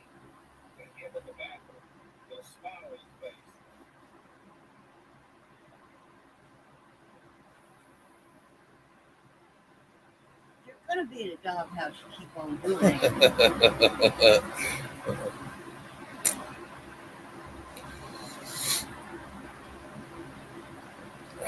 Ain't the first time I've been in the doghouse. Make you sleep out there in the pen with peaches. Yeah. First time I've been in the doghouse. Tim said, "Hell no."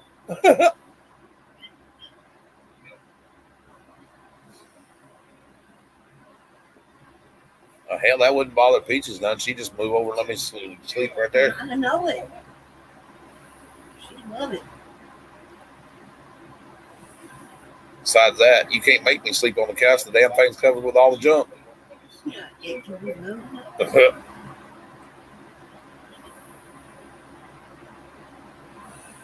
Besides that, you can't make me sleep on the couch. The damn thing's covered with all the junk. Okay.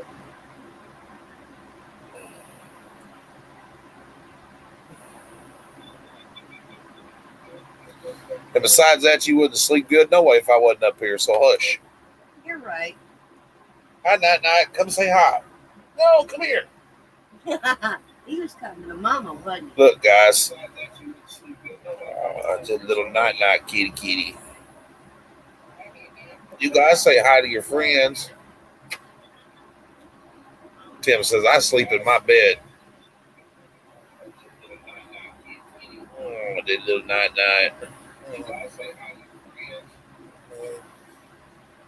Okay, now you can go. Yeah, it's a good cat.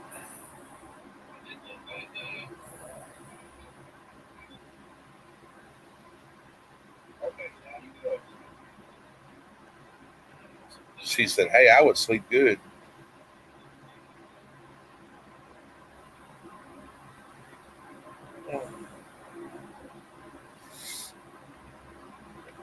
I guess she just told you, Tim, she didn't need you to sleep in the bed. She'd be fine.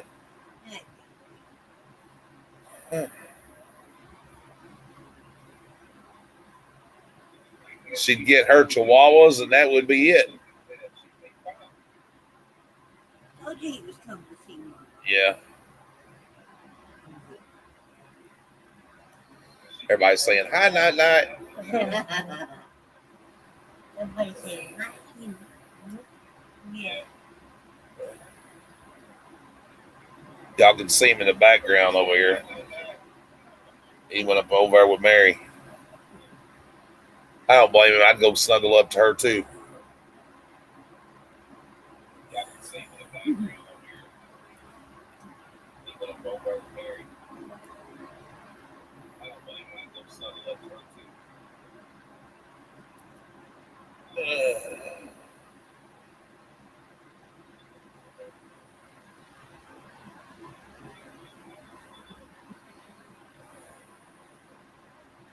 Black Cat says, hi, Night.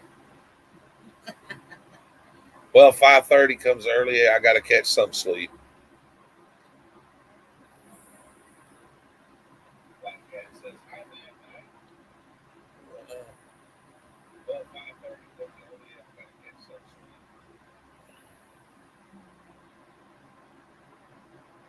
Have a good night, Lisa. Night, hon. Shoot, I've been on 4 hours. I think I better do the same. Look, get some rest. Hey guys, we love you guys. Thank y'all for coming and joining us and everything. Surely do appreciate it. Don't forget to hit that thumbs up button if you haven't done so already.